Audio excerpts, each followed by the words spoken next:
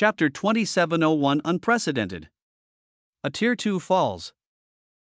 Weak. This was what the remnants of stupendously powerful hyperversal extremities made up as their bodies were utterly eviscerated, as the one behind it let them know in a taunting and shocking fashion with a single word. The seer of Avernus had gazed at this unfolding reality as her eyes burned with great anger, while the remaining Tier 3 and Tier 2 Avernus extremities had entirely different reactions.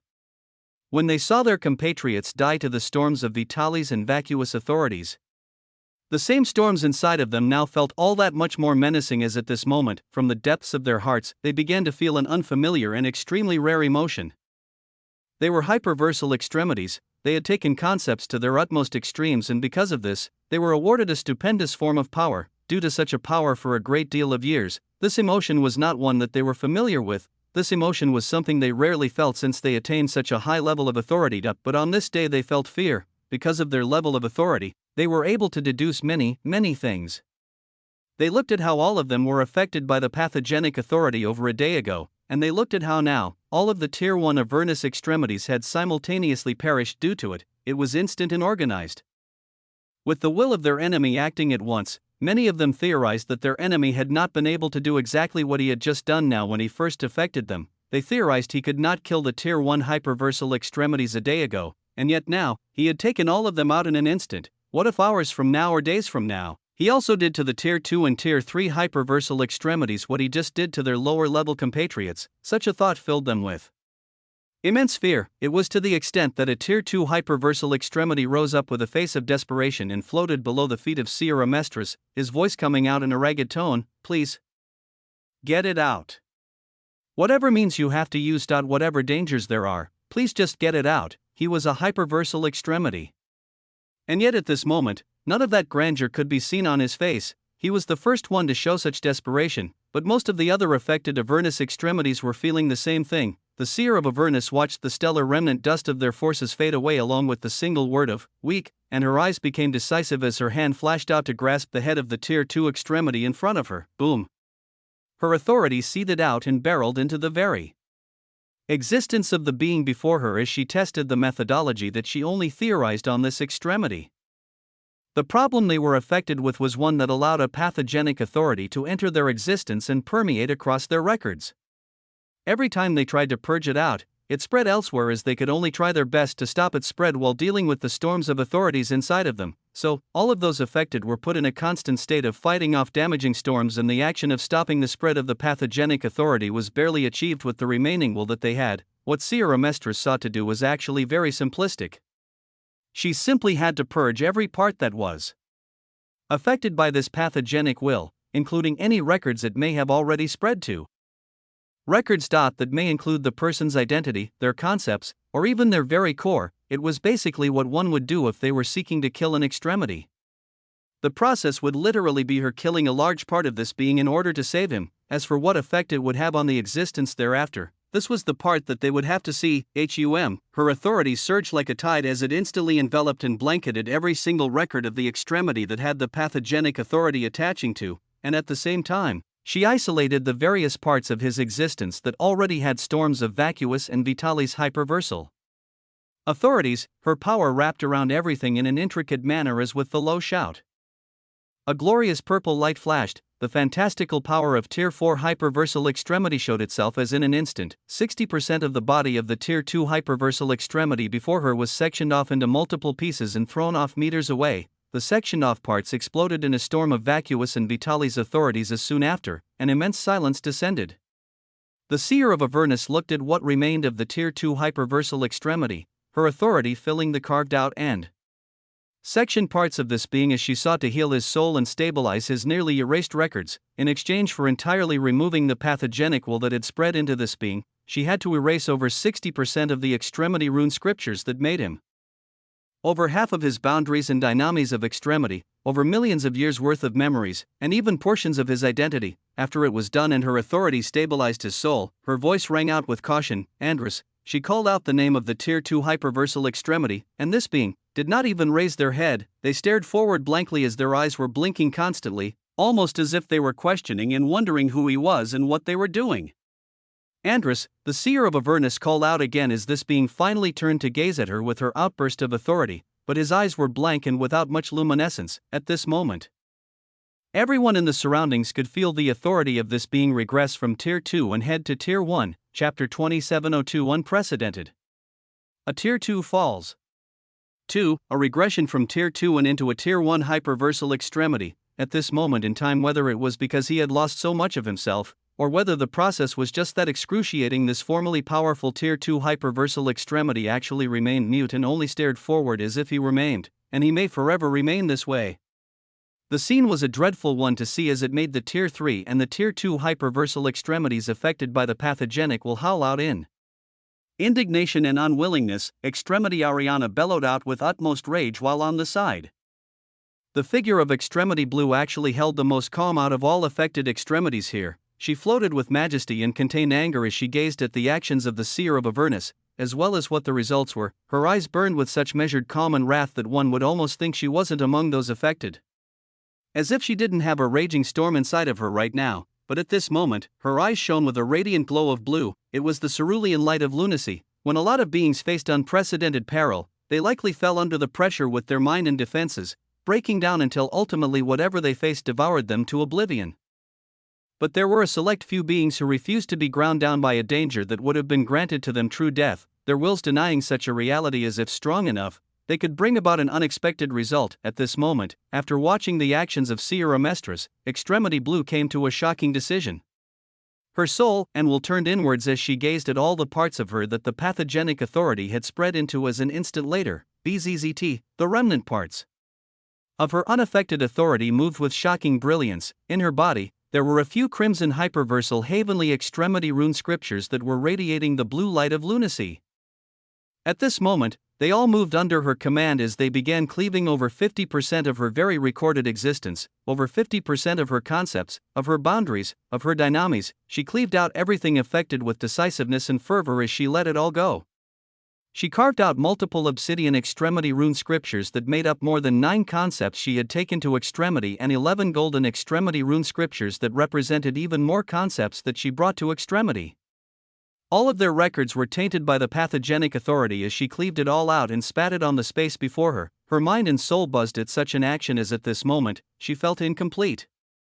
The concepts of extremity in her body that were sectioned into multiple pieces seemed ready to break down and destroy her completely, and at such a juncture, the crimson extremity rune scriptures of lunacy moved as they intentionally destroyed what remained of every single other concept in her body.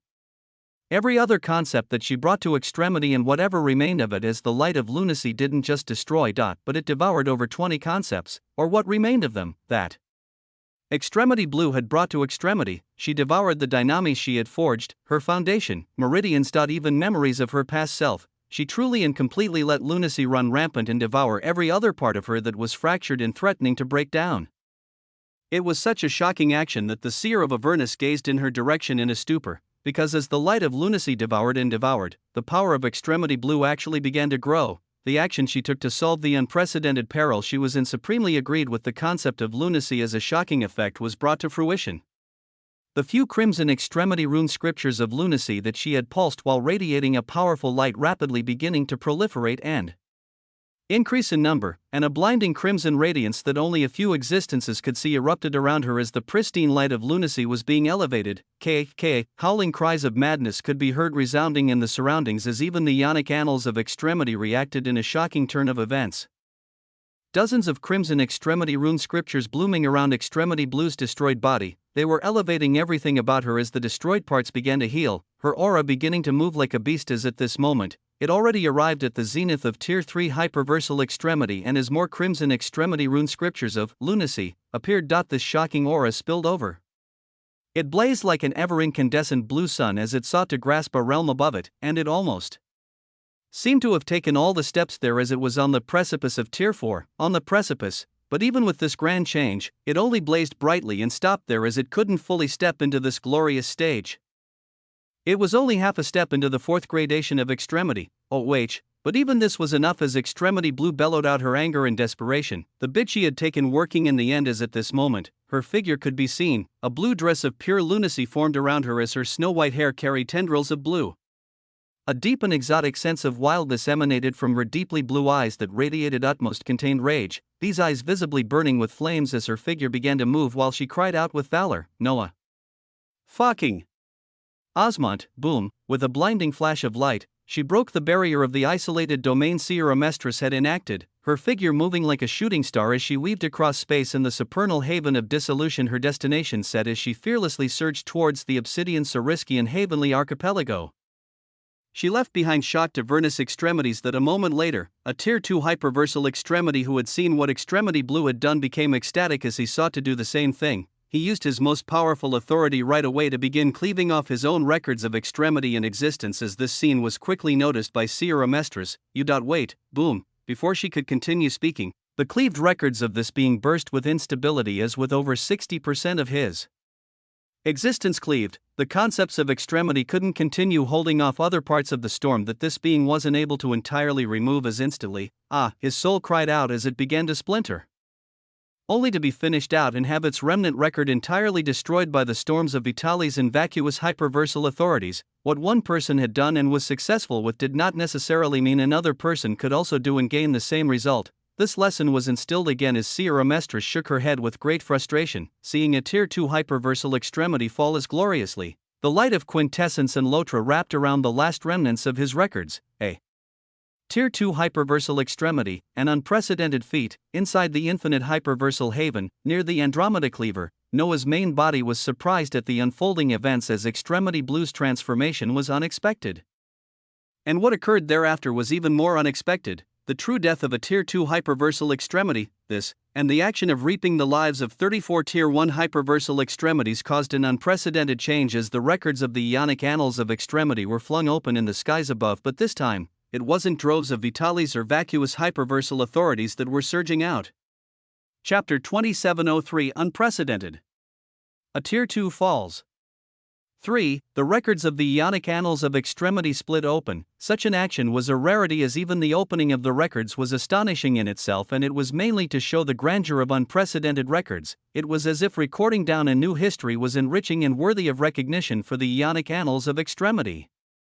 Depending on the feat, any myriad of unknown honorariums could come out as when it came to this subject. Very few beings could say they were knowledgeable on all the things that astonishing existences were granted over the eons, a strengthening and elevation of a concept, soul, body, or origin, or the granting of a certain authority, or a baptism of Vitalis hyperversal authority were some of the most commonly known honorariums among those in the Vitalis havens of extremity. Now, there was another type of honorarium that could be added to the list as above the purple domain of the Havenly Authority of Andromeda. A rift of records bloomed as from it descended a dim white gold scroll. Noah blinked while gazing at this with doubt as if it wasn't Vitalis or vacuous hyperversal authorities. It should be something much grander, right? So what exactly was this HUUM? At its appearance though, the surrounding realities instantly calmed and became docile, including the Havenly Authority of Andromeda in the surroundings. The wild tendrils of pure hyperversal extremity authority of Andromeda actually became exceedingly still as if they held a sense of reverence or fear towards this scroll. Accompanying its eerie descent, its prompts exploded with fanfare. A quintessential achievement, you are the first in recorded history to decimate the records of a Tier 2 hyperversal extremity and grant them true death before attaining extremity. An unprecedented feat, you are the first in the recorded history of the Vitalis annals of extremity to grant true death to a large number of Tier 1 hyperversal extremities before attaining extremity. You are the second in the recorded history of the vacuous annals of extremity to grant true death to a large number of Tier 1 hyperversal extremities before attaining extremity. The modified golden hyperversal planolith crystallos refinement art has been attained. The achievements were grand. Noah gazed at them with shining eyes as he was the first in recorded history to kill a Tier 2 hyperversal extremity, but what was more shocking was that when it came to killing over 34 Tier 1 hyperversal extremities, he wasn't the first one to do so in the vacuous annals of extremity. The records he had access to had been greatly expanded as with this, the number of information and existences Noah could be compared to had grown. It seemed there was a terrifying existence in the vacuous hyperversal domains as the feats of killing an extremity before they became one themselves. They repeated it a large number of times with great success, but just how many did they kill, and what number would Noah have to reach to attain an unblemished record in this honorarium as well? It was a question he didn't have the answer to, but his eyes kept on being locked to the white gold scroll of magisterial light that caused all authorities to be reined in and turned docile. It descended until it was inches before Noah's eyes, and with it being so close even his main body buzzed as the authorities within him reacted in a unique manner. His hand reached out towards this dazzling scroll as it radiated a light that branded itself into him, waves of information exploding into his mind. The modified golden hyperversal planolith crystal los refinement art, a modus operandi meant for existences that have attained hyperversal extremity authority of the middle grade. Gradation of extremity at the very least, with versions and variations of it found in the heavenly archipelagos of the supernal havens of extremity for those capable of obtaining them. This particular modus operandi has been modified to fit the needs and means of the existence worthy of a quintessential honorarium. Its purpose is to process, refine, and purify all forms of authority by compressing them into a planolith crystal los, a type of singularity that is outwardly as small as 5 inches, but inwardly as vast as billions of light years. The pure authorities found in nature are raw, unrefined, and not nearly as compatible for the absorption and assimilation into existences. The modified golden hyperversal planolith crystal los makes it capable of refining any authority into a singular refined core that will express the most profound effect upon consumption. Normally, crimson hyperversal heavenly extremity rune scriptures are required for the art of refining any authority into a planolith crystal los, as it is a field where Tier 4 hyperversal extremities are able to navigate in. With the planolith crystal los mainly being refined authorities at the realm of hyperversal extremities, for the true emperor of quintessence, this modified golden hyperversal planolith crystal los refinement art allows you to utilize units of vitalis or vacuous hyperversal authority to a limited extent in the refinement of other authorities. The uses of refined authorities packed into planolith crystal los can go as far as aiding one to traverse the awakenings of hyperversal existential authorities, the traversal of the gradations of extremity, or even the endless search of what may lie beyond extremity. With this, golden vitalis and vacuous hyperversal authorities cannot yet be refined by you unless you attain crimson hyperversal heavenly extremity rune scriptures. The cost of utilizing this modus operandi is high, as it is questionable whether you can even successfully complete a single refinement of an authority, a shocking piece of work that Noah had to read multiple times over to make sure he didn't miss anything, and that he gauged this art before him accurately with just what it could do.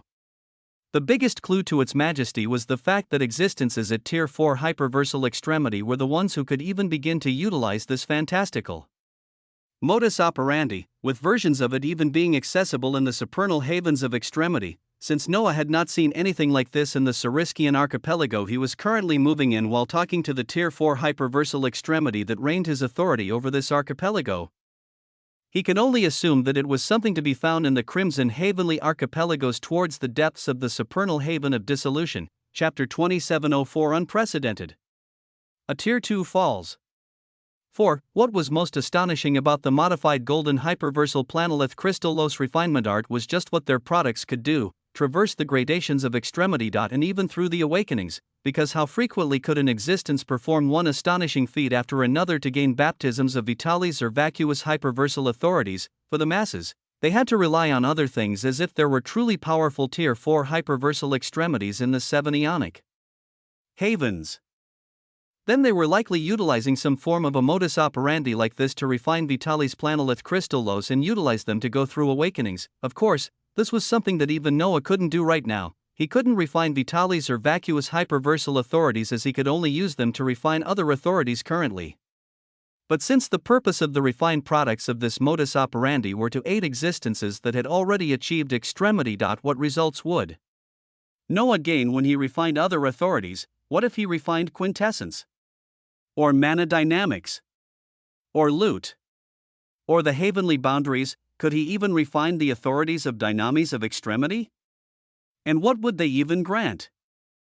The questions and possibilities buzzing in his mind were many as he paid attention to the last sentence of the description of the modified golden hyperversal planolith crystal los refinement art. The cost of such an art was so high that his reserves of vitalis and vacuous hyperversal authorities may not even be able to bear it. For this, it only caused Noah's competitive and tyrannical will to rouse as his body began to buzz. So what if it was a modus operandi that Tier 4 hyperversal extremities may have the power to utilize? What if it was something for those already on the gradations of extremity? Since he had obtained it, he would make it work for him, as it was only a matter of time before he figured out its intricacies.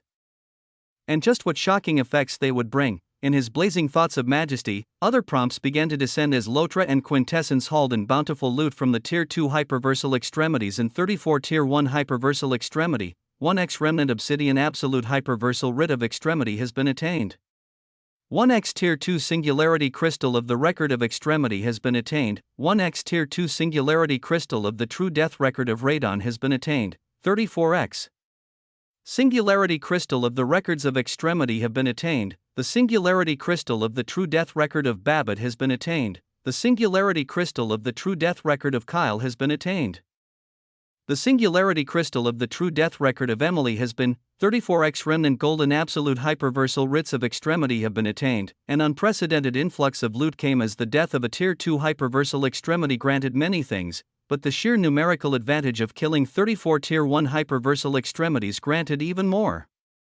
It was so much so that out of the descending remnant golden absolute hyperversal writs of extremity, 3 pairs of sets of 10 began to blaze with golden radiance as they were pulled towards each other. The remnant golden absolute hyperversal writs of extremity are merging to form a single full golden absolute hyperversal writ of extremity.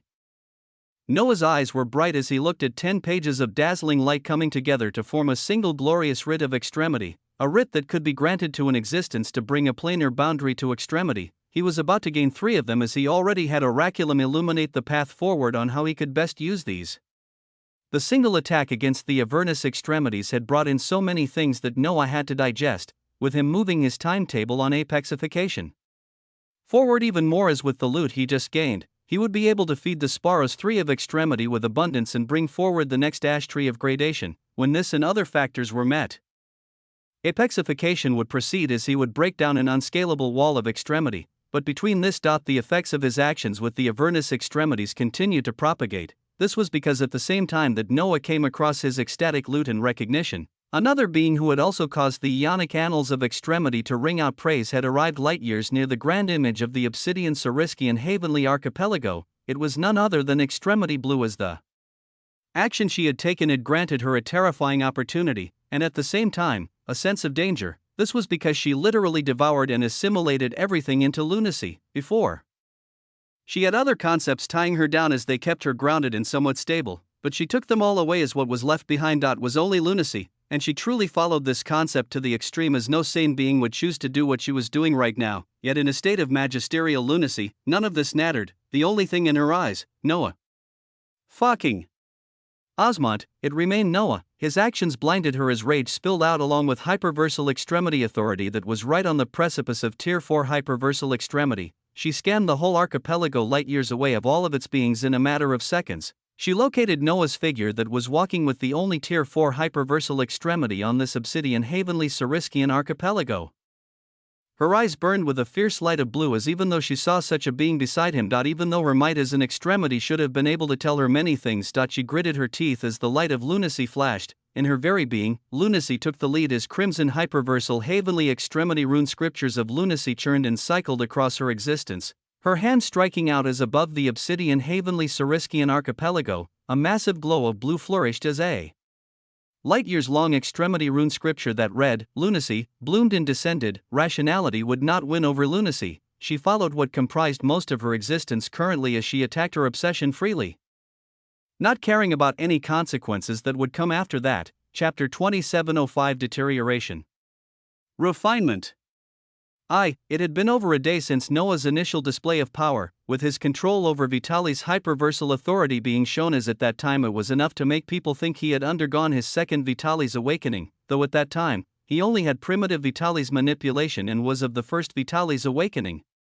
But it was still enough for the Havenly master of the obsidian Havenly Sariskian archipelago to pay attention to him. He was officially stripped of his identity as an underdweller as he emanated the glow of the Havenly Animalia extremity lineage, and any existences in the supernal havens of extremity who had undergone Vitali's awakening were a precious resource. This was even more so for those who had undergone their second Vitali's awakening, as they were commonly genius Tier 2 hyperversal extremities, or those at the stage of Tier 3 or 4 hyperversal extremity. An apex ionic lifeform being in this state though? It was unheard of. You've had some time to think it over. What will your choice be? Even the forces of the supernal havens of extremity will soon set off and be embroiled in the ensuing chaos. I can write a recommendation for you to enter the Havenly Hyperversal Gauntlet of Gradation in the supernal haven of Helios. It is a treasured domain born under the warping of Vitali's hyperversal authority and the nearby spacetime continuum. It allows entities and treasures from recorded history to appear within, as it is also filled with great peril and unknown dangers, but the genius extremities of our supernal havens are sent there when they seek to traverse the gradations of extremity at a faster pace. It is truly meant to cut down on hundreds or thousands of years of hard work. So long as you can survive the gauntlet of gradation. Spots are limited in order to keep the shocking concentration of authority and treasures within, but you will be able to take a slot so long as you prove yourself. The Havenly Hyperversal Gauntlet of Gradation, it was a place that eliminated the factor of time, reducing it by a great deal and allowing genius existences to more smoothly traverse the gradations of extremity. These were the words that the Havenly Master of this archipelago was telling Noah before a moment later, they both turned their heads up towards a certain direction. And soon after, boom, the space above the gorgeous obsidian island with its flowing waterfalls of dissolution split as a massive spinning crimson hyperversal Havenly extremity rune scripture of lunacy appeared. It held a crimson halo around it, and yet the scripture itself was filled with a majestic blue glow, as even though it threatened to cover the whole archipelago, its authority was focused like a needle towards a single being. The Havenly Master of the archipelago saw this as his eyes opened with brilliant anger. A harumph coming from him as he pressed his index finger up, a single finger, and yet in the next moment, a crimson light of extremity flashed as from a swirling crimson hyperversal Havenly extremity rune scripture. An illusory finger of titanic stature and size bloomed as it pressed on the descending scripture of lunacy.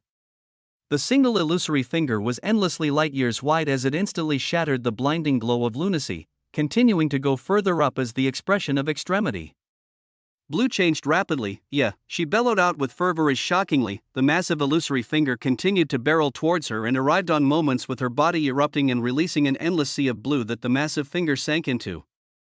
Boom, the endlessly blue sea of lunacy churned as it was split apart and destroyed into streams of innumerable rivers, the figure of extremity blue manifesting far off on the side from one cerulean stream as crimson gold blood flowed freely from her eyes. She looked to be in a terrible state after facing the counterattack of the Tier 4 hyperversal extremity of the obsidian Havenly Sariskian archipelago as his voice boomed out at this moment, "You dare? A measly clan from the nether havens of extremity dares to be so bold as to attack with the intent to decimate a whole archipelago." His voice boomed out like a thunderclap as in the region above, Extremity Blue's bleeding eyes still burned with utmost hatred as she didn't falter.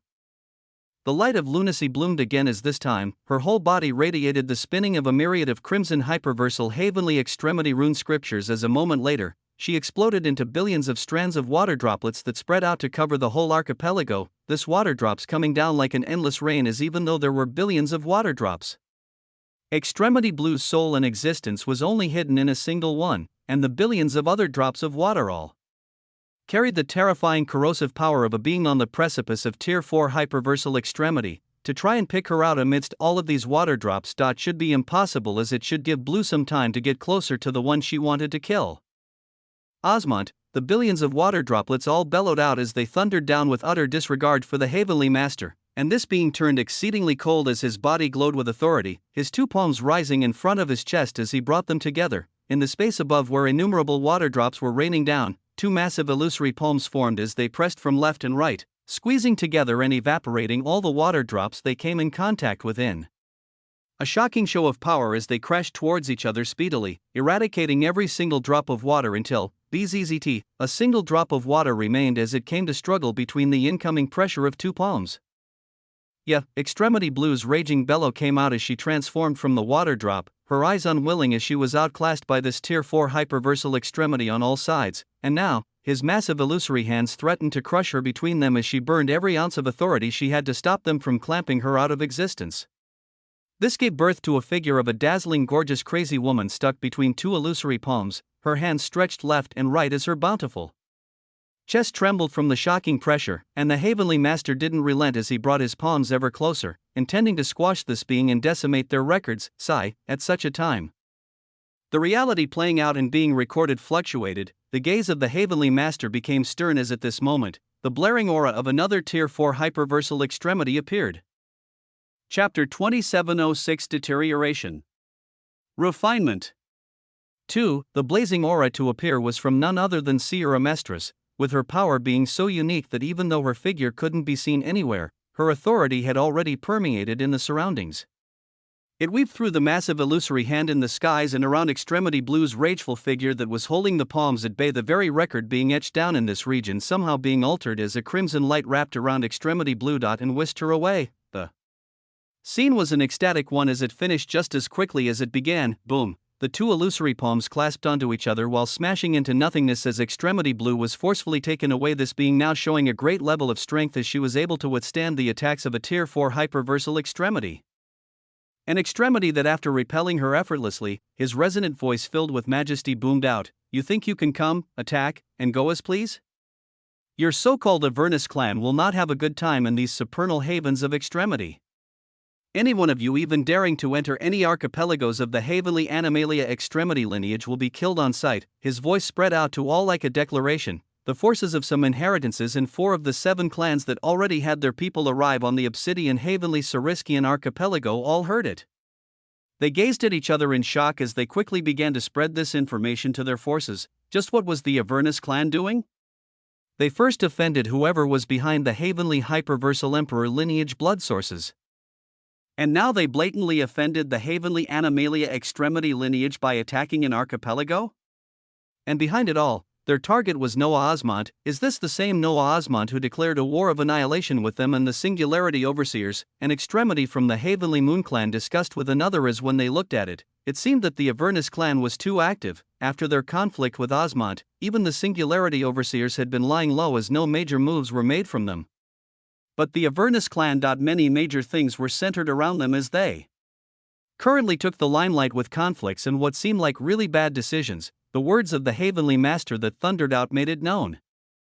The Heavenly Animalia extremity lineages on this floating landmass heard these words, and Noah himself heard the words that barred the Avernus clan from certain archipelagos and welcomed them with utmost profundity. The first phase of his machination against the Avernus clan was isolation, isolate them from the support and strength of other forces. And now they were even becoming isolated from the opportunities of the supernal havens of extremity. Noah didn't predict the actions that Extremity Blue would take, nor that she could have survived his hyperversal anomalous Varion the way that she did and have it grant her an elevation of power, but what he was looking forward to was how other beings would combat his Varion, as when he looked at the methods they used against it, he could then improve his Varion even more. Currently, he had seen Sierra Mestris cleave out the affected parts of an existence. Any records that may have been affected as thereafter, their fate had half a chance on remaining who they were before the cleaving. To improve it, he would now make it so that his Virions strictly target the records of the concepts of extremity that an existence had. If the concepts that gave them power had to be cleaved out, nothing would remain to protect them, as their deaths would be guaranteed. So from every angle, he looked at what occurred as opportunities and boons for him. With a smile, he turned towards the enraged figure of the Heavenly Master as he spoke out calmly as if what had just occurred wasn't even involving him.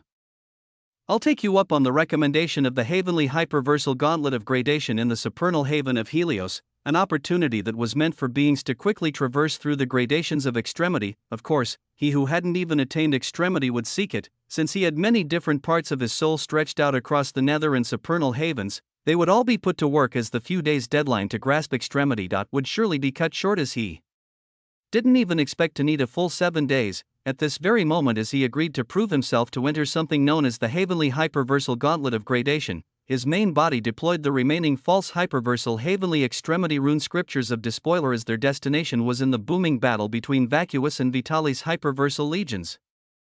He had reaped the lives of 34 Tier 1 extremities and even one at a Tier 2, and it was now time to collect on the Virions he had cultivated in the Vacuous hyperversal extremities, with their loot and the loot he had gained so far. The Sparos 3 of extremity was bound to be taken to maturity, as at that point, the grandeur of a quintessential apexification would bloom. Then, there were his other bodies stretched out with the identities of the 9th Infernal Lord of the Infernal Heavenly Commerce.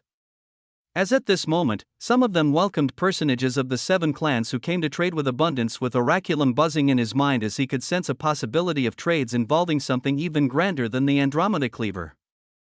And then there was the wonder that was Xiaomi. In the infinite hyperversal haven, his main body was flipping through the records of the modified golden hyperversal planolith crystal Los Refinement while watching over her figure that he had now given the Tier 2 Singularity Crystal of the Record of Extremity and Tier 2 Singularity Crystal of the True Death Record of the Tier 2 Extremity he had inadvertently killed. these records were useful even to him, with Xiaomi being allowed to see them first.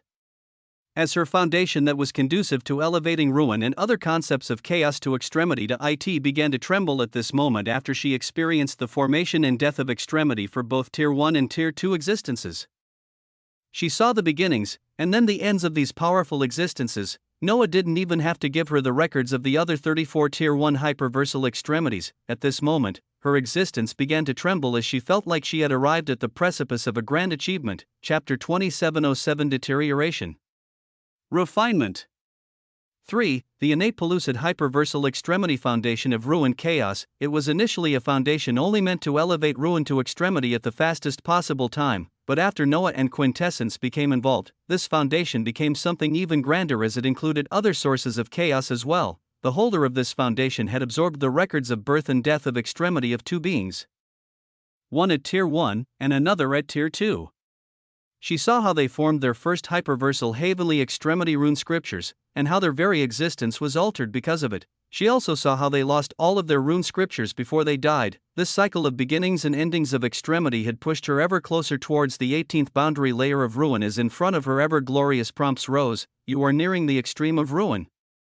Her body was floating not too far from the light years domain of the pure hyperversal extremity authority of Andromeda being given off by the Andromeda cleaver, and profoundly crimson tendrils of ruin were swirling around her in an ecstatic and erratic manner. An astonishing feat in the works. If you are capable of scaling the wall of extremity, you will be one of the few in recorded history to have achieved extremity of a concept in a short period of time. The prompts that appeared before her were ones that Noah also saw through his connection and system, and he could see any of the prompts of his vassals with ease if he wished. But Xiaomi's prompts. They showed the terrifying grandeur of the innate pellucid hyperversal extremity foundation of ruined chaos as since she began. On the path of extremity, Xiaomi would enter the ranks of beings who took a truly short period of time to achieve extremity. Noah didn't doubt that in recorded history. Beings who held different variations of innate pellucid foundations were among the many who achieved extremity in a short period of time. But even when it came to such a feat, Noah was bound to break it, as the time that has passed from when he first expanded his concepts towards extremity to it had only been a matter of weeks. Since he stepped into the abecedarian sacrarium of the Lernian lineage, it had only been a matter of weeks, as not even a full month had passed, who in recorded history had achieved extremity in less than a month since the time they first expanded their concept. A light of tyranny flashed over Noah's eyes while thinking of this, with his thoughts of brilliance focusing on the next set of prompts that flashed by Xiaomi. An infinitesimally small distance is left between the 17th boundary layer of ruin and the extremity layer of ruin. The infinitesimally small distance is one that others may never cross throughout their lives. Your soul and understanding of ruin is critical in crossing this distance and attaining extremity. WAA, an infinitesimally small distance. It demarcated those with power and those with not. It showed those who had grasped extremity and those who would forever be far from it. As for Xiaomi, Noah knew she would likely cross this gulf within the day or two. But even this seemed too long. Noah looked at the figure of Xiaomi, which had a determined expression with its own exotic charm, as he pondered.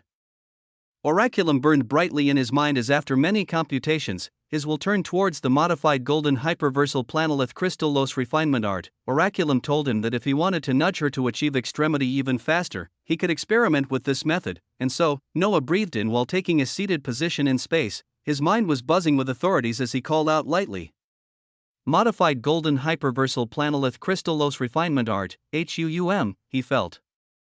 His innate vacuous and vitalis hyperversal meridians vibrate as the authorities within were roused, and in front of his eyes, a blue illusory square panel appeared as towards its center, there was a golden bordered illusory triangle that had on each side runic etchings. They read, "Planolith crystallos refinement." As Noah looked at the simple display before him, a prompt rose that him which authority he would like to refine, and when such a prompt came, he spoke simply, "Ruin." The golden box pulsed as a single crimson point of light bloomed, with the borders of the illusory display then beginning to disappear until before Noah's eyes, there was only this single singularity of crimson light. The beginnings of a planolith crystallos, the ruin. Planolith crystallos has begun to be forged. The process of refining the concept of ruin would lead to a product normally capable of aiding in existence across the gradations of extremity, since no crimson hyperversal heavenly extremity rune scriptures are available to carry out the refinement. Vitali's and vacuous hyperversal authorities may be utilized in a limited extent to continue the processing, refining, and purifying of the ruined planolith crystallos. His innate meridians that were pulsing this whole time began to churn as their strong streams burned, the crimson point of planolith crystallos beginning to spit rapidly as from all around, ruin was called forth, in all forms, potency, and concentration. All of ruin surged into this single point of singularity as they underwent a heavy baptism, a process of refinement. After Noah's reserves of Vitalis and vacuous began to burn, the singularity of ruin before Noah spun ever faster as a wondrous process began. It wasn't something that he could finish so quickly at this stage as when he saw the process of the spinning ruined planolith crystallos. He knew that it would take some time even by his standards. An hour passed after the modified golden hyperversal planolith crystallos refinement art was activated for the first time. At this point, the singularity before Noah had condensed into a terrifyingly powerful crystalline circular stone that caused the surrounding authorities to stall and falter. It was the treasure that was as small as mere inches outside, but spanned billions of light years within. It was something that normally only Tier 4 hyperversal extremities could forge. Now, what product would Noah have when he was doing all this before he even achieved extremity? Chapter 2708 Deterioration. Refinement. 4. The refinement of Noah's first planolith crystallos was proceeding smoothly, the major thing he was watching being the expenditure of Vitalis and vacuous hyperversal authorities and how much he was recovering as it continued to burn up every second. Although he couldn't say with absolute confidence, he could see that it would likely drain all of his reserves of Vitalis and vacuous hyperversal authorities just to complete this single ruined planolith crystallos, and this was with him regenerating these authorities as it meant his current reserves weren't enough. This was how ridiculous utilizing the golden hyperversal planolith crystallos refinement art is. Even a being of the second awakenings like him had trouble with it. But he proceeded steadily as at the end of the road. There was going to be nothing else other than extremity. Instead, he places his focus elsewhere as this process continued. A part of his will turning towards his ongoing war with the Avernus clan. His machinations were deep as after a day, he had already made multiple moves against the Avernus clan, in the nether haven of Oceanus.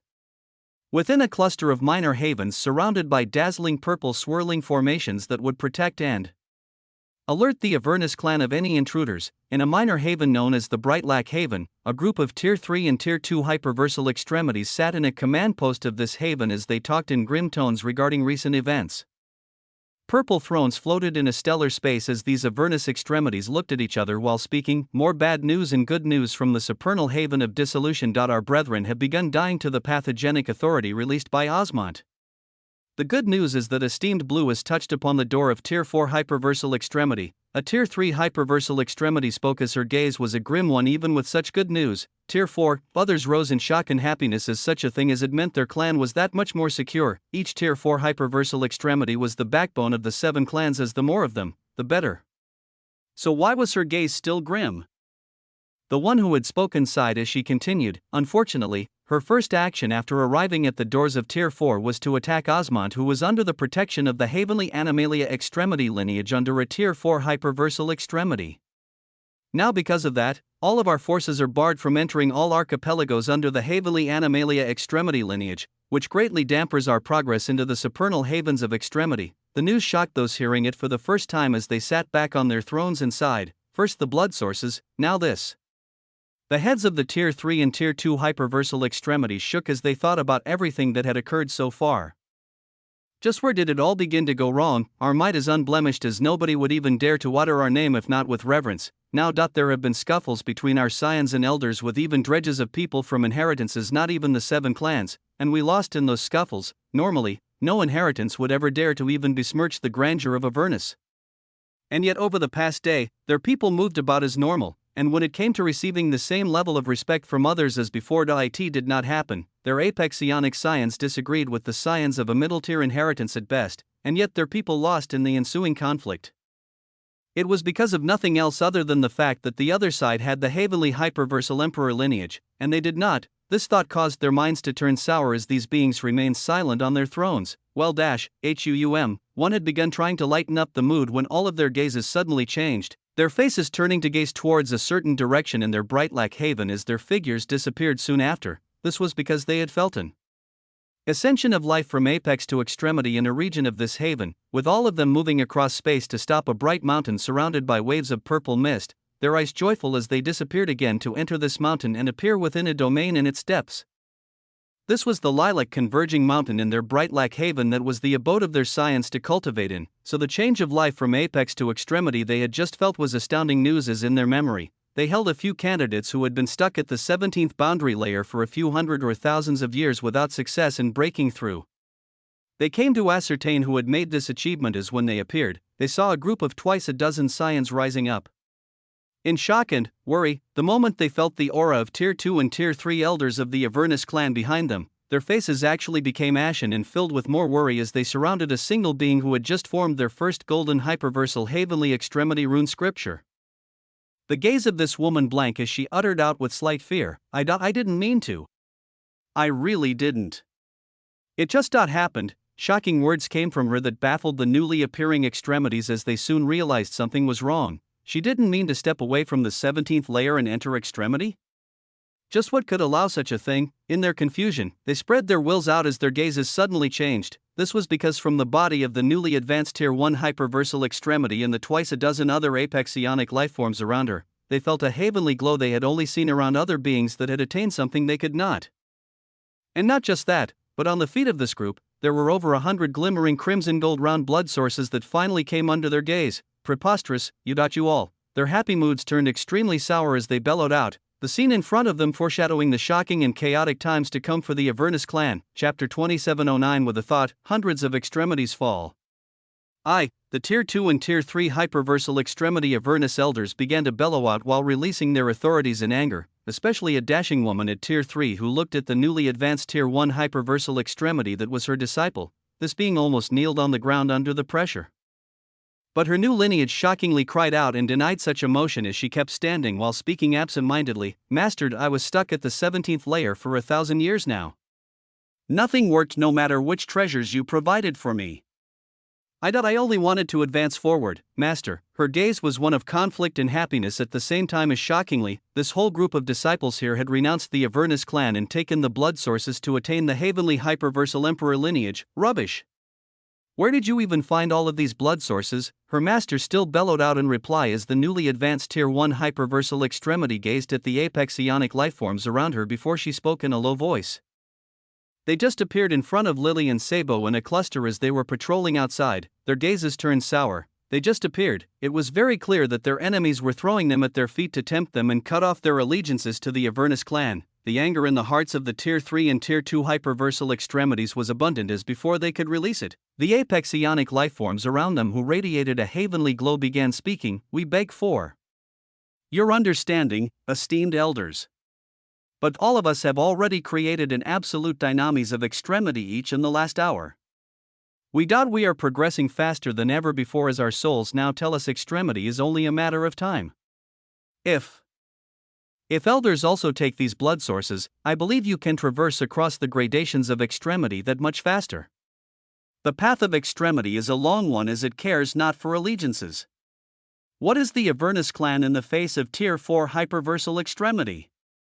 Or even the impossible Tier 5, boom. The instant this scion finished speaking, a heavy force smashed into him that threw him back while spitting out blood, his figure smashing onto a wall behind as a Tier 3 hyperversal extremity had flung their hand forward at his shocking words, but the words boomed and repeated in their minds over and over again. What was a clan in the face of extremity?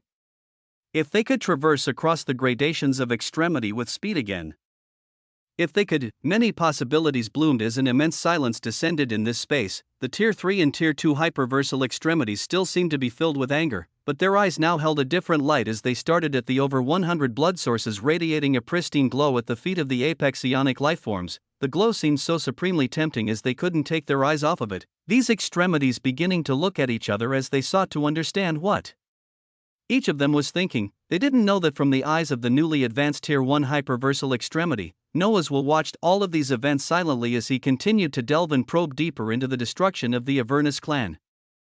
After their continued isolation, more and more of their own people would renounce and leave them as soon. The phase of indeterminate chaos and destruction of the clan from within would start. Everything was proceeding on the path Noah foresaw as while he was systematically breaking one of the 7 clans, his other bodies continued their tasks without a shred of worry. At this moment, his reified source of quintessence was about to take on another monumental task as while adorning the vacuous infernal entity form, he commanded and led apex vacuous lifeforms towards his other body of Alexander, gaining more and more kills over the last day. What he did with even more fervor was the infection of the vacuous hyperversal extremities located in nearby Savior's arcs, with the number of extremities who silently had Noah's Varion inside of them now exceeding 1,000.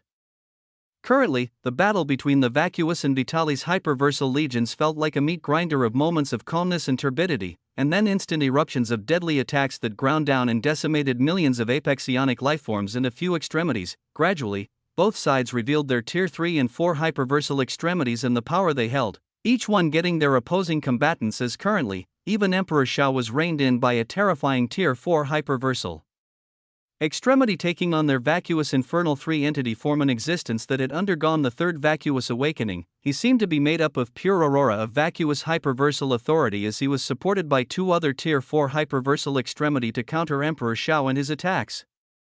The whole battlefield now seemed to be a deadly period of calm before the storm, as both sides seemed ready to erupt with a new action that could change the entire landscape of the battle. For Noah, none of this mattered, as his will had already released 167 false hyperversal heavenly extremity rune scriptures of despoiler onto 167 affected Tier 1 vacuous extremities. 167, this number was utterly staggering to mention in terms of extremities, and even more so when talking about killing them. They were stretched out over 5 hyperversal Savior's arcs, as some already had the Virion actively destroying their bodies, while others did not have it active just yet. At this moment, Noah's eyes released a light of coldness as the false hyperversal heavenly extremity rune scriptures of despoiler rose from inside the bodies of the Tier 1 vacuous extremities who were taken out of commission and moved towards the center of the Savior's arc to fight against the storms of vacuous and Vitalis hyperversal authorities. They silently appeared, as with precision and deadly sharpness, they located the weakest and most compromising area to attack. As a moment later, Noah gave the command, and boom, it was like bombs were set off en masse as a shocking chain reaction began. Chapter 27:10. With a thought, hundreds of extremities fall. 2. The false hyperversal heavenly extremity rune scriptures of despoiler were activated on over 28 Tier 1 hyperversal extremities. Their expressions changed as they bellowed out with horror, their swirling layers of golden hyperversal heavenly extremity rune scriptures becoming perforated as the action instantly destabilized the little protection they put together against the storms of Vitalis and vacuous hyperversal authorities. And the moment one part of their defenses was perforated, the Virion didn't let go of this chance as it spread madly. It spread across their records of extremity, their memories, life force, and their very souls. More and more perforations occurred as within moments, all of these Tier 1 vacuous extremities fell into a deadly spiral as their records were now being eaten up uncontrollably. Lothret and Quintessence raged within them as they began to claim everything, this situation quickly becoming discerned by those around them as their authorities erupted out to support. But this was the moment where Noah's eyes flashed with the most brilliance, as from the over 1,000 extremity affected by his Virions, and yet they had remained inactive this whole time. Oh, no, the Virions were all activated simultaneously as hundreds of vacuous hyperversal extremities found themselves facing an unprecedented storm inside of them. As for the Tier 1 hyperversal extremities, the moment this authority reached a sufficient devouring of their records, they had their protective domain of golden hyperversal heavenly extremity rune scriptures be perforated as they were put on a path of no return. This, drums of victory and glory began to resound across the battlefield as the reality that was playing out was an alarming one that caused many beings to draw sharp breaths. This was because by the dozens, Tier 1 vacuous extremities began to fall one after another in an unprecedented fashion. Throughout multiple arcs, their bodies were destroyed from within as they ultimately exploded in a shower of authority and dust. And the drums in the surroundings only became more fervent as the vacuous hyperversal legions took a deadly blow, with their forces watching with crimson eyes filled with rage as within moments, over 100 Tier 1 vacuous extremities perished. When this number reached 167, it finally stopped, but this was only in the number of deaths, over 10 nearby hyperversal Savior's arcs were currently in disarray as all of their extremities were affected by the now active Virions, their battle power being reduced and becoming negligible. As when the Vitalis hyperversal legions saw this, their forces moved to attack with glee. They wanted to take this chance to deal heavy damage while these beings couldn't protect themselves with the same strength as before. A shocking level of chaos erupted as a single being watched all of it unfold with a sharp gaze. He activated over 1,000 Virions at once as all of these extremities were now in a precarious position. the Tier 1s not being able to defend themselves against other attacks if they wanted to focus on stopping the spread of the Varian is because they were still attacked by their enemies who wanted to use this opportunity, and they bellowed out in despair as after they were forced to take on the attack of a Tier 1 Vitalis extremity. Their inward defense weren't kept active as perforation began to appear around their golden hyperversal heavenly extremity rune scriptures, and their bodies ultimately became devoured by a raging storm after, like this. Even though Noah didn't use the false hyperversal heavenly extremity rune scriptures of Despoiler, there were still over a dozen more Tier 1 vacuous extremities that began dying due to their enemies taking this chance to attack them with even more fervor, and this number only began to rise. Tier 2 and Tier 3 hyperversal extremities could still protect themselves somewhat against those wishing to use this moment to destroy them, but Noah was still lucky with one Tier 2 vacuous extremity who was instantly attacked by a sharp flaming arrow simmering with hyperversal extremity authority from his enemy who held a brilliant crimson bow. Multiple of their obsidian hyperversal heavenly extremity rune scriptures being destroyed as the Viriac used this chance to spread irreversibly the eyes of this Tier 2 vacuous extremity becoming extreme horrified and unwilling as he began to be swallowed up by the heavy storms of the Varian, and so far, none of the Tier 3 hyperversal extremities seemed to be in precarious positions as they retreated quickly. Multiple hyperversal saviors' arcs were forced to pull back at this moment as all of their extremities were nearly taken out of service, and all of this was a single move done by one existence. It was a shocking development of the battlefield as from a far distance, the eyes of Emperor Shower radiating a bright flight as his eyes blazed to see through the truth. The storms of Vitalis and vacuous hyperversal authorities confirming everything he saw on the records of the Avernus clan, his will barreled out as he sought to locate the being who could affect the battle this much before he had even achieved extremity. Even this thought of him not achieving extremity began to be questioned as, could any being that had not grasped extremity even be capable of doing this? This was the thought in Emperor Shao's mind as even while his will surged out, he couldn't find anything about Noah Osmont. With the opportunistic counterattacks of the Vitalis hyperversal legions, more and more of the affected Tier 1 hyperversal extremities began to fall as in addition to the 165 Noah personally acted against, dozens more began to gradually fall, and the Ken responsible for it all. His soul was buzzing with a glorious light as his vaults of quintessence were accepting truly magisterial waves of loot, and in his mind, astonishing prompts cascaded. You have destroyed the true records of over 200 Tier 1 hyperversal extremities, a quintessential achievement. The distinction of the Extremity Despoiler has been elevated to Extremity 2 Despoiler. Chapter 27:11 With a thought, hundreds of extremities fall. 3. Extremity Despoiler. The first time Noah gained this, it was a tool that allowed him to forge the false hyperversal heavenly extremity rune scriptures of Despoiler, something that could actually break the authority of a Tier 1 hyperversal extremity. An elevation of this distinction was bound to be something grand. With Noah's eyes filtering across waves of information and prompts of loot at this moment as he looked for the information of Extremity 2 Despoiler, before that, the loot from another Tier 2 hyperversal extremity falling and the over 200 Tier 1 hyperversal extremities came in glorious waves. 1x remnant obsidian absolute hyperversal writ of extremity has been attained. 1x Tier 2 singularity crystal of the record of extremity has been attained. 1x Tier 2 singularity crystal of the true death record of Cabulon has been attained. 208x singularity crystal of the records of extremity have been attained. The singularity crystal of the true death record of Zed has been attained. The singularity crystal of the true death record of Johanna has been attained.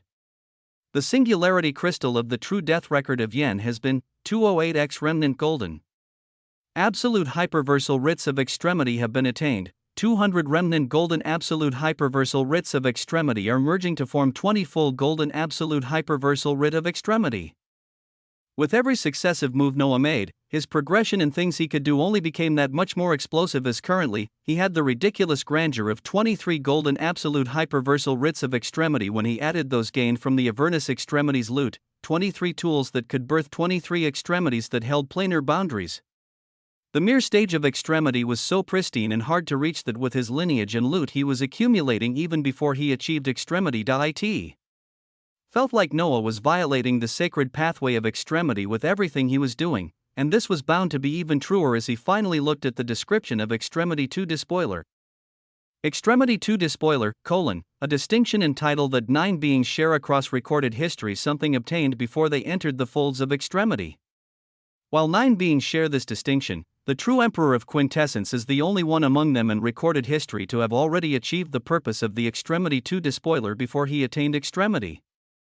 The purpose of Extremity 2 despoiler is to ultimately aid one in relating the life of a Tier 2 hyperversal extremity, with it allowing you to condense a false hyperversal Heavenly Extremity 2 rune scripture of despoiler. This false Extremity 2 rune scripture of despoiler requires 300,000 units of either Vitalis or vacuous hyperversal authority. Along with immense reserves of resources, soul values, and authority to condense, as no average existence standing before the cusp of extremity is capable of condensing it. A single false Extremity 2 rune scripture of despoiler is capable of piercing a protective golden or obsidian hyperversal Heavenly Extremity rune scripture on the body of a hyperversal extremity, a glorious distinction that granted an even grander authority for Noah to wield, one that others received but were nowhere near as grand as him. His gaze left the battlefield that had become increasingly chaotic due to him, the will of his main body coming into focus again as in the infinite. Hyperversal Haven, the mountains of loot from the prompts appeared within his vaults of quintessence. There was more than enough loot to have the Sparos 3 of extremity achieve maturity, but Noah's full focus was currently not on this, it was on the dazzling round, smooth, and deeply crimson crystallos that had finished its refinement after draining him of all of the reserves of Vitalis and vacuous hyperversal authorities and more over the past half day, the instant it was completed, BZZT. It vibrated and released an oppressive authority that pressed on all beings here, those who were withstanding the pressure of the pure hyperversal extremity authority of Andromeda being given off by the Andromeda cleaver were stopped in their tracks by this oppressive authority. It was something that was in the realm of extremity. It was truly only 5 inches wide, but the being who refined it knew that billions of light years worth of processed, refined, and purified authority of ruin lay inside of it. When one grasped this crystallos to absorb or assimilate into their existence, Noah didn't doubt that they would reach the 17th boundary layer of ruin even before 1/100th of its essence was used up. His eyes were luminous as even when he reached out towards it he could fully grasp this crystallos that he had forged. Himself, his will went towards it as its details rose up. Low-grade ruin planolith crystallos, the first refined planolith crystallos from the true Emperor of Quintessence who was seeking to become the extremity of Quintessence. It is low-grade in nature due to the refiner not having enough experience with his art and the absence of crimson hyperversal Heavenly Extremity rune scriptures in its forging. It is something that could normally only be refined and utilized by those in the gradations of extremity. Its foundation was built from Vitalis and vacuous hyperversal authorities and not hyperversal extremity authorities through crimson hyperversal Heavenly Extremity rune scriptures. Because of this, it is only 1% effective for elevating the extremity of ruin across the first gradation of extremity to the third gradation of extremity. It has no effectiveness on the fourth gradation of extremity or above, as only a middle grade or high grade ruin planolith crystallos may be effective for such a stage. If an existence below the folds of the gradations of extremity is capable of assimilating the essence of the low-grade ruin planolith crystallos, they will have glimpses of the extremity of ruin as if this concept is inclined and truly compatible with their existence. This crystallos will aid them in forming their first hyperversal Heavenly Extremity rune scripture. It is unknown and debatable whether the true Emperor of Quintessence himself can utilize this crystallos to break across the unscalable wall of ruin, which even if he does it is even more debatable whether his concepts that are considered dead paths would follow this ascension to extremity with just this advancement. Through the refinement of this low-grade ruin planolith crystallos, your proficiency in the modified golden hyperversal planolith crystallos refinement art has increased by 1%. A proficiency of 100% will elevate your capabilities to a higher grade and increase the chances of refining higher grades of planolith crystallos. A wondrous product came to be. Noah's smile was devilish as he stared at it, its description revealing a world of possibilities, as for now it only confirmed that Xiaomi would now be attaining extremity very soon. Chapter 2712 The Process of Extremity. 2712 The Process of Extremity. A low-grade ruin planolith crystallos, it was Noah's first product with the modified golden hyperversal planolith crystallos refinement art. As the moment it was done, it was actually given a grading while he received a percentage proficiency. The more authorities he refined, the faster his rate of refinement would be, and the higher the grades of profundity of the planolith crystallos would be. Noah gazed at the low-grade ruin planolith crystallos before him that floated in space and the oppressive pressure it released. Its aura that was making others feel suffocated, exerting a sort of a pull towards Xiaomi as her eyes fluttered open to gaze at it. Longingly at this moment, Noah beckoned towards her as her body floated over, and he went above even this as he gazed at the depths of the light-years-long domain where his people were overcoming the limitations and strengths of their souls to get ever closer to the Andromeda cleaver.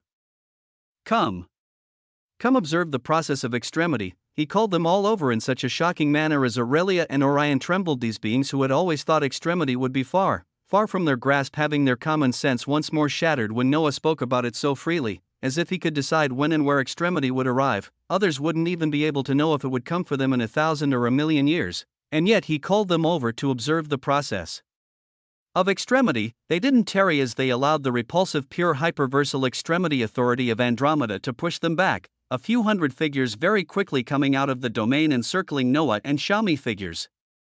This includes Hyperion and other enders of extremity, in addition to Henry, Barbados, Kazuhiko, and other prominent vassals. They circled around Noah and Shami as with a thundering voice, the true emperor of quintessence spoke. For others, extremity is distant and forever out of reach. For us.it is merely a matter of time. The concept achieving extremity today is ruin, with the foundation of Shami being extremely conducive to sources of chaos, as with a little push, extremity will be within her grasp.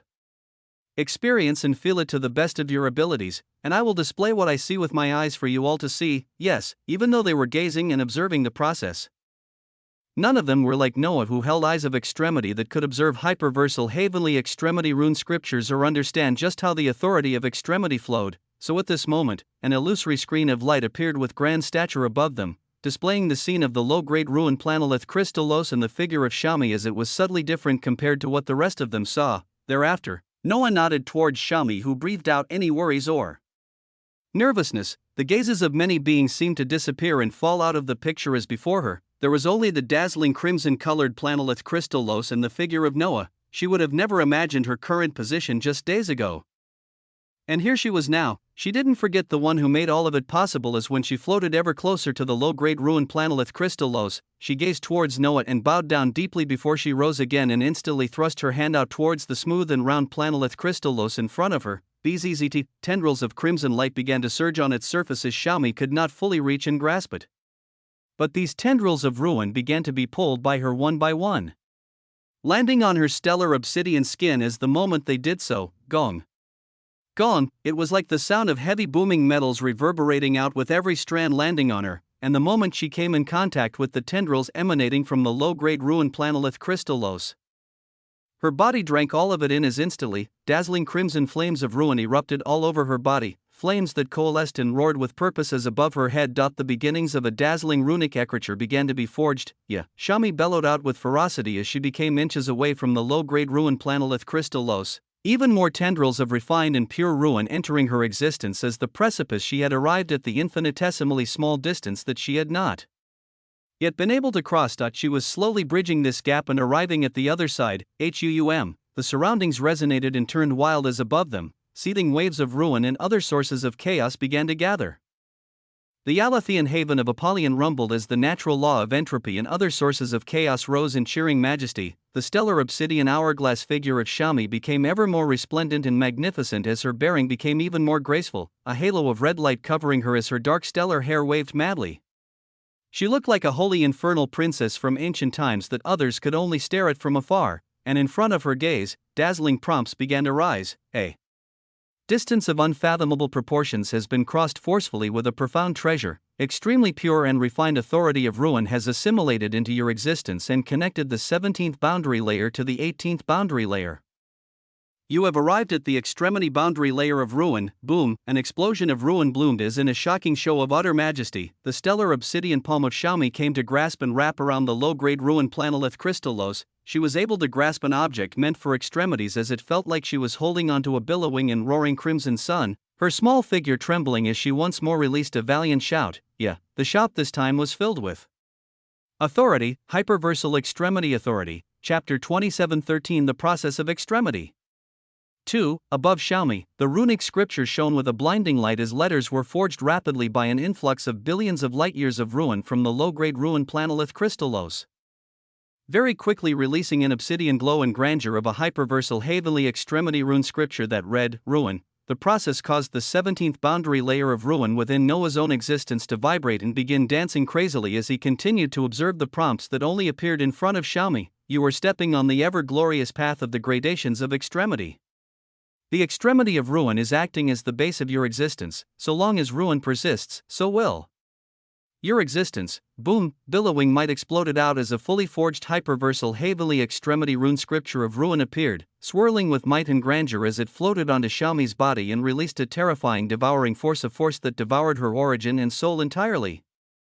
Her body and foundation became like a husk with nothing in it, all signs of life fading from her as only the extremity rune scripture of ruin was ever radiant, and then an instant later, an even more domineering strand of soul began to be released from the extremity rune scripture of ruin, a soul of an entirely different being as it filled up the empty body and foundation to cause it to transform into an entirely different form of life. Cellular structure was broken down and reforged to the singular atoms as more and more strands of an extremity soul radiated from the extremity rune scripture of ruin, along with a restructured origin of extremity that was born on the basis of ruin.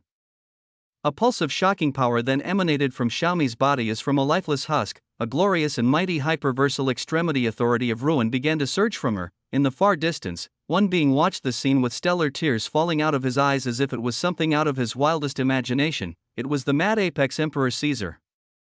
He watched his daughter ascend to a stage even he had not neared yet, as when he saw her unmatched and holy aura, his heart trembled as no sign of madness could be seen from him, only unbelievable happiness. This was his daughter. She was sick and dying weeks ago, as now, everything was entirely reversed as she gained a sense of longevity and wonder that even he paled in comparison to.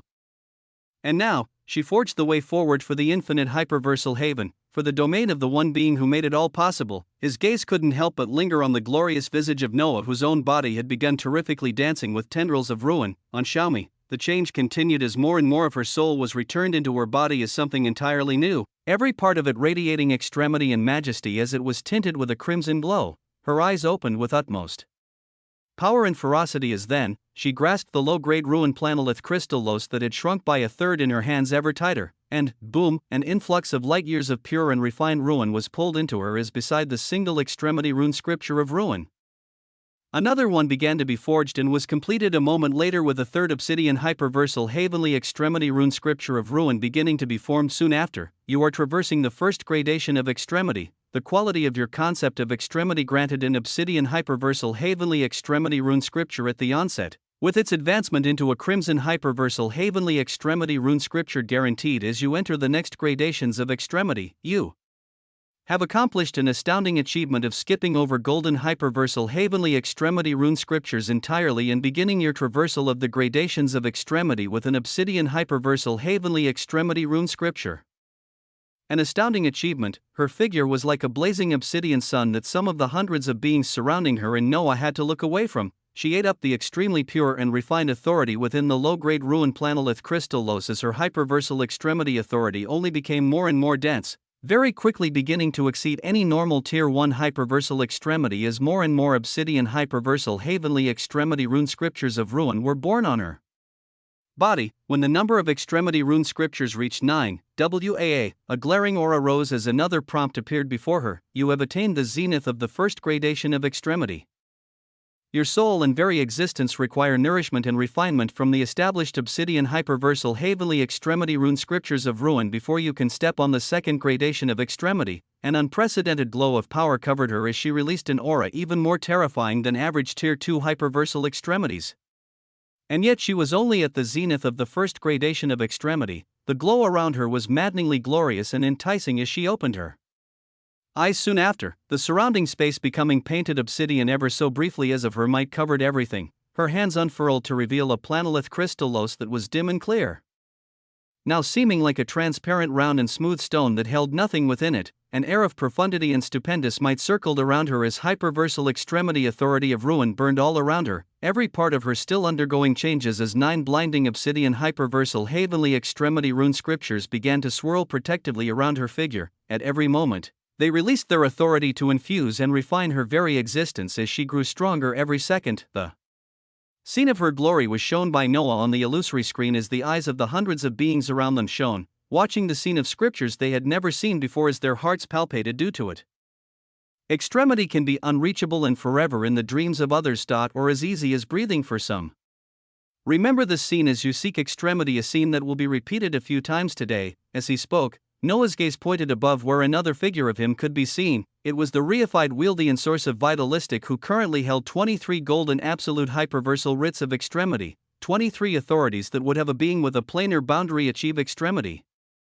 The eyes of the vassals flickered with brilliance as they became focused on the reified Wieldian source of Vitalistic. With Noah's main body coming to gaze at the graceful and pure visage of Shami, who radiated hyperversal extremity authority as with a wave of his hands. Their figures disappeared. After fluctuations of the spacetime continuum, they reappeared in the depths of the Apollyon Alethean haven as Noah's voice thundered out around Shami. How close are you with the other sources of chaos? After one domino fell, others would follow. This was especially so for a holder of the innate pellucid hyperversal extremity foundation of ruined chaos. With a dazzling smile that caused her astonishing figure to radiate even more brilliance, she replied, "Within the day, I should be able to take one or two of the other sources of chaos to extremity. It will be even faster if I get more of those planolith crystal stock, but that can come later." You wanted to feel extremity closely. Yes, as she spoke, her eyes breezed over the tens of other prompts she had seen of her aspects of existence and her foundation. One prompt was particularly brilliant: you have attained the gradation of ruined chaos extremity foundation. Dual cultivation with any existence carrying sources of chaos will increase therein your rate of progression towards extremity and the traversal across the gradations of extremity by 10 million%, the traversal across the gradations of extremity, refinement of your existence, and the formation of your hyperversal heavenly extremity rune scriptures will accelerate when dual cultivating and resonating with the authorities of the true Emperor of Quintessence. A myriad of prompts like these had risen in her mind as more continued to come, her graceful figure shining with a powerful light as she instantly disappeared from her position and pounced on the true Emperor of Quintessence. He had been taking the lead during their discussions of extremity in the past, but would he still be able to have the upper hand even now? With a glimmer of brilliance, a discussion of extremity began in the depths of the Apollyon Alethean haven as near the Alethean havens of the heavenly authorities. Other vassals stared at the reified Wieldian source of Vitalistic as yet another round of majesty was about to unveil itself. Chapter 27:14 A Twist of Fate. The astonishing scene that had just occurred has been branded into the souls of all, with astonishing effects of course being felt by Shami, but Noah also made great gains, and the gains only continued to pour in as he began dual cultivating with a genius zenith first gradation of extremity. When he had met the adjudicator of dissolution and bathed in her residual aura of hyperversal extremity authority, he had promised himself to experience extremity in an even closer sense. Now, he had done just this as while he discussed extremity with Shami and felt her hyperversal heavenly extremity rune scriptures of ruin closely, the prompts that showed his own gains from her advancement showed themselves. An existence under your banner has achieved extremity mainly through your aid and guidance. You are the third in recorded history to elevate another being to extremity before achieving extremity yourself. You have earned the distinction of Guider of Extremity. The concept taken to extremity by your vassals is closely connected to your source of ruin. Under the authority of Guider of Extremity, all concepts you aid others in traversing to extremity can have their false golden hyperversal heavenly extremity rune scriptures forged by you through the utilization of pure soul values and mana values. Only 100 false golden hyperversal heavenly extremity rune scriptures can be built from any one concept. With the capability of building false obsidian hyperversal heavenly extremity rune scriptures only becoming possible if the aided concept in your vassal attains the ranking of crimson hyperversal heavenly extremity rune scripture. Noah's eyes had opened wide at this prompt as it thundered down an explosive and heavy ability. When he attained extremity 2 Despoiler, he could forge false obsidian hyperversal heavenly extremity rune scriptures of Despoiler in addition to the golden tier ones from before. But all of these required heavy reserves of Vitalis and vacuous hyperversal authorities as it took a long time to make them, and they always drained him at the end of the day. But due to the distinction of Guider of Extremity and the fact that he aided his vassals to achieve extremity in a concept, he could utilize mana and soul values to enact up to 100 false hyperversal heavenly extremity rune scriptures. He could enact 100 from Xiaomi currently, and if he guided multiple other concepts on other vassals to extremity, he could stack more and more. When he had hundreds of false golden hyperversal heavenly extremity rune scriptures ready to be deployed on the battlefield to tier 1 hyperversal extremities affected by his virion stuff, what would they be able to do but tall and mass, HUUM? His aspects of existence shone brightly as his body was filled with multiple wild and utterly reality-breaking authorities, with the discussion occurring with Xiaomi also coming with its own boons. You are closely experiencing the hyperversal extremity authority of ruin within your dual cultivating partner. In this state, you can force the false golden hyperversal heavenly extremity rune scriptures of ruin with 80% less resource requirements. Increased forging of the false golden hyperversal heavenly extremity rune scriptures of ruin in close interaction of the pure hyperversal extremity authority of ruin through dual cultivation will eventually allow you to take the infinitesimally small step towards the extremity layer of ruin. Such an action is a pathway of achieving extremity, but it is recommended that you stop its advancement if it does occur, as this pathway isn't enough to trigger extremity in quintessence no matter the authority expressed by your extremity meridians. The requirements of the concepts considered dead paths continue to be just as restrictive. The elevation of a concept much lower than them, even if they were the same crimson consummate boundaries, would not trigger their advancement to extremity with all 81 boundaries in Noah's meridians. Even at the crimson consummate level, quintessence was much, much greater than ruin. And then there was Noah's task of taking them to the ranking of quintessential zenith, which would theoretically make these concepts even harder to elevate to extremity, but the rewards and power from it would be that much more obscene. Quintessence had to be the first concept that Noah brought to extremity. He couldn't do it any other way, or this pathway would forever remain a dead pathway. But even with such a massive wall before him, Noah was unfettered and free, as he knew in his heart what he could and could not achieve. An extremity in quintessence would be in his grasp soon. Boom! Immense authority erupted from him as during his discussion of extremity with Xiaomi, he raised his right hand up and caused the emergence of dense threads of ruin that, when mixed with his quintessential hyperversal mana and soul values, vibrant false golden hyperversal heavenly extremity rune scriptures of ruin began to be forged. His partner in the discussion of extremity refocused her eyes at this scene as she blinked at the scene of extremity rune scripture being forged by him. Questioning whether she was the one who achieved extremity or him, waves of authority converged and bloomed in abundance as more tools were added under Noah's belt. Meanwhile, in addition to the records of extremity and writs of extremity, he had still been getting thousands of prompts of him receiving the golden hyperversal bones of gradation, obsidian hyperversal bones of gradation, and the hyperversal marrow soul singularities every time his virion ravaged the affected extremities and brought them towards true death. All this loot piled up into a mountain and then became an even bigger mountain after being processed by ruination, and it was then directed towards the Sporos 3 of extremity as this maddening seed surged towards full maturity. The time for the next tier of the ash tree of gradation to be born was nearing, as at that juncture apexification would be underway. While this time became ever closer, Noah continued increasing his authority as he currently held 23 complete writs of extremity in his hands that represented the true deaths of 230 Tier 1 hyperversal extremities. His reified Wieldian source of vitalistic held them while looking at his people near the light years domain of the Andromeda Cleaver, a bright light crossing through his eyes as he was about to select a few specific beings that through the twist of fate were one of the few existences in the infinite hyperversal haven who held planar boundaries. Chapter 27:15 A Twist of Fate.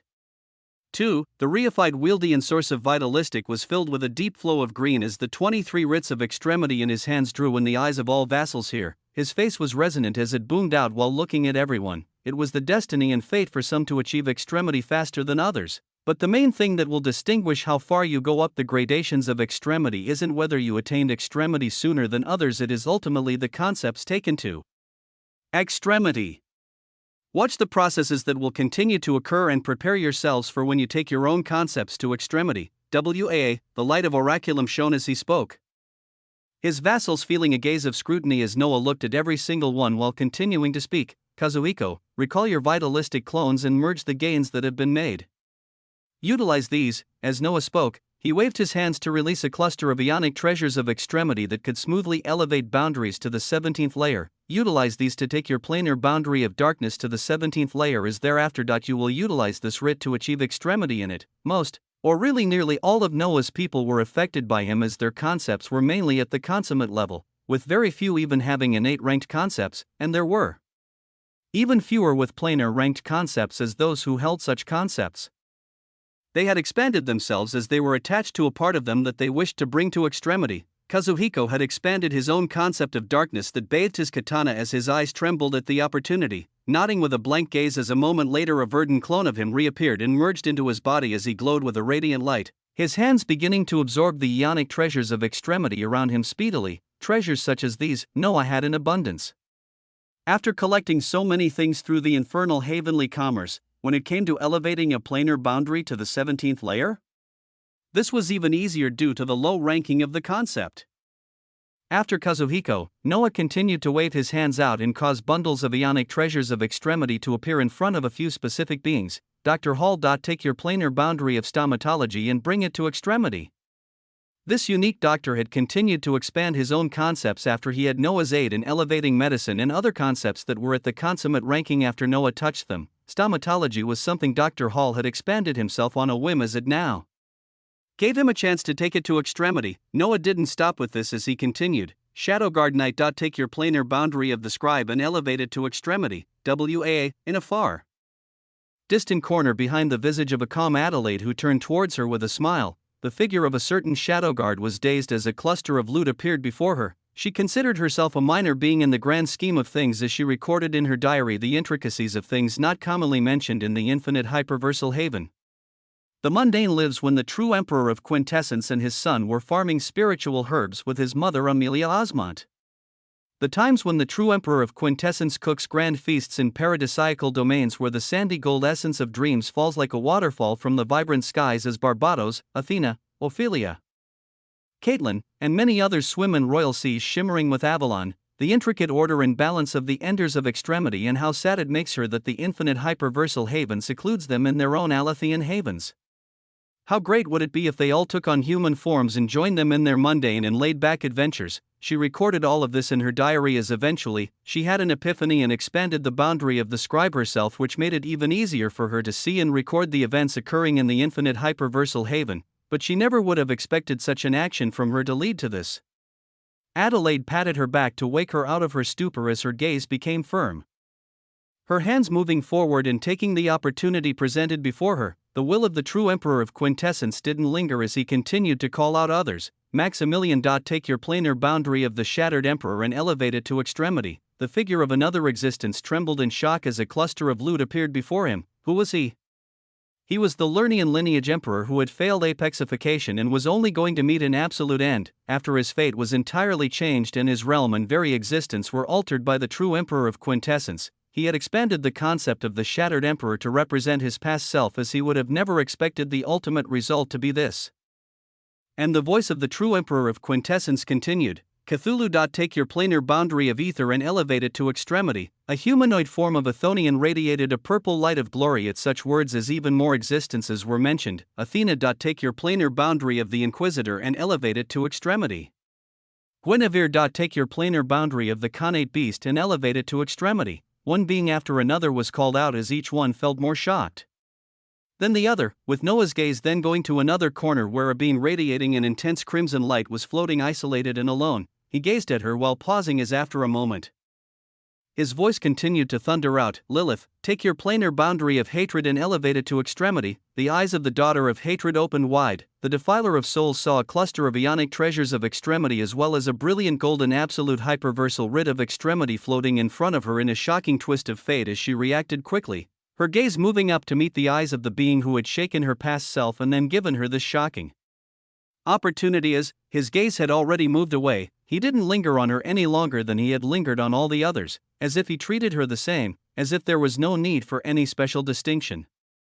Lilith could feel the faraway gazes of Morgana and Guinevere land on her at this opportunity, but she didn't even gaze back as her eyes became even more stern and filled with power. With many thoughts rising and falling in her mind, her hand reached out as she grasped onto the loot before her and began undergoing a stupendous change. Chapter 27:16 One by one. Kraken, take your, Anna, Ezekiel, Aurelia, Eowyn. Take your planar boundary of the dreamer and elevate it to extremity. Tiamat. Take your planar boundary of the draconic ruler and elevate it to extremity. One name after another was called as a bountiful opportunity presented itself to some destined beings, all of them taking it fully as those mentioned first had already devoured the ionic treasures of extremity to take their planar boundaries to the 17th layer, their hands already grasping the writ of extremity in front of them. Kazuhiko was the first as the writ of extremity in front of him was ripped open, an oppressive and absolute authority erupting from it that surged into his very being. His dark hair wavered in this stellar region as he grasped his katana with his right hand, his face rising up and bellowing out pure darkness. A moment later, as a dazzling golden hyperversal heavenly extremity rune scripture of darkness began to form above him, his soul and origin would then be taken into this rune scripture and be reborn under the grandeur of extremity, his body broken down and reformed to attain an extremity body soon after, as all of his aspects of existence would display and fully attain extremity, under the eyes of all. Yet another process of extremity was seen as if they held any talent and genius, they could use this to gaze upon the profundities of extremity and forge their own path, or at the very least make it very easy for themselves when they were also given the resources to take them towards extremity with their higher ranked concepts. After Kazuhiko, the others all followed in sequential order. They were granted the loot before, with this order only being broken after Maximilian began his transformation. As on the side, boom, space shuddered above the visage of the dimensional deceiver as a blinding hyperversal heavenly extremity rune scripture of hatred bloomed. It radiated a power much more grandiose than those before her, as it seemed to resonate with her very soul. Others expanded their planar boundaries based on a memory they reminisce about or simply to explore and experiment. She had expanded hatred because it was a part of her life since the very beginning. She was entrenched in hatred and knew it very deeply, as at the time of her ascension into an extremity lifeform. It resonated with her soul. Instead of taking on the grandeur of a golden hyperversal heavenly extremity rune scripture, half of it was tainted with an obsidian light as it swallowed up her aspects of existence, leaving behind a shell that brimmed with life again soon after, and even went further to split and enlarge. The devilish form of the defiler of souls descending in its full glory as demonic horns rose on either side of her head, a jewel-like third eye opening on her forehead, while a flaming crown of hyperversal extremity authority burned above her. She seemed like an exotic demoness coming to life as her eyes radiated a profound light of power, her soul burning under the grandeur of hatred, as this was the only concept she would focus on next besides hatred, the concept of the soul. Her advancement was watched by all as she spurred on all the chosen others, with a glorious reality playing out in the infinite hyperversal haven at this moment as fated vassals stepped on the gradations of extremity one after another. Their glory was their own to witness as in the outside spacetime continuum, reality moved on. A war raged between Vacuous and Vitali's hyperversal legions. The seven clans and inheritances delved deeper into the supernal havens of extremity to establish themselves and attain grand opportunities. The seven clans apart from the Avernus clan, who were faced with a great deal of challenges at this moment. This was because within their own bases in different havens, some of their own extremities had renounced their allegiance to the Avernus clan and taken the blood sources that granted the heavenly hyperversal emperor lineage, many of them deserting their old posts after that, as on the rare chance they were found out by other Avernus extremities. They were still able to leave and fight their way out, as they now expressed much greater power than their counterparts. But the situation was disheartening for both of them, as even though they renounced the Avernus clan and would no longer be involved with it, they had still spent the majority of their lives with this force and made many memories. They gave it all up for the chance to ascend ever higher across the gradations of extremity.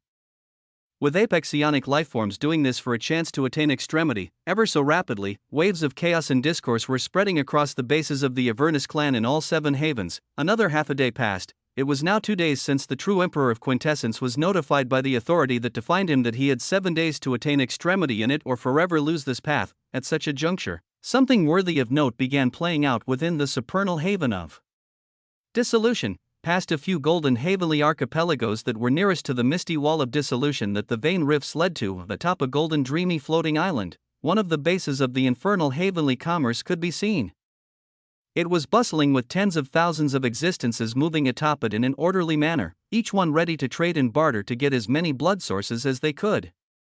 The largest numbers were apexionic lifeforms, but a few hundred were hyperversal extremities that ranged from Tier 1 to Tier 3 hyperversal extremity. At this moment, the gazes of many rapidly changed as they sensed the descent of an aura much greater than any of these here, an aura filled with infinite heat and majesty as from above. A Tier 4 hyperversal extremity descended with 100 other lower-ranked extremities following behind him. Chapter 27:17 The Hyperversal Bow of Helios. All of them were adorned in crimson robes that had a blinding golden infinity symbol etched behind their backs.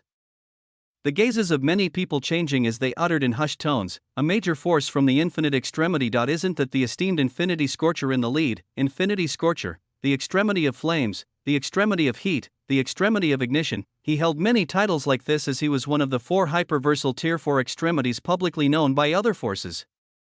He walked with majesty as his hair shone like crimson flames, his fair skin tainted with a red hue from blistering heat all around him, as he seemed like a man in his prime. A single crimson horn being circled by hundreds of crimson hyperversal heavenly extremity rune scriptures could be seen on the center of his forehead. The extremities behind him holding their own variations as they step towards the main trading area of the infernal heavenly commerce, many beings making way. Within moments, the Tier 4 hyperversal extremity came before Noah's figure as they looked at each other serenely. The crimson robes of the infinity scorcher waved majestically as his voice was deep when he spoke. We seem to be seeking after the same type of extremity. His eyes were gazing at the crimson infinity symbol etched on the golden robes adorned by Noah, and the striking similarity it had with the crimson robes adorned by the infinity scorcher and those behind him that had a golden infinity symbol. One was crimson and the other was gold. But both represented infinity. Noah smiled at the words of this being while nodding. Perhaps. But you didn't come here just for that. His eyes were filled with mystery and majesty as he spoke, the crimson hair of the infinity scorcher pulsing with light as this being squinted his eyes and nodded, waving his hands to reveal a blinding halcyon light that caused many beings to avert their eyes. When they refocused, their hearts trembled as they felt the contained pressure and majesty of an armament of extremity appear in front of the infinity scorcher, not a half-forged armament of extremity, but a genuine one that radiated pristine glory as it pulsed with a halo of a crimson gold light, its identity being none other than the hyperversal bow of Helios that Noah had seen closely before in the infinite Oni Haven. Currently, the blazing pure hyperversal extremity authority of Helios that would be raging around it for thousands of light years was contained within it as the hands of the Tier 4 hyperversal extremity pulsed with crimson hyperversal heavenly extremity rune scriptures of flames. It didn't have a preset barrier like the half-forged armament of extremity Noah had traded with the heavenly moon clan that contained its authority as the pure might of an extremity holding it reigned in its blazing majesty. Receiving this would now be a challenge as another extremity had to grasp it in order for it to exchange hands. Noah's eyes twinkled as he looked at the Tier 4 hyperversal extremity who thrust his hand holding out the hyperversal bow of Helios. It's only a low-grade armament of extremity, but I wonder if it can be exchanged for enough blood sources. The wondrous treasure was placed forward for Noah to take, the eyes of many beings twinkling at this scene as he didn't even rise himself. Instead, he waved his hands as behind him, a rift that was veiled by an overabundance of Vitali's hyperversal authority split apart space as it connected to another spacetime entirely, with the crimson light of Oraculum flashing briefly as from it. The sharp aura of a hyperversal extremity walked out, her body shone with a stellar obsidian glow as her curves and blessed figure could be the object of envy for trillions of beings, her powerful aura of a Tier 2 hyperversal extremity emanating from her as she carried a golden treasure cache in her hands that was labeled with loot atop it. The aura of hundreds of millions of blood sources spilled out from this treasure chest maddeningly as the souls of all beings nearby felt nourished, the figure of Xiaomi stepping out of the rift with it as with a smile. She placed the chest on the feet of the Tier 4 hyperversal extremity. She then patted her hands as she was the one to reach out and accept the hyperversal bow of Helios as blinding obsidian hyperversal heavenly extremity rune scriptures of ruin swirled over her skin, their might and pressure allowing her to put her hands on the low-grade armament of extremity as the moment she fully grasped it. BZZT, the infinity scorcher let go of the bow of Helios as it buzzed in her hands threatening to get out. But her body only released a dozen more obsidian hyperversal heavenly extremity rune scriptures that calmed the pure hyperversal extremity authority of Helios, her face carrying a look of accomplishment as she nodded towards the group of extremities in front of her and walked back towards the portal pulsing with Vitali's hyperversal authority.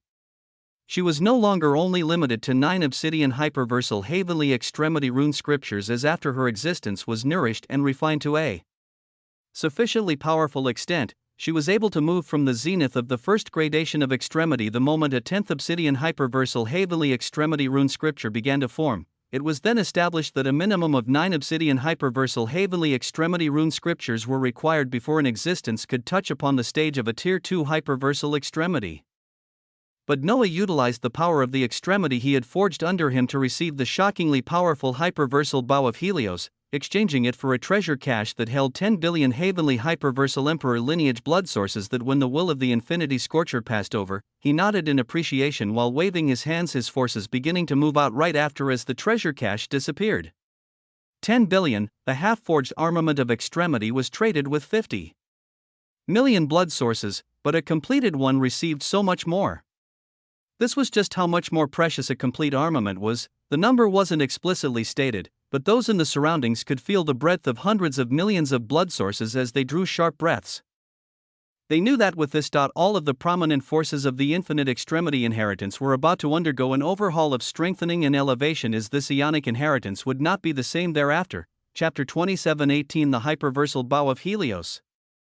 2. Many eyes watched the pristine figures of the infinite extremity leave with billions of blood sources, as when seeing such ancient inheritances make a move, they knew that the coming era would be dominated by those who obtained treasures like these. If someone didn't obtain a blood source to acquire the heavenly hyperversal emperor lineage, they would be left far, far behind all others in the coming future. While many began having these thoughts, they also began to closely look at the infernal heavenly commerce that was trading all of these blood sources. They had seen how this behemoth had already taken in 2 armaments of extremity, as they wondered in the future to come, just how many more wonders would they take in. Such a future was unknown, but many beings had already begun working on their behalf, as there were now a few hundred extremities who signed up to be employees of the infernal heavenly commerce and spread their wares into the nether havens of extremity. As for those who couldn't even grasp these blood sources, their future was grim, in the nether haven of Andromeda, within a major base of the Avernus clan. In a cluster of major planes of existence, in a small hidden domain in a corner of this base that was known as the Thousand-Plane Lilac Cluster, the figures of 2 beings were hidden within, as their eyes carried immense wrath and trepidation. These 2 figures were the Tier 2 hyperversal extremity, who was formerly respected and distinguished as Destruction, and the other was the past genius, who was a disciple under him, Apach. These 2 beings stayed in a hidden domain and didn't dare to step off the past days, as when they were actively moving about, they were receiving hateful gazes and even silent words from all those around them. Everyone knew the conflict that Osmond had with them, and they all knew that it stemmed from the actions of Destruction and his disciple. The gradual deterioration of the Avernus clan and their hegemony was at times placed on their shoulders, as after the last day, Destruction and Apach could not even bring themselves to leave their hidden domain. They felt as if there was a massive blade hanging over their necks, this blade just waiting to swing down and use them as scapegoats for what had occurred. They felt as if their very lives were on the line, as any day now, the blame would be so much that they may just be killed in anger by the Avernus extremity overlord himself. So these 2 once prominent existences lived with trepidation, as at this time their fate seemed infinitely dark. Meanwhile, the man they had initiated the conflict with had been getting many things ready for a stupendous transformation, with grand changes occurring in the infinite hyperversal haven in the past half a day, as these lands welcomed 23 more hyperversal extremities in addition to Xiaomi. Each being was more prominent than the last, as Noah had them reform their vitalistic clones soon after, this process taking much longer for them as extremities as even until now. None had completed this task yet, as it took a great deal of resources and their hyperversal extremity authority to construct clones of equivalent power. With the passage of the previous hours, Noah did not sit idly by, as his will in the form of the reified Wieldian source of Oraculum had entered the recorded history of the Ionic annals of extremity to once more carry out hyperversal plundering. This time, his target had been something that he almost failed to attain, as it was halfway through being a completed product of extremity.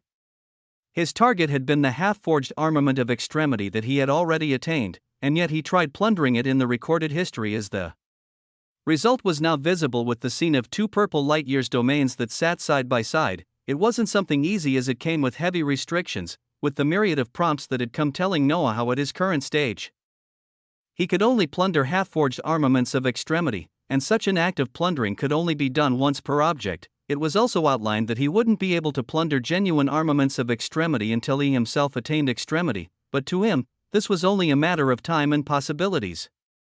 Because even as 2 field domains pulsing with pure hyperversal extremity authority of Andromeda shone brightly in the infinite hyperversal haven, Xiaomi reappeared at this time, thousands of light-years above, as her figure released the low-grade armament of extremity from her hands. Her figure, weary and spent just from holding and reining it in for a few seconds, as the hyperversal bow of Helios roared out and released waves of pure hyperversal extremity authority of Helios.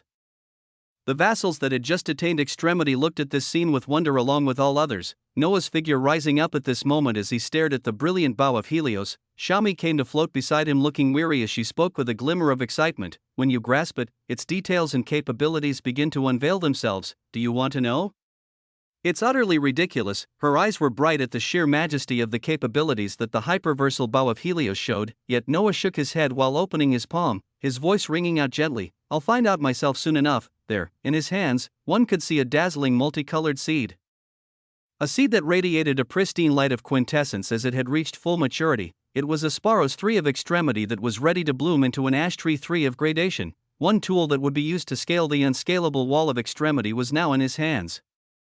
The other was apexification itself, as the third tool was the half-forged armament of extremity that he had just obtained through hyperversal plundering. Chapter 27:19 Quintessential apexification. One of the tools to aid Noah in scaling an unscalable wall was the plundered half-forged armament of extremity. This was because after his first vacuous awakening, Noah had attained the hyperversal assimilation authority that gave him a glimpse into the power of vacuous malignancies. This feature was then elevated to hyperversal to assimilation, as it allowed him to devour and assimilate treasures, existences, concepts. Any records laying before him, as he could apply the authority of what he devoured towards the progression of his realm, fortifying his foundation, or even towards the elevation of his concepts. The reason for him to plunder the half-forged armament of extremity, even though he already had one, was to prepare the plundered one that he would devour and assimilate. With all of these means, if he couldn't break through the unscalable wall of extremity and forge a soul unlike any other across recorded history, then nobody would ever be able to do such a thing. Reality began to buzz as he threw out the Sparos 3 of extremity in his hands, watching it land and become anchored near the plundered half-forged armament of extremity as it began to release waves of multicolored light, an ancient illusory tree beginning to emerge from it.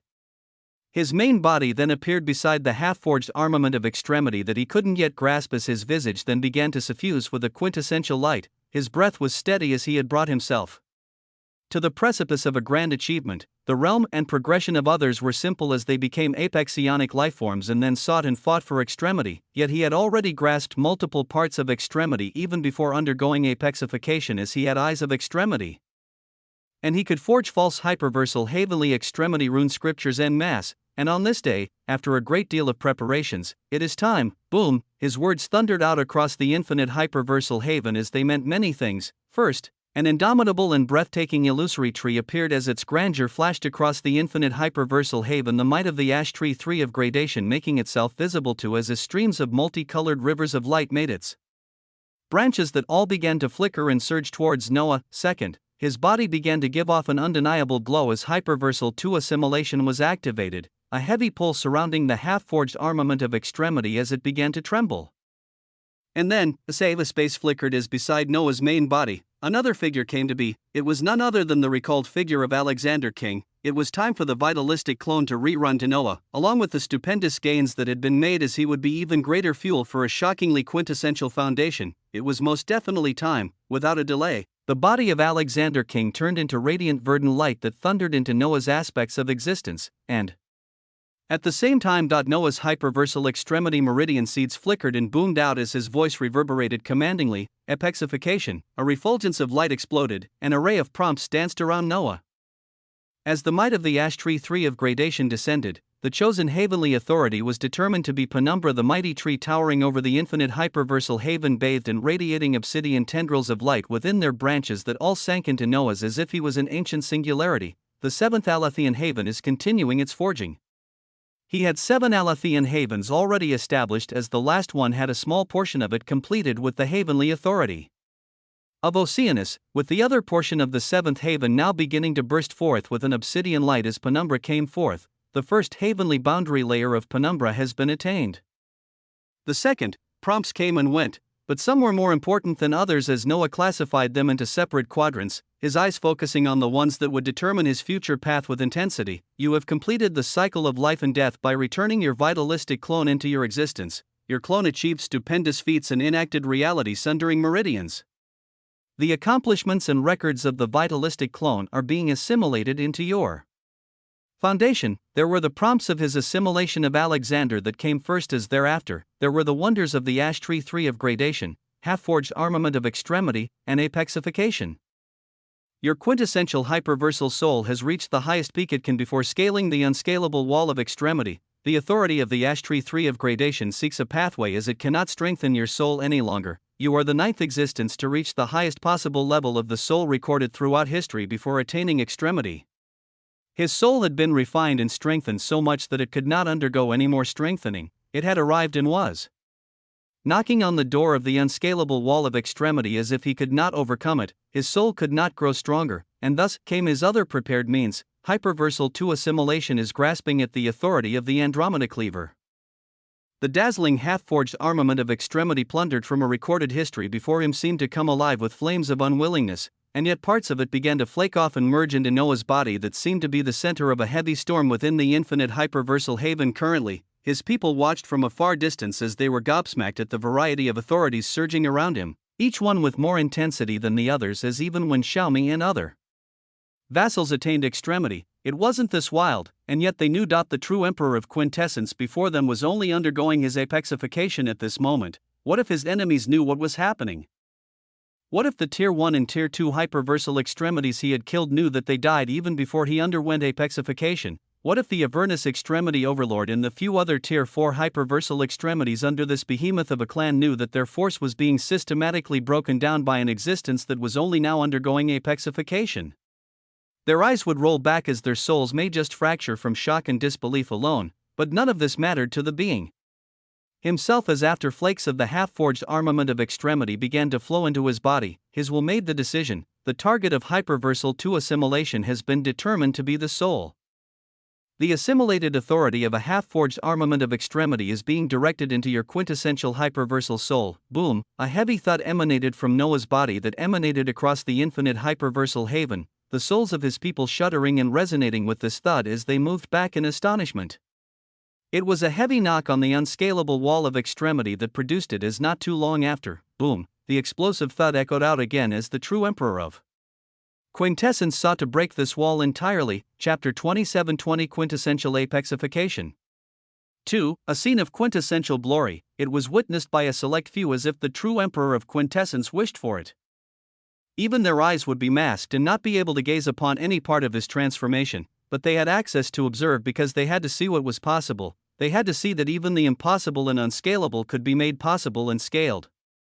In the corner of the erupting domain field of the hyperversal bow of Helios that spread out its pure hyperversal extremity authority of Helios for thousands of light years, the visage of a Tier 1 hyperversal extremity could be seen. Her identity was a simple one, as she was a shadow guard under the moniker of Night, and she was one of the only beings who was recording down a record of what was currently occurring. Hyperversal extremity authority of the scribe danced around her and formed into a golden pen that was constantly writing on a massive and ancient-looking white gold tome that had as its title, The Quintessential Apexification of the True Emperor of Quintessence.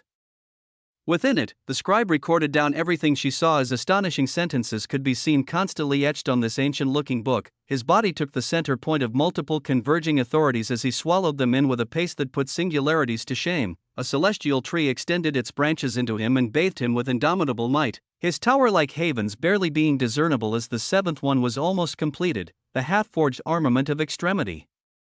That many of them couldn't even near a day ago was breaking off piece by piece, somehow being devoured by his existence, as if a pristine item like this could only be something that could supplement and add to his glory. And then, to the shock and awe of all his people, his meridian seeds began to light up and bloom. His aspects of existence began to be drawn into these blooming seeds as they were rising to become endless pillars of multicolored light that represented hyperversal extremity meridians. Wondrously, his body began to be drawn in as an illusory multicolored shell of light remained visible to all.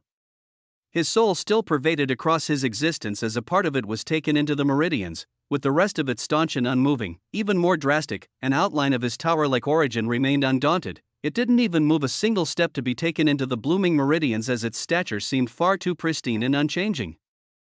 And then the blooming meridians roared out in a fervent valor of majesty as, no way, the hyperversal extremity authority of the scribe trembled as the body of Night also trembled while she gazed forward. Geniuses had at most 9 or 10 meridians when they completed their apexification. Even in their infinite hyperversal haven, the highest numbers were upwards of 24 or 36. Noah already showed 81 blinding extremity meridian seeds blooming, but the scene that caused even Night's hyperversal extremity authority to stutter in its recording was even more astonishing, an unforeseen glory, before all of our eyes, in addition to the 81 blooming meridians within the body of the tyrannical emperor.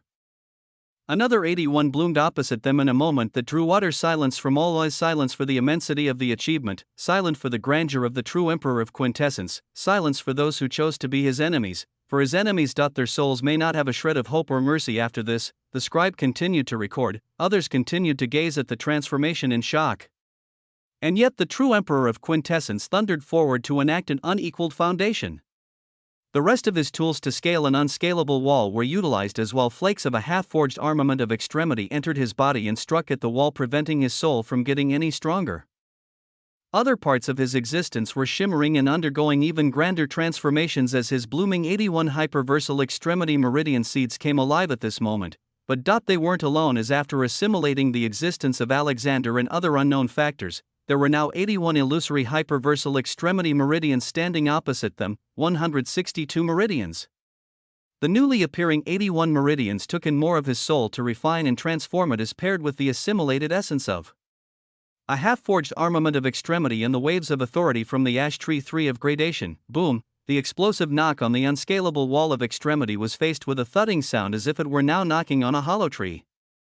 As if another few knocks would make way, Noah could feel this in his soul, as he felt like he was hammering away with multiple different tools, each one hitting different avenues of his soul, as after being compressed and enriched over and over again, it could only continue its advent upwards. Boom! The nearby thousands of light years of the infinite hyperversal haven began to tremble with the booms of Noah's soul.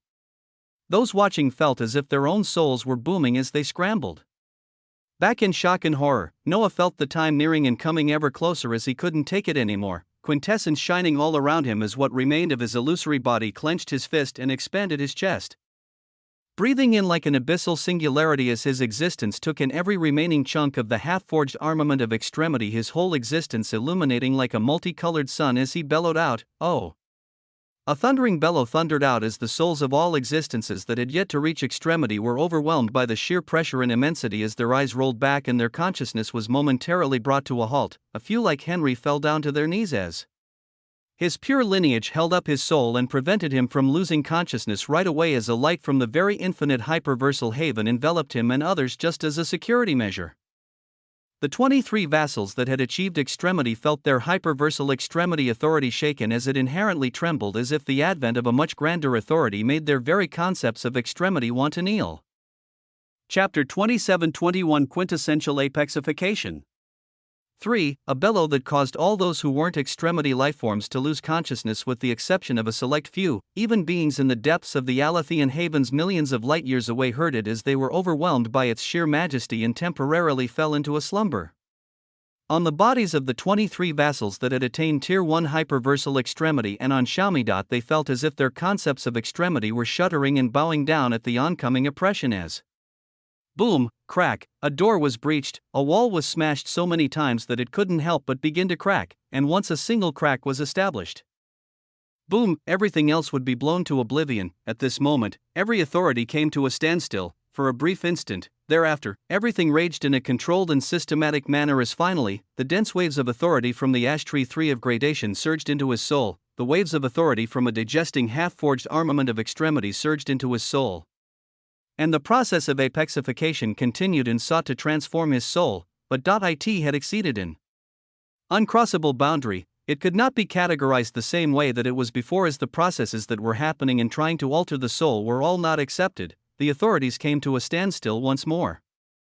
Noah's soul shone with brilliance as at this very moment, it had taken just a single tiny step forward that demarcated the level of the soul of a non-extremity and an extremity. But for one to have an extremity soul, they had to have their existence swallowed up by the first hyperversal heavenly extremity rune scripture they forged.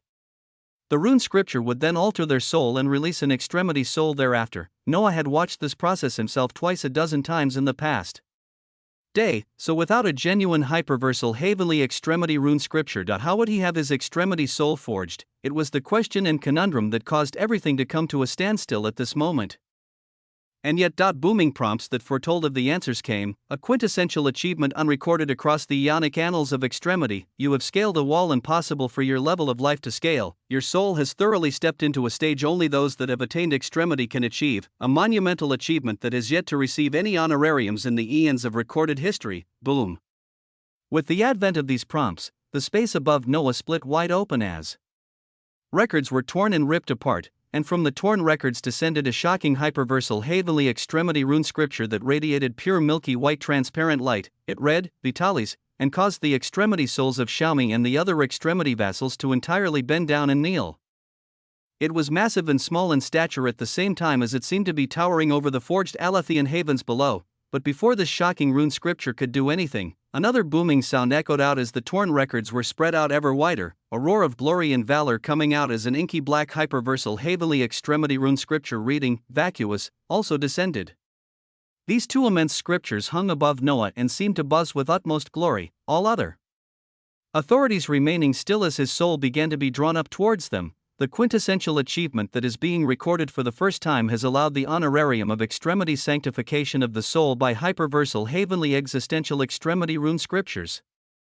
The change in future ushered forth by this is unknown. In equal proportions, half by half, his soul was taken into the rune scriptures of Vitalis and Vacuous. Everything was utterly silent until every shred of his soul was devoured by the blinding scriptures. In this instant of time, Noah felt like he experienced an indeterminate number of years. He felt like he saw countless things, and yet saw nothing.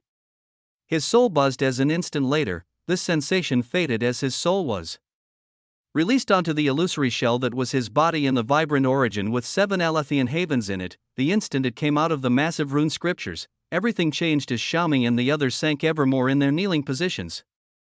The instant that parts of his soul began to be released, the authorities that were at a standstill finally surged with fervor as they were now able to sink into it freely. They were able to permeate across his soul and further strengthen it as you have scaled the unscalable wall of extremity and come out of the other side with a unique extremity soul. You have attained an unrecorded heavenly quintessential hyperversal extremity soul. You are the first existence in recorded history to achieve a type of extremity soul before taking a concept to extremity. Glorious prompts came as above. The rune scriptures of Vitalis and Vacuous receded into the folds of records. 2 parts of Noah's soul had come from them and filled up a single body. Everything coming together with brilliance and wonder as his soul filled his body in origin. Subtle and not so subtle changes began across his existence as his body no longer remained illusory. A new body etched from his meridians and soul as after a few short seconds, his eyes opened wide, he floated in space as around him. Authorities were fully swallowed into his existence as in his origin. A 7th haven released glorious brilliance as an 8th one began to be forged, and his body radiated such an intense aura that made even Xiaomi and the others feel suffocated. The aura that he released was suffocating to even Tier 2 and Tier 1 hyperversal extremities. Why was this? Both he and them now held extremity souls, but his was a unique one as he had undergone extremity sanctification of the soul by hyperversal heavenly existential extremity rune scriptures. It was always Vitalis' hyperversal authority, Vacuous hyperversal authority, yet now, the existential extremity rune scriptures of Vitalis and Vacuous hyperversal extremity authority descended and were the ones to allow the extremity sanctification of his soul. They didn't glow gold, obsidian, or crims, on. As they seemed out of these ranks entirely, achieving an extremity soul from these concepts. Just what did it bring? Chapter 27-22 Quintessential Apexification. For every shred of his soul had been taken into the dazzling rune scriptures of Vitalis and Vacuous and was released as a unique type of extremity soul. Every shred, the different parts of his soul spread across the Vitalis havens, his reified source of quintessence taking the form of a vacuous eye entity. His body following the Tier 4 hyperversal extremity Titanosaurus who was leading him to a unique domain within the obsidian heavenly Sauriskian archipelago. His body that was situated in front of the adjudicator of dissolution whose gaze towards him changed greatly at this moment. You have achieved extremity. She had felt the body before her become entirely empty as a moment later. It was filled with a shockingly abundant and powerful extremity soul that radiated a ferocious power that was only increasing with every passing second. When the eyes of the clone before her opened again, his aura seemed distinguished and far above others as when his 9 pupils landed on her. The adjudicator of dissolution felt a sense of discomfort. What was this? She, an adjudicator of a haven at the zenith of Tier 3, felt uncomfortable under the gaze of a being that had just become an extremity. She very soon realized that it wasn't that the extremity soul was more powerful than hers, it was just that its gaze felt particularly penetrative and authoritative compared to her own soul, as this was the cause of the sense of uncomfortability. His newly opened eyes blinked as reality seemed to become dimmer and brighter with every blink. He seemed to be getting accustomed to his new soul and eyes as they were focused on the adjudicator of dissolution, his words emanating out with grand stature and authority at this moment as he replied to her question. No, not extremity. I have merely undergone apexification. Words that caused the eyes of the adjudicator to flutter boomed out. What the fuck did this even mean? His very being emanated the grandeur of an extremity soul, so of course he had achieved extremity. Yet, why did his words not contain a hint of falsehood? As the mind of the adjudicator of dissolution buzzed, Noah's eyes that expressed the power of his new soul continued to gaze at her as he tilted his head to the left as if he found something peculiar. His voice echoed out soon after as his words were calm, but they felt like thunderous booms of life and death in front of the adjudicator of dissolution. Never mind that though, but why is it that you have inborn innate vacuous hyperversal meridians, and your very existence seems to have as its source vacuous hyperversal authority? Bohem, the first display of what his new extremity soul was capable of. He gazed at a zenith tier 3 hyperversal extremity and instantly saw something within her that was hidden at the very core of her existence. He spoke words that caused the adjudicator of dissolution to shudder before a moment later. Her veiled face of shocking beauty became utterly ashen as a dense number of crimson hyperversal heavenly extremity rune scriptures erupted from her and covered everything in this domain. And yet before her, the clone of the being expressing an extremity soul kept his utmost calm in the face of blooming crimson hyperversal heavenly extremity rune scriptures as his voice continued to ring out, "If I wanted to expose you, I have many bodies stretched out across these havens that can do so in a heartbeat. Vacuous or vitalis. Does not matter to me. All I have is curiosity. In your existence in the senatus of extremity and curagulus of extremity has made me very, very curious." His eyes glimmered with majesty as he spoke with a smile even under the blatant threat of a terrifying zenith tier 3 hyperversal extremity, an extremity whose blooming authority slowly calmed with the passing seconds as in the next instant. The veil that always adorned her face was torn down, revealing an astonishing visage underneath. What boons did achieving an extremity soul in the manner that Noah achieved it bring? The answer was an astounding one as Noah's 9 pupils radiated a terrifying light of blankness as he took everything in. Unrecorded heavenly quintessential hyperversal extremity soul, an achievement unrecorded in the eons of history that have passed. It is a type of soul gained before the true emperor of quintessence elevated any concept to extremity, ushering the appearance of the existential extremity rune scriptures of vitalis and vacuous to descend as the honorarium for such an achievement. 8 other beings have touched upon the unscalable wall, and the true emperor of quintessence was the first one to cross this wall before attaining extremity. Under this type of extremity soul, all the concepts currently within your quintessential hyperversal extremity meridians are being elevated from consummate to the ranking of quintessential zenith, with future concepts placed in your meridians and nourished by your soul completing this process within a day. The veil between heavenly extremity authorities and infernal extremity authority is now non-existent in your eyes as the secrecy and information that couldn't be accessed before within the vacuous and vitalis annals of extremity becomes accessible to your soul. The impossible task of taking quintessence to extremity has been made manageable by the unrecorded heavenly quintessential hyperversal extremity soul. With this concept currently being enriched as within the following days, it has a much greater chance of being elevated to extremity. Utilizing other means on top of your extremity soul will only hasten this process as the path of waiting for your 9 Alethean havens to be completed is now not the only quintessential path of extremity. Enough achievements have been stacked by your existence as if it were correlated to any other concept, it would have achieved extremity a day ago.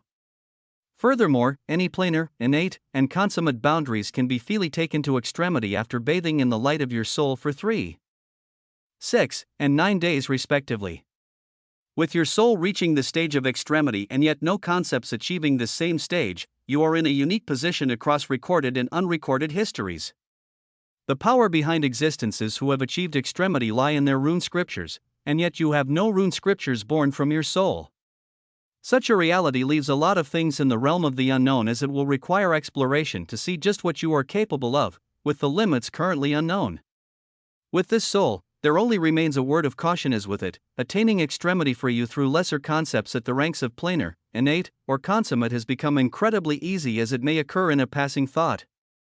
For the sake of attaining extremity in quintessence, it cautions you to stop the formation of any lesser rune scripture before it and halt the advancement of any concept towards extremity before it lest you jeopardize your advancement of quintessence to extremity. Chapter 27-23 Quintessential Apexification. The quintessence sought to be first. It had to be first, it was in the name and distinction. The last portion of the details of his unrecorded heavenly quintessential hyperversal extremity soul was actually commandeered by quintessence to tell Noah that with his soul, he could achieve extremity in lesser concepts as easily as just thinking. If he found himself crossing the 17th boundary layer and going towards the extremity layer in any concept that wasn't quintessence, he had to actually halt such a process as quintessence had to be first. To attain extremity in this dead path, Noah had been stacking one quintessential achievement after another. Scaling an unscalable wall was only another one of these grand achievements, as it had brought him all that much closer, loosening the grand locks and restrictions around quintessence as the means Noah could use to attain extremity in it were expanded. The main pathway was of course to establish all the 9 Alethean havens, but he could also try other methods like refining a quintessence planolith crystallos. His achievements were grand enough, he may just be able to do it. Then, there were the other wonders of his extremity soul that included an overabundance of things. But the most terrifying thing of all was the fact that he lay on the realm of recorded and unrecorded histories where his soul didn't have a lot of things to compare to, and so the limits of what it could do were unknown. It was an extremity soul, and yet it didn't hold its own extremity rune scripture. When Noah's will now gazed at his surroundings with this new soul, he felt as if the secrets of extremity were laying themselves bare before his very eyes. His clone that was next to the adjudicator of dissolution had just opened its eyes when it saw across the veils of secrecy and found out the fact that the adjudicator of the haven that had begun the culmination step of extremity sanctification was actually a vacuous hyperversal extremity. When his main body gazed at the space of the infinite hyperversal haven around him, he could see the myriad of swirling authorities in their ebb and flow. He could see the branches of the ash tree 3 of gradation give its last vestiges of authority unto him as it left behind a glimmer of Asparos 4 of extremity. He felt undulations of pristine authority within his origin as the 7th Alethean haven was completed. And the authority of the ash tree 3 of gradation had enough remaining to even begin forging the beginnings of his 8th Alethean haven. He had to forge 9 Alethean havens, and he had already started on the 8th. Along with all this, his apexification had brought forth an unfathomable reality. You have attained 162 quintessential hyperversal extremity meridians. The concepts contained within are transforming into the rank of quintessential zenith. Your innate vacuous and vitalis hyperversal meridians are being bathed by your extremity soul and strengthened by the process of apexification as they begin to transform. All parts of him advanced forward as he could feel quintessence, and all of his other concepts exceed the bounds of the crimson consummate level and achieve a stage that had quintessence in its name. Their layers were further modified and elevated. It also meant the dynamis they made were even more elevated compared to before. Of course, an advancement of concepts to the quintessential zenith level also meant the prominent layers of some particularly astounding concepts, like the concept of quintessence itself had its boundary layers elevated in a ridiculous fashion. The 17th boundary layer of quintessence has taken the reins of the elevation towards quintessential zenith, allowing the immeasurable advancement of the quintessential hyperversal ash tree 4 of gradation that blooms from the quintessential hyperversal sporos 4 of extremity to continue elevating and refining your extremity soul with half of its authority, while the other half of the authority can now be utilized to elevate your Alethean havens, not just with the heavenly authorities stemming from the vitalis havens of extremity, but also the infernal authorities of the vacuous havens of extremity. This process requires the penetration of records far from your current location, as it makes the maturity of sporos of extremity even more difficult. A ridiculous authority came to be due to a myriad of factors. The already astonishing effects of the ash tree of gradation were further elevated as, apart from the heavenly authorities, Noah was going to pay a heavy cost to also gain access to infernal authorities. It laid out the groundwork for a glorious future, as at this time, Noah continued to ascertain the changes within him as prompts continued to rise here and there. But what he truly wanted to do was to tear the limits of his extremity soul that even its description stated were unknown. He would be the one to test them and quantify just what this unrecorded heavenly quintessential hyperversal extremity soul could do. And when he arrived at such a thought, his eyes that were now flung wide open gazed all around him. They passed over the kneeling Xiaomi and 23 other extremities as the pressure radiating from his eyes only continued to become more maddening even to their souls, their heads unconsciously brought down as they couldn't meet his gaze straight on. His gaze felt like that of an ancient emperor unrecorded in eons past, as he could see through the deepest secrets within their souls in a single glance. After his gaze passed over his people, it came to land on billowing crimson gold pure hyperversal extremity authority of Helios that was being released from a single low-grade armament of extremity. Xiaomi had barely been able to hold it for a few seconds before she had to let go, and she was a tier 2 hyperversal extremity with only obsidian hyperversal heavenly extremity rune scriptures. If Noah wanted to test the limits of his soul, what better way was there than grasping something that only hyperversal extremities could? With a thought, his whole body pulsed with brilliance, and an instant later, he bypassed the thousands of light years of billowing pure hyperversal extremity. authority of Helios and appeared inches away from the terrifying hyperversal bow of Helios. The blazing authority that used to give him pressure before felt like a seaside breeze over his existence currently. And the armament of extremity before him that if one clasped, it meant they had already achieved extremity or were establishing their extremity layered. It felt like any other object before his extremity soul as his hand reached out, his hand that was bathed with his extremity soul across every single atom, kaa. Its proximity to the hyperversal bow of Helios caused a fearsome cry to ring out from this armament of extremity, and yet the approaching hand swiped from right to left as with a glimmer of majesty and a booming glory. The hand bathed in quintessence landed on the armament of extremity and clasped it tightly. Chapter 27-24 Appalling Might. An armament of extremity could not be touched by those who had not achieved extremity. It was yet another unbreakable rule that on this day, the true emperor of quintessence violated. His right hand reached out and grasped onto the grip of the hyperversal bow of Helios as this armament of extremity buzzed in his hands. His unrecorded heavenly quintessential hyperversal extremity soul was bathing all of his being as changes continued to occur in his body, with his grasp on the bow before him being unshakable as the purest and densest waves of hyperversal extremity authority of Helios burned themselves on his stellar skin, and yet his figure remained unfettered as after buzzing in his palm for another few seconds, the hyperversal bow of Helios calmed as Noah's soul began to cover it entirely. As his will entered it, it also returned a feedback of itself as extremely pure hyperversal extremity authority of Helios danced and resonated with Noah's extremity soul, an astonishing feat. Before taking any concept to extremity, you have grasped onto an armament of extremity and dominated its will. The 17th heavenly boundary layer of Helios is taking great strides towards extremity. An infinitesimally small distance is left between the 17th heavenly boundary layer of Helios and the extremity layer of Helios. Grasping an armament of extremity meant that one was at this stage or was undergoing the changes to achieve it. Millions of streams of information about Helios flowed into Noah's mind freely after grasping the hyperversal bow of Helios as it instantly took this boundary of the precipice of extremity. It felt like if Noah concentrated just a little bit more, he may be able to take that infinitesimally small step and come out the other side, but, suppress, he had to actively stop this process as Helios was not the first boundary he had to achieve quintessence in. His path was a stellar one. What others considered dead paths and could never traverse, this was what he would take to extremity first. It remained quintessence, so instead of focusing on the extreme of Helios that the bow of his hands was resonating, he instead focused on its information. It no longer radiated the light-years domain of pure hyperversal extremity authority of Helios as the moment Noah grasped it.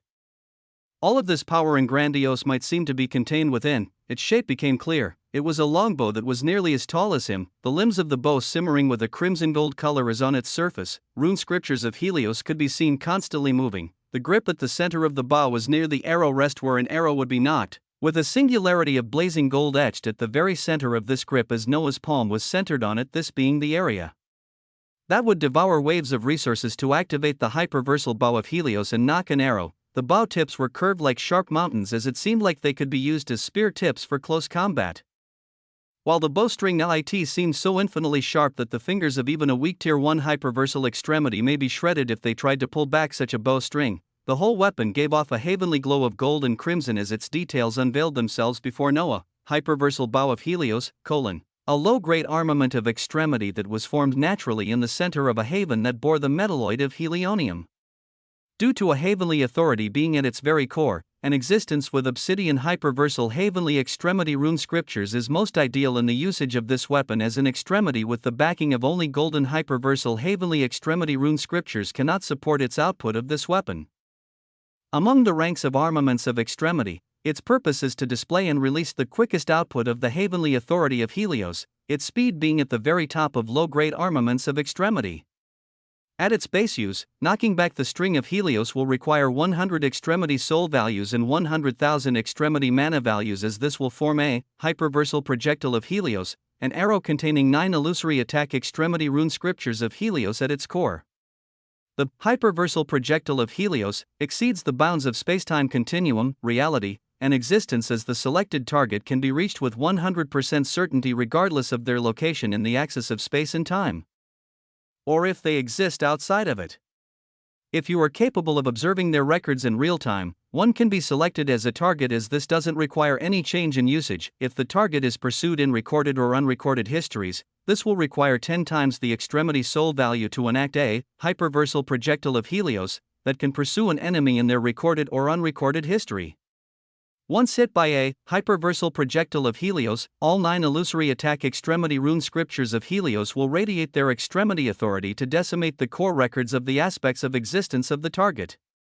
If all records of the target are successfully erased, the hyperversal projectile of Helios will use the force of the extinguished records to undergo nirvanic rebirth of Helios and produce another hyperversal projectile of Helios that will chain to another intended target. And this chain effect can continue a total of 9 times if every selected target thereafter perishes due to each shot. If there isn't another intended target, the newly reborn hyperversal projectile of Helios will return to you and grant back half of its initial resource requirement. This only covers the rudimentary and base usage of the hyperversal bow of Helios, with advanced usage including the features of Deadeye, Infinite Helios, and Ricochet. An extremity soul that had been reinforced and refined by Crimson Hyperversal Heavenly Extremity rune scriptures will be best suited to utilize the advanced features of the hyperversal bow of Helios, as the resource requirement becomes that much greater. And a weak extremity soul cannot bear it. Chapter 27-25 Appalling Might. 2. Noah's eyes squinted at the details of the hyperversal bow of Helios as the space around him shuddered. It shuddered as if it was crying out in sorrow and despair for anyone who chose to be his enemy. Noah's own soul perused across the details of the low-grade armament of extremity hundreds of times in an instant as he understood its capabilities extremely well. His own soul buzzing when he read the details of the advanced features of Deadeye, Infinite Helios, and Ricochet. But the base reality of this weapon remained clear. A single pull of its bowstring would require 100 extremity soul values and 100,000 extremity mana values. Now, with the advent of his unique extremity soul, Noah could see in his status panel the words quintessential hyperversal extremity soul values, not extremity soul values but an advanced form of these values known as quintessential hyperversal extremity soul values. They were different from other beings, as Noah innately knew that his were much grander. And just like the description of his soul stated, he would have to see just how much grander they were by testing his limits. Currently, he could see that he had just barely broken the barrier of 100 quintessential hyperversal extremity soul values, with this number rising in decimal points as the boons of the ash tree 3 of gradation finished being swallowed up, in addition to the assimilation of the half forged armament of extremity and the effects of apexification.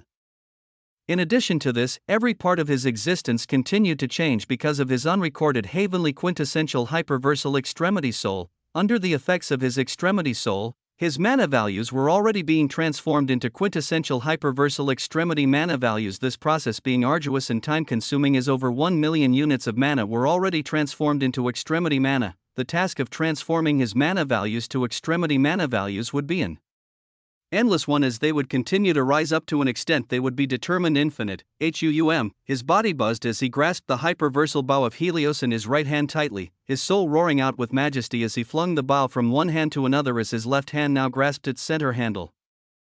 He straightened up in the starry space he floated in as his left hand rose, the bow in his hands pointing up. Then, the fingers of his right hand rested on the terrifyingly sharp bowstring that began to buzz as he pulled it back. The instant he did so, the air around him entirely changed as a shockingly sharp aura erupted, an aura that caused the Tier 1 hyperversal extremities far below Noah to feel their souls shuddering as if they expected certain death were this bow to ever be directed towards them. They barely raised their heads in their kneeling position as they saw Noah's glorious figure that was now bathed in a crimson gold light, scriptures of Helios emanating from the bow circling the surroundings as they gave off a glow that made him seem like a celestial archer unrecorded in eons past.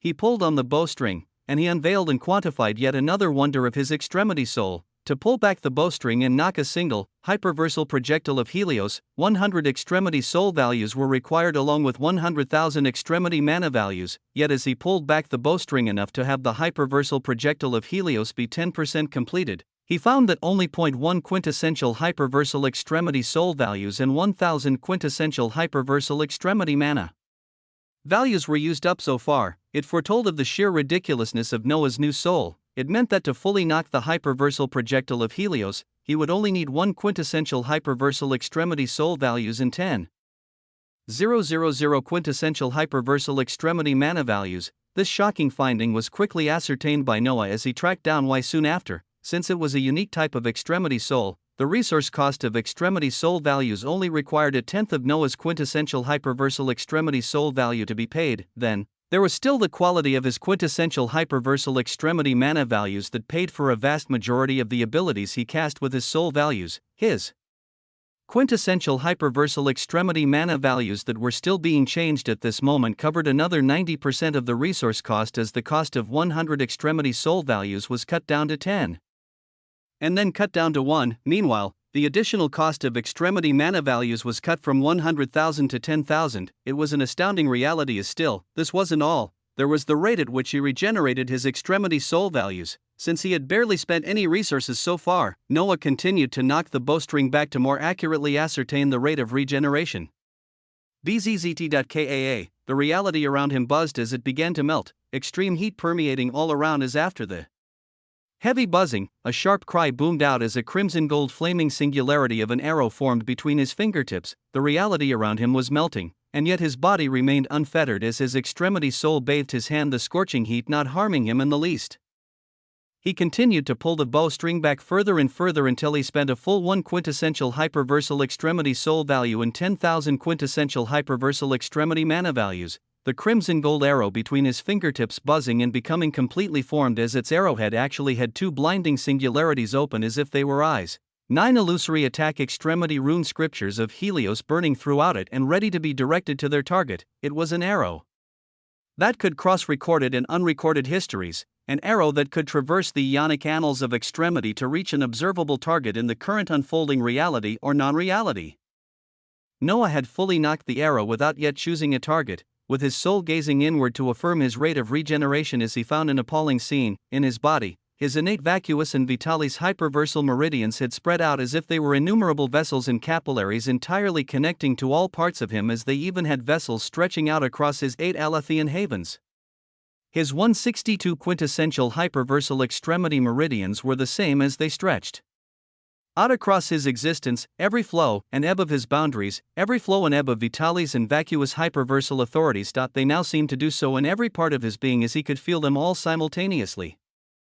And all of these vessels of meridians went on to connect to the utterly magnificent mountainous-looking reality passages that were stretched out across his Alathian havens, with some massive reality passages even connecting from one haven to another. Within the havens, and between the havens, these reality passages looked like grand celestial mountains that pulsed and gushed out energy, with the flow of his boundaries, vitalis, and vacuous authorities coursing through his meridians. Culminating within these mountains as on their peaks, they gushed out multicolored lava light of immeasurable waves of essence that just by pulsing across his existence once, caused a glow of quintessence to flash within Noah as he found that the single quintessential hyperversal extremity soul value he spent was already restored. And it had only been a tenth of a second that passed. It meant that every second, Noah would recover 10 quintessential hyperversal extremity soul values, and his maximum reserves were barely just spilling above 100, and every shot of a hyperversal projectile of Helios that held 9 illusory attack extremity rune scriptures of Helios cost 1 extremity soul value for him instead of 100, as if this single shot could theoretically wipe out a tier 1 hyperversal extremity. How many extremities could he kill per second? If the 9 chaining effects of the hyperversal projectile of Helios were achieved, just how appalling would the things he planned be? The booming and low sound of a drum began to beat in the surroundings. The transformations brought about by an extremity soul were far from over, as the interconnectedness of Noah's meridians, reality passages, and origin brought about an unprecedented change as above him, spanning half of the whole infinite hyperversal haven. An illusory mountainous reality passage pulsing with threads of his extremity soul began to form. It billowed out majesty and ghastly cries of glory as it looked like an inverted mountain the size of multiple havens pointing down towards Noah's line visage, its mountaintop billowing out and erupting with endless waves of energy at this point as all of it began to gush down towards Noah in a dense steam of utter majesty. As this process began, his status panel that showed his quintessential hyperversal extremity soul values and the quantified units of vitalis and vacuous hyperversal authorities he held. Their numerical value became encased in brackets, as next to these brackets, a 1 appeared. With another tenth of a passing second, this number once more changed, and the quintessential hyperversal extremity soul values now displayed 102. And it did not stop as from the massive illusory inverted mountainous reality passage half the Size of the infinite hyperversal haven, even denser waves of authority continued to cascade down. Chapter 27-26 Appalling Might. 3. The scene in itself was utterly outlandish. When the illusory mountainous reality passage half the size of the infinite hyperversal haven descended, it pulsed with so much essence and authority that the vassals that had their consciousness shaken and fainted were gradually aroused, their souls feeling a sense of nourishment and immense as they blinked their eyes while ascertaining their current reality. Gradually, they gazed up to observe yet another scene that they could never forget in all their recorded histories. An entity with a gold and crimson bow pulled all the way back, the reality around him warping and melting as an arrow blazing with golden flames was roaring out to be released. And above this figure, the illusory stellar mountain shone with multiple colors as it gushed out waves of essence and authority unto his body, particles of Vitalis and vacuous hyperversal authorities being among the waves descending down. It was utterly breathtaking for others to see, but under Noah's own gaze it was only logical for it to be this way. It was only logical that the unrecorded heavenly quintessential hyperversal extremity soul show this shred of power and might. After all, it was transformed from the extremity rune scriptures of Vitalis and vacuous authorities that weren't yet even close to his grasp, and under his eyes, even more things were quantified. The meridians coursing with authority in your existence have intricately connected with your quintessential hyperversal extremity reality passages. The quintessential hyperversal extremity reality passages aid in the rapid generation of authorities and resources, but they go past this to generate an additional quintessential reserve of all authorities and resources that matches your maximum values. The intricate connection of your innate Vitalis and vacuous hyperversal meridians to your quintessential hyperversal extremity reality passages and aspects of existence will only further expedite the rate at which Vitalis and vacuous hyperversal authorities enrich your existence, and this will expedite the rate of your awakenings. Extremity came in different forms, but when it elevated in existence, many parts of what made them would be expanded upon to also reach their extremes. Noah's extremity soul sought to overdo itself in this aspect as his reality passages were transformed and granted a terrifying power, the same power giving Noah the capability to do something dreadful that he was only theorizing of with every passing second. Instead of requiring 100 extremity soul values to pull back the bowstring and fall forth a hyperversal projectile of Helios, he only needed one quintessential hyperversal extremity soul value as the requirement of extremity mana values. Was inconsequential at this moment his transformation of this type of mana already reaching 1 million from 100,000 after the tenths of seconds passed. The main factor to how rapid his attacks would be lay in his extremity soul values and how rapidly he recovered them. By recovering 10 every second, he could release 10 hyperversal projectiles of Helios in a single second as his resources would remain unchanged, and then there were the advanced features of the hyperversal bow of Helios that were named Deadeye, Infinite Helios, and Ricochet. Out of these, Noah, only breezing through their appalling details, observed that he could utilize Deadeye, since it cost 10,000 extremity soul values to cast. But first, he would see the effectiveness of the hyperversal projectile of Helios. How did it fare against Tier 1 hyperversal extremities? With the bowstring pulled to the utmost limit and the hyperversal projectile of Helios trembling in Noah's hands asking to be released, his main body closed his eyes, and in his mind, the scenes of the deadly battle where millions of apexionic lifeforms had perished and hundreds of hyperversal extremities had fallen on each side played out. Uniquely, Noah's actions accounted for the vast majority of the death toll of the vacuous hyperversal lineages, as even Emperor Shao didn't exceed Noah in terms of casualties that he had caused. This could be attributed to the fact that Shao was surrounded and keeping at bay multiple Tier 4 hyperversal extremities, but it was a testament to Noah's own power that under his hands, more apexionic lifeforms and extremities had fallen than the number from a Tier 4 hyperversal extremity.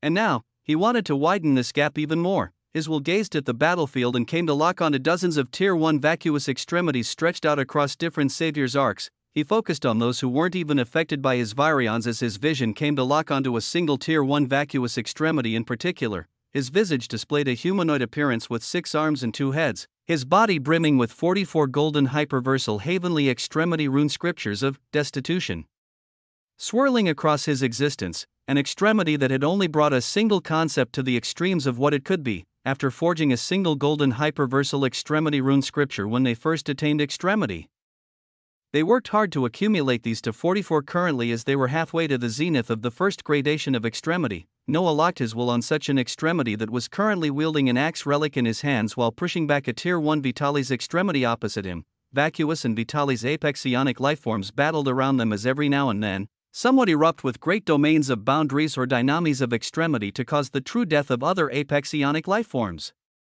Locked onto this Tier 1 vacuous extremity, Noah released the bowstring of the hyperversal bow of Helios for the first time, when the fingers of his right hand released it within the depths of the ionic annals of extremity where he hid the infinite hyperversal haven. The hyperversal projectile of Helios roared out as the moment it shot out, it disappeared as if it had never existed, and then, within the span of an instant, say, Noah's reified source of quintessence observing everything on the battlefield between vacuous and Vitalis hyperversal legions saw the arrowhead of the hyperversal projectile of Helios bloom in front of the face of the Tier 1 vacuous extremity. Within the span of an instant, it crossed innumerable records and distances as it ignored spacetime or the absence of spacetime to appear before its target right away. The Tier 1 vacuous extremity didn't and couldn't even react in time. Chapter 27:27 Appalling Might. 4. The reaction time of the extremity couldn't even compare to the speed of the attack. His eyes only saw a blinding gold flash out of nowhere as Noah's will intensified its focus to understand just what would happen next. Under his extremity soul, everything was zoomed in and played out in slow motion. He saw that the moment the arrowhead of the hyperversal projectile of Helios came in contact with the first golden hyperversal heavenly extremity rune scripture of destitution that protected this being, the illusory attack extremity rune scripture of Helios at the very forefront burned the golden rune of destitution as if it didn't even exist to begin with. What was the hyperversal projectile of Helios? It was an attack shot out from a low-grade armament of extremity that even a Tier 2 hyperversal extremity like Xiaomi had trouble holding onto. It stated in its description that an existence with obsidian hyperversal heavenly extremity rune scriptures was most ideal in the usage of the weapon, and that an existence whose soul had been enriched with crimson hyperversal heavenly extremity rune scriptures would be best suited to use its advanced features of Deadeye, Infinite Helios, and Ricochet. It wasn't a weapon that Tier 1 hyperversal extremities could support the expenditure of, and so the hyperversal projectile of Helios was not something a Tier 1 hyperversal extremity could handle as the 9 illusory attack extremity rune scriptures of Helios within a single projectile. Noah equated them to 9 obsidian hyperversal heavenly extremity rune scriptures. Such a number of rune scriptures was what Xiaomi had when she reached the zenith of Tier 1, after gazing at extremities so much recently, killing multiple of them to obtain their memories, and even observing the process of extremity on his vassals. Noah could confidently say that 9 obsidian hyperversal heavenly extremity rune scriptures were equivalent to 81 golden hyperversal heavenly extremity rune scriptures, and this was the peak that Tier 1 existences had to climb to before they could try and enter Tier 2 hyperversal extremity. Within Tier 2, one would have to form up to 2,997 golden hyperversal heavenly extremity rune scriptures if they sought to achieve Tier 3. Or they simply had to have a powerful concept of extremity that granted them 333 obsidian hyperversal heavenly extremity rune scriptures before they could arrive at the zenith of Tier 2 and try breaking into the stage of Tier 3 hyperversal extremity. Noah didn't include crimson hyperversal heavenly extremity rune scriptures in these calculations as he needed more information on them. So the single, hyperversal projectile of Helios, holding 9 illusory attack extremity rune scriptures within it, was akin to 81 golden rune scriptures smashing onto an entity who only had 44 scriptures, these defenses not being worth anything as they were scorched one after another as they were the records of extremity of this being. And after they were extinguished, the rest of his records were sought and scorched by the single projectile of Helios. All of this was Noah observing it in slow motion, but in real time. The scene that the awareness of many beings saw was a golden line blooming inches away from a Tier 1 vacuous extremity, and an instant later the massive obsidian body of this extremity was pulverized as his body exploded into colorful multicolored light as if he were fireworks. It was appalling to see. There wasn't the usage of a variant or any underhanded means, no false hyperversal heavenly extremity rune scriptures of despoiler, just a pure, single attack shot out from a hyperversal bow of Helios. A single attack, and Noah pulverized a Tier 1 hyperversal extremity. Shocking cries erupted from the vacuous apex lifeforms that had lost their pillar as the Vitalis hyperversal extremity who was fighting the now dead Tier 1 vacuous extremity gazed on in a stupor, his soul feeling prickles of horror as he felt like he was a breath away from death. But the most shocking thing had yet to bloom. Because under the features of the basic attack of the hyperversal bow of Helios, it stated that if an attack by a hyperversal projectile of Helios was successful in eradicating them, it would undergo nirvanic rebirth of Helios, and chain onto another target for a total of 9 times if every target was successfully killed after the first. And this fantastical reality was exactly what played out next. From the ashes of the pulverized records of the Tier 1 vacuous extremity, crimson gold flames instantly came to life and formed into a blazing, hyperversal projectile of Helios that disappeared where it stood, instantly appearing in front of a different Tier 1 vacuous extremity within the same domain of the Savior's Arkansas, and this Tier 1 vacuous extremity faced the same fate as the one before it as before they could even react. A golden light appeared in front of them like a rising sun as in the next instant, their body exploded into tendrils of flames as their records were scorched and destroyed. The scene caused alarm to rise among the now less than 100 vacuous extremities within this arc as with shocking speed. Yet another blazing crimson gold light flashed as in another area a third Tier 1 vacuous extremities also became pulverized into tendrils of flames. A moment later, it was the fourth, then fifth, and then sixth. It was all happening so fast that by the time a Tier 3 vacuous extremity roared out and released an obsidian domain, the ninth Tier 1 vacuous extremity was turned into a flicker of ash and flames. OOH. Bellows of rage and anger erupted out at such a quick massacre that even the Tier 2 and 3 hyperversal extremities within this arc's domain could not prevent. They all gazed around with utmost caution as they felt like such quick attacks had to come from a powerful Tier 3 hyperversal extremity. And yet, nobody claimed this glory as even the Vitalis hyperversal extremities that were fighting them seemed to be in a stupor as they gazed at each other, seemingly asking, "Was that you?" As for the being responsible, his eyes blazed with glory from afar as he saw the results of a single, hyperversal projectile of Helios had produced such shocking results. His tyrannical will surged and bubbled with quintessence. His main body within the infinite hyperversal haven held the bow of Helios within his left hand tightly as his 9 pupils released rays of glorious light, prompts exploding before his eyes as he raised the bow up again. While he did so, sensational words began to echo out from him. "Let tyranny reign free once more." DUM, a booming drum echoed out in the surroundings as if it were ushering in records of a glorious future. Quintessence blazed with shocking brilliance around Noah's figure as his voice continued to ring out. "Let extremities perish as if they were mere dust in the records of extremity." DUM, let quintessence shine with glory. DUM, let the spamming commence. The booming drums caused the hearts of his vassals to resonate as Noah pulled on the bowstring of the hyperversal bow of Helios for the second time, very quickly pulling it back as far as possible before he released, and before a tenth of a second passed, his fingers had already drawn the bowstring again as another blazing gold, hyperversal projectile of Helios was released. And before another tenth of a second passed, another golden arrow flew, one after another. 10 hyperversal projectiles of Helios were released within the span of a second as Noah's quintessential hyperversal extremity soul values remained unchanged, and his hands didn't stop going towards the bowstring a moment after he released it as flashes of crimson gold light continued to be released from him. It was an appalling action that the true Emperor of Quintessence was taking, with the continued reality of this action bringing about irreversible changes to an already chaotic battlefield. Chapter 27-28 Appalling Might. Like a primal archer from eons gone, Noah's hand never stopped pulling and releasing the taut bowstring of the hyperversal bow of Helios as he did so 10 times within a second. It was a level of spamming that Tier 3 hyperversal extremities would find hard to maintain for even half a minute with the requirements of 100 extremity soul values for any common being. A low-grade armament of extremity was something that Tier 2 hyperversal extremities could utilize with some efficiency, but it was truly Tier 3 hyperversal extremities who could expertly handle such weapons and achieve devastating effects, with Noah getting a glimpse of this with the dazzling sword that Emperor Shao used to nearly bisect a hyperversal Savior's Arkansas. Other extremities on the battlefield were expressing multiple other low-grade armaments of extremity in their own way, with them being held by prominent Tier 3 hyperversal extremities and above for the most part.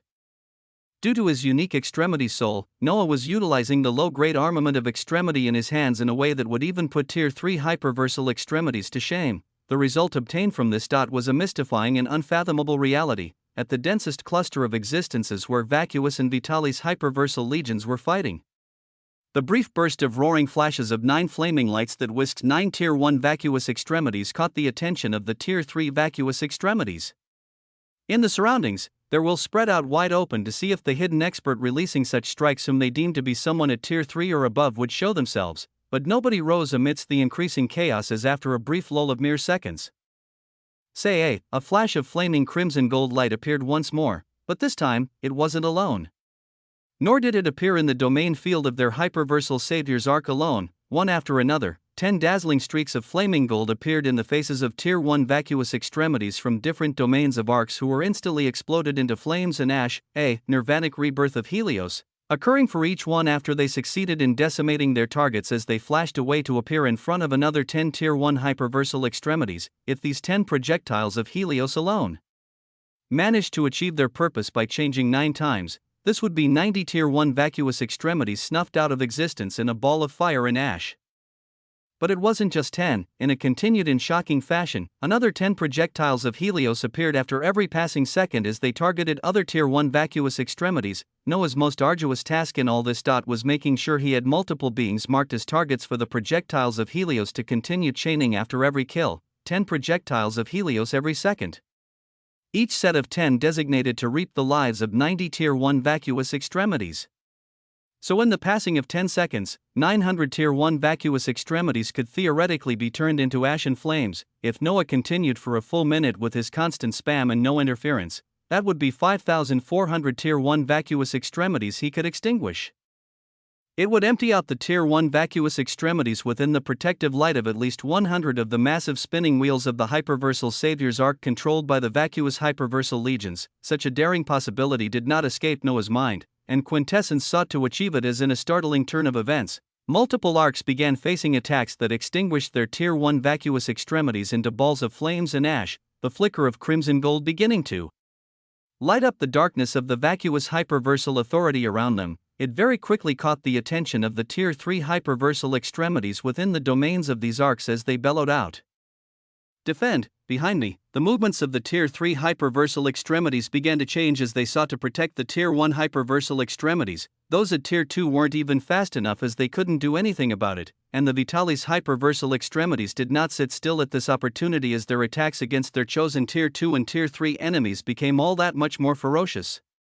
It meant that the burst of Tier 1 vacuous extremities being popped like flaming balloons continued within 10 domains of nearby arcs for the next few seconds, the death toll instantly rising to a few hundred dead Tier 1 vacuous extremities.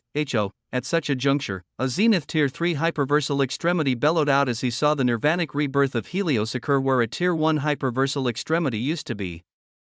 And the reformed flaming arrow instantly pointed its trajectory towards another Tier 1 a distance to his right as this being angrily twisted space to appear in front of the next target. But the moment he arrived, poof, he was faced with a flicker of flames and ash, his eyes billowed with typhoons of rage as his body pulsed a moment later, an extremity domain expansion erupting from him an instant later as a dense number of crimson and obsidian hyperversal heavenly extremity rune scriptures covered it, with this domain expansion extending to cover nearly 50% of the domain of the arc he was in as every Tier 1 vacuous extremity was covered. His obsidian pupils shone with a fiery light at this as he bellowed out, "Now what, coward?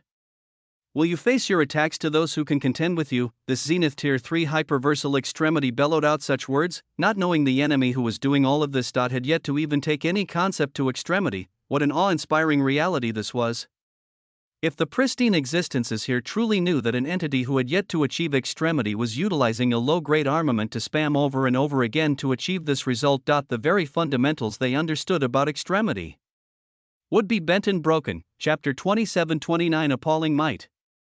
6. The projectiles of Helios that had killed their targeted Tier 1s within the arc that now protected all others with swirling obsidian and crimson hyperversal heavenly extremity rune scriptures underwent their nirvanic rebirth of Helios at this moment as an instant later they flickered out of existence. They disappeared from the domain field of this arc entirely as an instant later they appeared in the domain of the arc to their left that already had Tier 1 vacuous extremity scrambling to put up heavy defenses and expand their extremity domain expansions, and poof. Poof! Poof! The scene of pristine and esteemed extremities exploding into ash and flames continued as if nothing had ever happened. The face of the Zenith Tier 3 hyperversal extremity and other prominent vacuous extremities in nearby arcs turned extremely sour at such a progression. Deadly attacks that could extinguish Tier 1 vacuous extremities in an instant were appearing en masse as they actively avoided Tier 2 and 3 hyperversal extremities. Only 5 seconds had passed as already over 400 Tier 1 vacuous extremities had perished. Such a loss in such a short period of time was devastating as even their enemies, the Vitalis hyperversal extremities in this region, watched on in a stupor. Some of the veteran Tier 3 Vitalis hyperversal extremities instantly used this situation to their advantage as two grouped up to attack the Zenith Tier 3 vacuous extremity who had expanded an extremity domain to protect the Tier 1s under his Arkansas. If he was using his rune scriptures to protect others, what was protecting him would be greatly reduced. This caused the battle and chaos here to get even more intense, and in the seconds that followed, more and more domains of Savior's arcs saw flickers of crimson gold flaming arrows turn their Tier 1 vacuous extremities to ash as their Tier 3s resorted to releasing domain expansions or other unique means of their concepts of extremity to lay out barriers and brilliant auras of protection around their Tier 1 vacuous extremities, and during this whole time, they continued to search for which terrifying enemy was doing all of this as after Tier 3 vacuous extremities got involved in protecting the Tier 1s, the target of the crimson gold arrows would only move to other arcs and continue their rampage. The scene was utterly devastating as with another 6 seconds passing, the death toll of Tier 1 vacuous extremities in this region exceeded 1,000.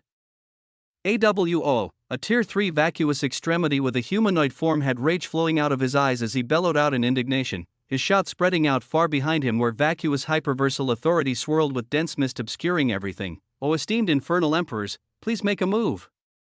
After the drastic death toll of 1,000 Tier 1 hyperversal extremities in the span of 10 seconds, a death toll that hadn't occurred in such numbers even in the span of the last day if they gazed at it from the perspective of the constraints of time that their enemies were bound by. They had to call out, because whatever dreadful enemy that was causing all of this could not be allowed to continue.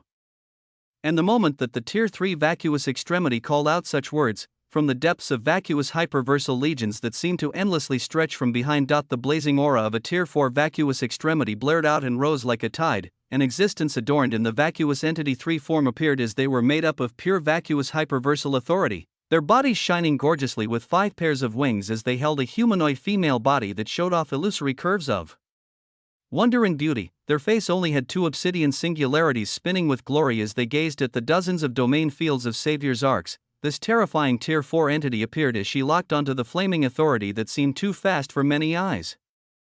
Under her breath, she muttered, "The heavenly extremity authority of Helios, WAA." She could see the makeup of the dazzling arrows that were laying waste to so many of their people. It wasn't that they were extremely powerful, they were average at best, at the level of obsidian hyperversal heavenly extremity rune scriptures at most. The issue was their frequency and speed as they targeted so many Tier 1 hyperversal extremities. After this being analyzed, these fantastical arrows of crimson gold flaming light, she thrust her hands made of pure aurora of vacuous hyperversal authority as a dense number of rune scriptures erupted from her and disappeared into nothingness. A second later, the barrage of the projectiles of Helios continued as they were surging towards 90 targets at this moment, when simultaneously, the moment that the blazing illusory attack extremity rune scriptures of Helios at the top of the flaming arrows were about to come in contact with their targets, BZZT, a heavy friction bloomed as a crimson hyperversal heavenly extremity rune scripture that read, "Perdition." Perdition, it was the infernal authority of perdition from the infernal havens of extremity. It instantly bloomed in front of all current targets of the projectiles of Helios as the clash was heavy and robust, instantly decimating the 9 illusory attack extremity rune scriptures of Helios within the projectiles as they were rebuffed and eradicated soon after. Stark silence descended in this region. After another second, another 10 arrows of flaming light flashed towards other targets in arcs that were light years away, and yet when they were about to hit their targets, BZZT, the crimson rune scriptures of perdition bloomed as the means of a Tier 4 hyperversal extremity were expressed. She didn't make a move to protect all Tier 1 vacuous extremities or release an extremity domain expansion that would cost a great deal. She somehow locked onto the signature of the particular authority of Helios within the arrows blazing forth as an opposite infernal authority repelled them before they could hit any targets. It was an austere and shocking development. To counter Noah's brazen attacks, an esteemed Tier 4 hyperversal extremity was mobilized from the vacuous hyperversal legions, an existence at the same stage as the leaders of the 7 clans of the nether havens of extremity. Such a being had to step up to cancel Noah's attacks and stop the indiscriminate deaths of thousands of Tier 1 vacuous extremities. Chapter 2730 Unprecedented Glory. The battlefield in the region where projectiles of Helios clashed with gorgeous blood-red crimson hyperversal heavenly extremity rune scriptures of perdition now became highlighted as another isolated battlefield where Tier 4 hyperversal extremities were opposing each other. The surroundings were extremely tense as the deadliest areas in the endless light years that the forces of Vacuus and Vitalis hyperversal legions were fighting in were those that had Tier 4 hyperversal extremities. Fighting. One of the more prominent ones was where Emperor Shao clashed against multiple Tier 4 combatants, but the area that just had over 1,000 Tier 1 vacuous extremities butchered now became the deadliest one. Roars and bellows of battle rose as many wills watched and wondered, how would the hidden esteemed Havli Emperor react against the appearance and action of the esteemed Infernal Emperor? The means of Tier 4 hyperversal extremities were unique and unfathomable as they were touching of a gradation of extremity that made it possible for them to entirely suppress those below them. Their souls had undergone a level of change that all three prior gradations combined could not achieve. So many wills moved across the battlefield and watched with bated breaths. The Tier 4 vacuous extremity gazed out as her eyes swirled with dense bloody red rune scriptures of perdition, her appearance stopping the deaths of all nearby Tier 1 vacuous extremities as her power was displayed loud and clear. Now. What about her enemy? What would his next move be? In the infinite hyperversal haven, Noah's hands brought down the hyperversal bow of Helios briefly. His body continued to buzz with change and elevation as his extremity soul dipped its majesty on all parts of him, with thousands of prompts constantly flowing down his eyes as the achievement of decimating over 1,000 Tier 1 vacuous extremities was a quintessential one. The loot obtained would be enough to make tremendous progress for the Sparos 4 of extremity, if not cause it to completely mature after ruination multiplied all of this loot, but he wouldn't yet know until he began, and this issue. Was currently not the most pressing one. His eyes swirled with the authority of Oraculum as the scene and action of the Tier 4 hyperversal extremity replayed over his mind again and again. He, before even attaining extremity, had forced a Tier 4 existence to make a move and counter him. Such a thing may make others proud or inflate their egos, but Noah remained unfettered as quintessence seemed to say in his mind that the reality should of course be like this. Of course, the true Emperor of Quintessence should shine with such unprecedented glory, so after halting his bow ever so briefly, it rose up and aimed high once more. How would he go against the means of a Tier 4 hyperversal extremity? Many were asking themselves this question, but they didn't understand a crucial thing about Noah at this moment. Vacuous malignancies were not his only enemies that were moving within these chaotic battlefields. His eyes pulsed with profound glory as with another set of targets in mind. His body billowed as tides of power rose from him and surged into the hyperversal bow of Helios within his hands as he called out, Deadeye. His extremity soul buzzed as nearly everything it had was taken away. 100 quintessential hyperversal extremity soul values instantly surged into the crimson gold bow within his hands as it instantly shone with a light that bathed the nearby millions of light years, a light that momentarily blinded his vassals that had been watching from below. Deadeye. The only feature he could currently utilize as its cost was 10,000 extremity soul values. As for its details, they were rather drastic. Deadeye, among the arsenal of the hyperversal bow of Helios, Deadeye serves as the bridge from ordinary to exceptional. Coming with a high cost of 10,000 extremity values and 100 million extremity mana values, this feature allows you to rain Helios Havenfire, a concentrated form of flames made from flames that have coursed through the extremity vein of Helios for eons, onto a group of targeted enemies. Deadeye will release a total of 2,500 tendrils of Helios Havenfire, with each tendril being equivalent to 2 hyperversal projectiles of Helios. If a group of 500 targets is chosen, each one will face 5 tendrils of Helios Havenfire. If 100 targets are chosen, each one will face 25 tendrils of Helios Havenfire. And so forth. The minimum number of targeted enemies for this area of attack ability is 50. Depending on how this feature is used, a deadly result can be brought to fruition as the hyperversal bow of Helios seeks to cleanse all its enemies in a baptism of Havenfire, a deadly attack. It released tendrils of Helios Havenfire as a single one was equivalent to 2 hyperversal projectiles of Helios. This meant that a single tendril of Helios Havenfire held 18 illusory attack extremity rune scriptures of Helios. Now, what if he were to attack 100 extremities, and each one was faced with 25 tendrils of Helios Havenfire that represented a total of 450 illusory attack extremity rune scriptures attacking a single being all at once? Mind you, each illusory attack extremity rune scripture was equivalent to an obsidian rune scripture. The advent of this ability meant that his targets no longer had to be Tier 1 hyperversal extremities. This was because the upper tier of power of Tier 2 hyperversal Extremities was 333 obsidian or 2,997 golden hyperversal heavenly extremity rune scriptures before they could try entering the third gradation of extremity, and so, his next move unfolded from all of this information. Boom! The hyperversal bow of Helios seethed as it released the blinding ball of haven fire that had scorched the surrounding reality, causing it to disappear into the space before it. It was a feature that would alter the landscape of the vast battlefield ever so slightly, an action that would truly introduce the tyrannical emperor as he showed he wasn't bound to any sides but instead bound to enemies and benefits. Vacuous or Vitalis? Did it truly matter at the end? This question buzzed in Noah's mind as he understood the sheer gravity of his actions, and yet his reigning will of quintessence took it regardless. Chapter 27:31 Unprecedented Glory. 2. The moment he released the blinding, dead-eye, Noah's eyes pulsed as he spoke out lightly, "Let the conclusion of the War of Annihilation commence." The conclusion of the War of Annihilation. He allowed this to commence with a single shot, as his records buzzed with his grand achievements. A shocking scene bloomed in the battlefield of Vacuous and Vitalis' hyperversal legions.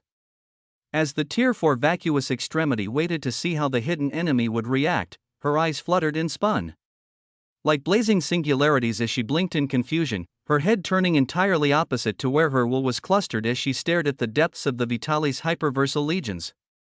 From confusion, her eyes then showed incredulousness and disbelief as she sensed the blazing signature of the heavenly authority of Helios bloom once more. But it was in the Vitalis hyperversal legions, in a massive bastion of Vitalis, more specifically, the records above the heads of Tier 2 Avernus extremities stationed within and near a bastion of Vitalis suddenly split open as tendrils of crimson gold flames instantly rained down on exactly 100 of them, a large percentage of the forces of Tier 2 hyperversal extremities stationed here. Their souls instantly felt the indescribable sensation of true death. Far in front of them, the gazes of a few dozen Tier 3 Avernus extremity changed rapidly as even further away the Tier 4 hyperversal extremity turned around while he roared out in shock. All beings paid attention to the prominent powerhouses and movements of the current battlefield. The decimation of over 1,000 Tier 1 vacuous extremities within seconds was noteworthy as it had fallen under the eyes of many while they battled. They knew the flashes of crimson gold light as the culprits that had decimated a portion of the vacuous malignancies as they cheered at the expert from their side. So why were even grander versions of these terrifying flames of crimson gold raining down on their own people? Blaze, a scorching storm blew in 100 areas within the depths of the Vitalis hyperversal legions.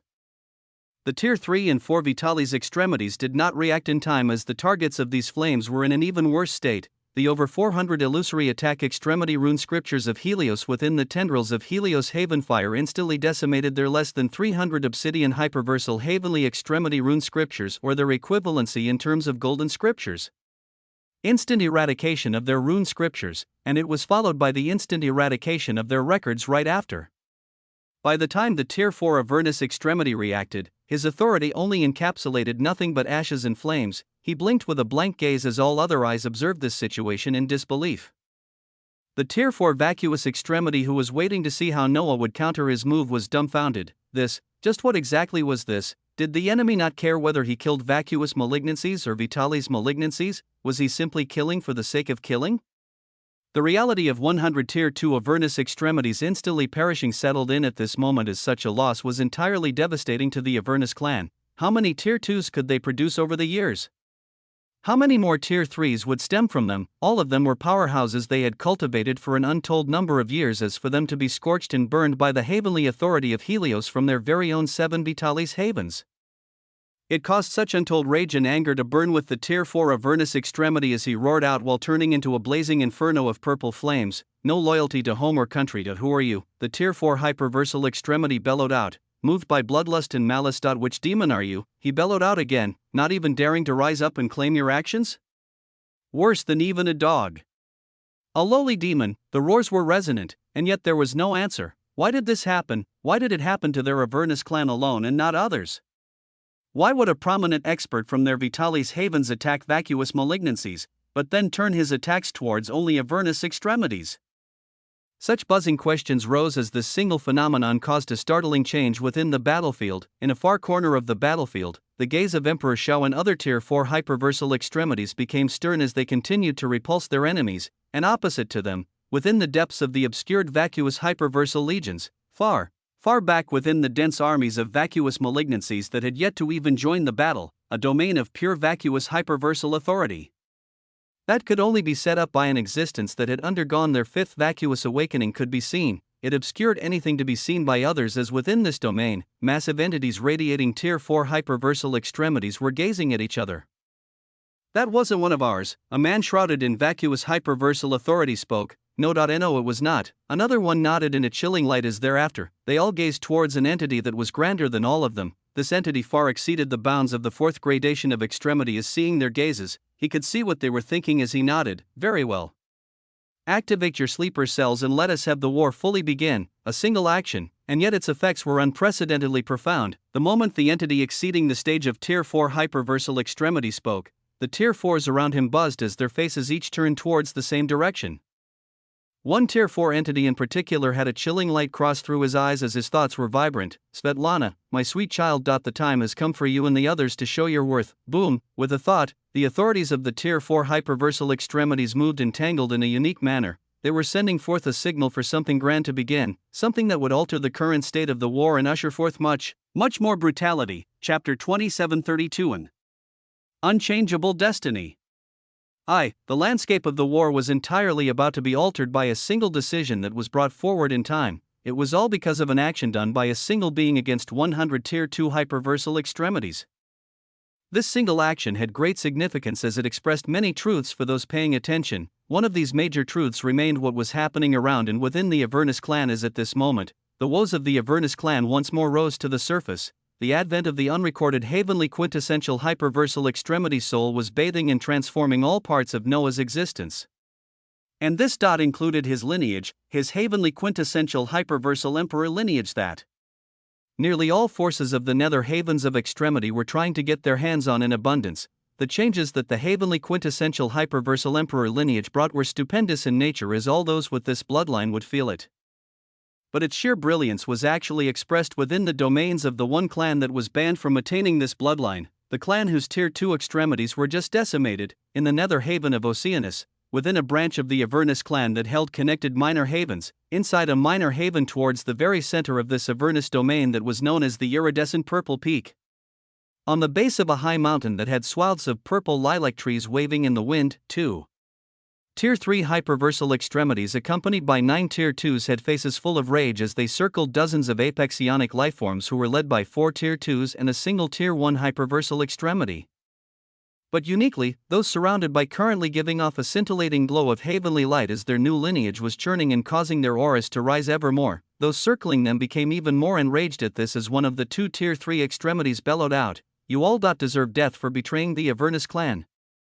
These words still contained a sense of disbelief and rage, as the ones being circled were members of the Avernus clan that had sworn an oath to renounce these very lands and home that had helped them get where they were today, and they were silently departing these domains when the sudden bursting glow of heavenly light from their bodies gave away their position. This was all due to Noah's new extremity soul beginning to affect and elevate his lineage as well. But they had no idea of this as the current reality came to be. It also showed that a Tier 3 Avernus extremity had fallen to the temptation of the blood sources, as he now stood with an expression of conflicting emotions and distress, as he did not want this situation, but he just could not give up the path the blood source offered. And as his blood seemed to transform even more with the shocking boosts he had received information of being elevated, he further confirmed his path was right, as now he simply wanted to make an exit from the Avernus clan without coming into conflict with those he knew as friends. "You all let us not do this. We each have our own destinies, we simply chose another path." Rubbish, the aura of the 2 Tier 3s circling them blazed along with the 9 Tier 2s surrounding them. "We've already sent word of your treachery.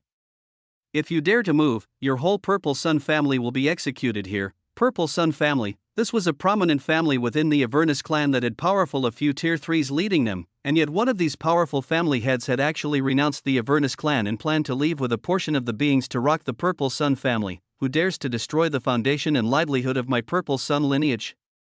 Boom!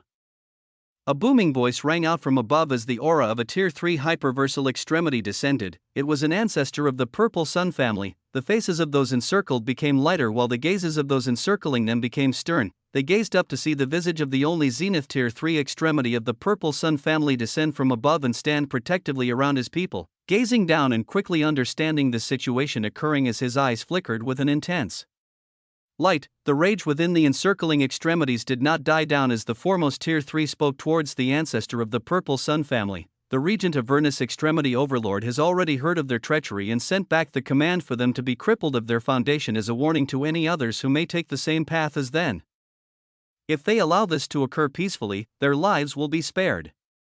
If they fight back, they are to be executed on sight. The regent Avernus extremity overlord, the one residing above the matters of the clan while the true Avernus extremity overlord was in the supernal havens of extremity, his command was actually so swift as hearing it, the eyes of the zenith tier 3 ancestor of the purple sun family flashed as he sighed and gazed at his people. They are my family. Their lives cannot be decided on by a mere command. They are not part of your lineage if they have tainted themselves with the blood of the enemy. Emotions were high. The encircling extremities knew that their clan was at a cricket juncture. If more beings like these appeared, the disruption would be too great. They had to make an example of these treacherous individuals first to warn off all others who may do the same thing. The will of the regent Avernus extremity overlord must be followed. Ancestor Purple Sunday, even you cannot change this. For the greater good of our clan, please step aside and let us abolish the foundations of these traitors. A stark silence descended. This silence was extremely foreboding as the encircling extremities didn't like what it foretold. Onward, chapter 2733, An Unchangeable Destiny. 2. The expression on the face of the ancestor of the purple sun family hardened. His fists tightened as he seemingly came to a resolve. Looking at those who sought to cut off his own lineage, I will not abolish the foundation of my own lineage, nor will I stand by as they are killed. So it seems I shall also become your enemy. A shocking progression. The faces of the encircling extremities became somber as they moved back while blazing with rune scriptures. The body of the ancestor of the purple sun family glimmered as from his hands. A blood source that his own family had given to him that he had never taken appeared his gaze full of conflict and shame as he looked at it. He did not want to. His loyalty to the Avernus clan was high as he had close relationships with many of the major powerhouses within, and yet events had progressed to the state they were currently in, and yet what had to be done. With a flash, a vow was made. The blood source in his hands was flicked into his mouth as the Avernus clan was renounced, and a blood source was swallowed. The scene shocked all beings here as this was a zenith tier 3 hyperversal extremity, one of the pillars of the Avernus clan, BZZT, and now his aura began to soar with even grander power as he gazed around coldly. My purple sun family shall make an exit from the Avernus clan today. I do not wish to shed any blood as I ask you to not stand in our way. A blazing aura more powerful than anyone here erupted from him as he spoke. A blinding purple light blooming here and spreading out for many light years. This glorious light was currently being seen in another location entirely as far from this nether haven, across great distances into the supernal haven of dissolution. This scene was observed playing out on an illusory screen. It wasn't the only illusory screen as there were multiple other illusory screens that showed branches of the Avernus clan in all 7 havens, and each scene showed varying levels of conflict. As from among their clan, those who had taken blood sources and renounced the Avernus clan were leaving en masse or fighting against those stopping their departure. It was heartbreaking as it was the full onset of a civil war in blooming chaos. In addition to this, there was a screen that showed the scene of 100 tier 2 hyperversal extremities which had turned into flames and ash near and within a bastion of Vitalis. All of these scenes played out slowly as a feminine voice echoed out, "This is what is currently happening all around the Avernus clan." The voice was a cold and somber one as it stemmed from the Seer Amestris who displayed dozens of illusory screens that showed scenes from all branches within the 7 nether havens of extremity. In addition to what had just occurred for their forces fighting the vacuous hyperversal legions, beside her, an illusory body of the Avernus extremity overlord stood with an exceedingly cold expression as he spoke out. All of this because of a single being? Could it truly be? It was so outlandish that others may find it hard to believe, and yet the seer of Avernus nodded her head while replying, "All signs point to Noah Osmont. The few records I can discern say Noah Osmont. He may be a part of a terrifying force we do know of, likely connected to the supernal havens of extremity. He may have tier 3s and even possibly a tier 4 supporting him. All our current misfortunes all point towards Noah Osmont as his war of annihilation with us." These shocking words echoed out as the Avernus extremity overlord listened to them coldly. They were currently in an isolated domain as on the side, the figure of a simmering extremity blue could be seen. along with Tier 2 and 3 Avernus extremities who had their records cleaved by Sierra Mestris to save them from the pathogenic authority that was destroying them from within. The gazes of many were blank as they sought to find their past identity and records. The Avernus extremity overlord looked at all of this and came to a decision as he spoke with a stern expression soon after. See if you can set up a meeting. Involve the Senatus of Extremity if you have to. Me and Osmont, an astonishing and unbelievable set of words rose from him as instantly, the figure of Extremity Blue who was fully stepping into the throngs of Tier 4 Hyperversal Extremity radiated a cerulean light of lunacy as she bellowed out. What? A daring question and opposition to the Avernus Extremity Overlord, and yet this being only continued to gaze at the many illusory screens showing the current state of the Avernus clan as he didn't repeat himself, within the nether haven of dissolution, in an isolated domain where only two beings stood, with both being clones of their originals. These two beings looked at each other as on the opposing side. A great change occurred with the adjudicator of dissolution. Her veil had fallen off her face. Svetlana, Noah said the name while radiating a devilish smile as currently, with his extremity soul, he could glimpse at the details of Tier 3 hyperversal extremities and observed their names along with a few more details.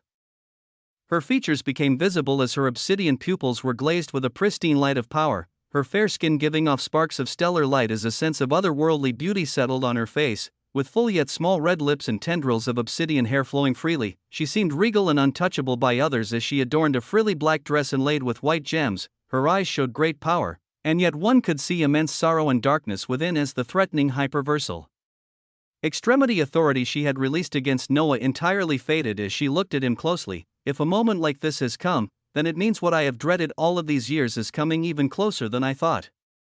She spoke, seeing that Noah's figure was seated while gazing at her as she did the same. She saw his laid-back smile at her words as he tapped his chin while replying. What could the great adjudicator of dissolution dread?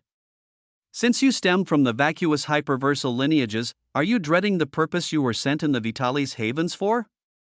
Have you had a change of heart after all these years? Or was it after joining the Curagulus of Extremity? His words were sharp as the eyes of the adjudicator of dissolution squinted. The way you speak easily arouses anger, you know? You can look at me and assume you know my whole story.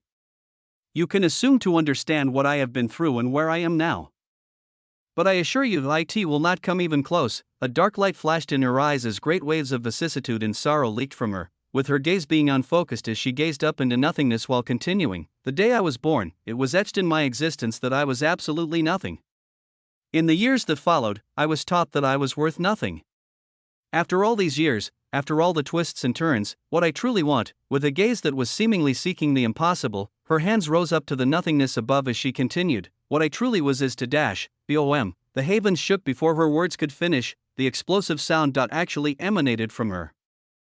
Her expression turned drastic as this Zenith Tier 3 hyperversal extremity gazed towards her chest where a blinding singularity had bloomed, this singularity radiating extremely pure vacuous hyperversal authority. No, not so early, not yet. A sense of desolation and shock welled up within her as she spoke, a phenomenon blooming after something activated inside her very existence. This phenomenon. She wasn't the only one experiencing it as across the seven havens, similar phenomena began to bloom at this very moment. Chapter 2734 An Unchangeable Destiny. 3. Not so early, not yet. These were the words she uttered as they could hold any myriad of meanings, but at this moment, the erupting singularity caused her expression to shift from shock to sorrow, to unwillingness, and ultimately indescribable resignation. The singularity of vacuous hyperversal authority only became more potent and immense as in front of her, Noah rose with a serious expression. She stared towards him with a gaze of desolation as she clutched her chest and continued, I thought and calculated that I had more time. I thought I could alter my fate. I sent my main body into the supernal havens of extremity to seek something to change my fate. To change my destiny. But it seems that for some of us, there always exists an unchangeable destiny. Around her figure, a blaze of obsidian flames of vacuous hyperversal authority rose as the singularity on her chest caused it to cave in before it began to split wide open. The unique heavenly authority of dissolution was shockingly then pulled into the singularity on her chest as an unfathomable resonance bloomed. Seeing this scene, her gaze became even more forlorn as she shook her head in desolation. In life, some existences are given the opportunity to make their own choices, to choose how they want to live their lives, to pursue what makes them happy. Some of us never had that option. And it seems that no matter how we try to change it, her last words were left unsaid. An abstruse phenomenon bloomed around her as in front of her. Noah's eyes that now burned with his extremity soul could see many things, and even he was astonished at what he was observing as he saw the extremity clone of Svetlana become anchored in space.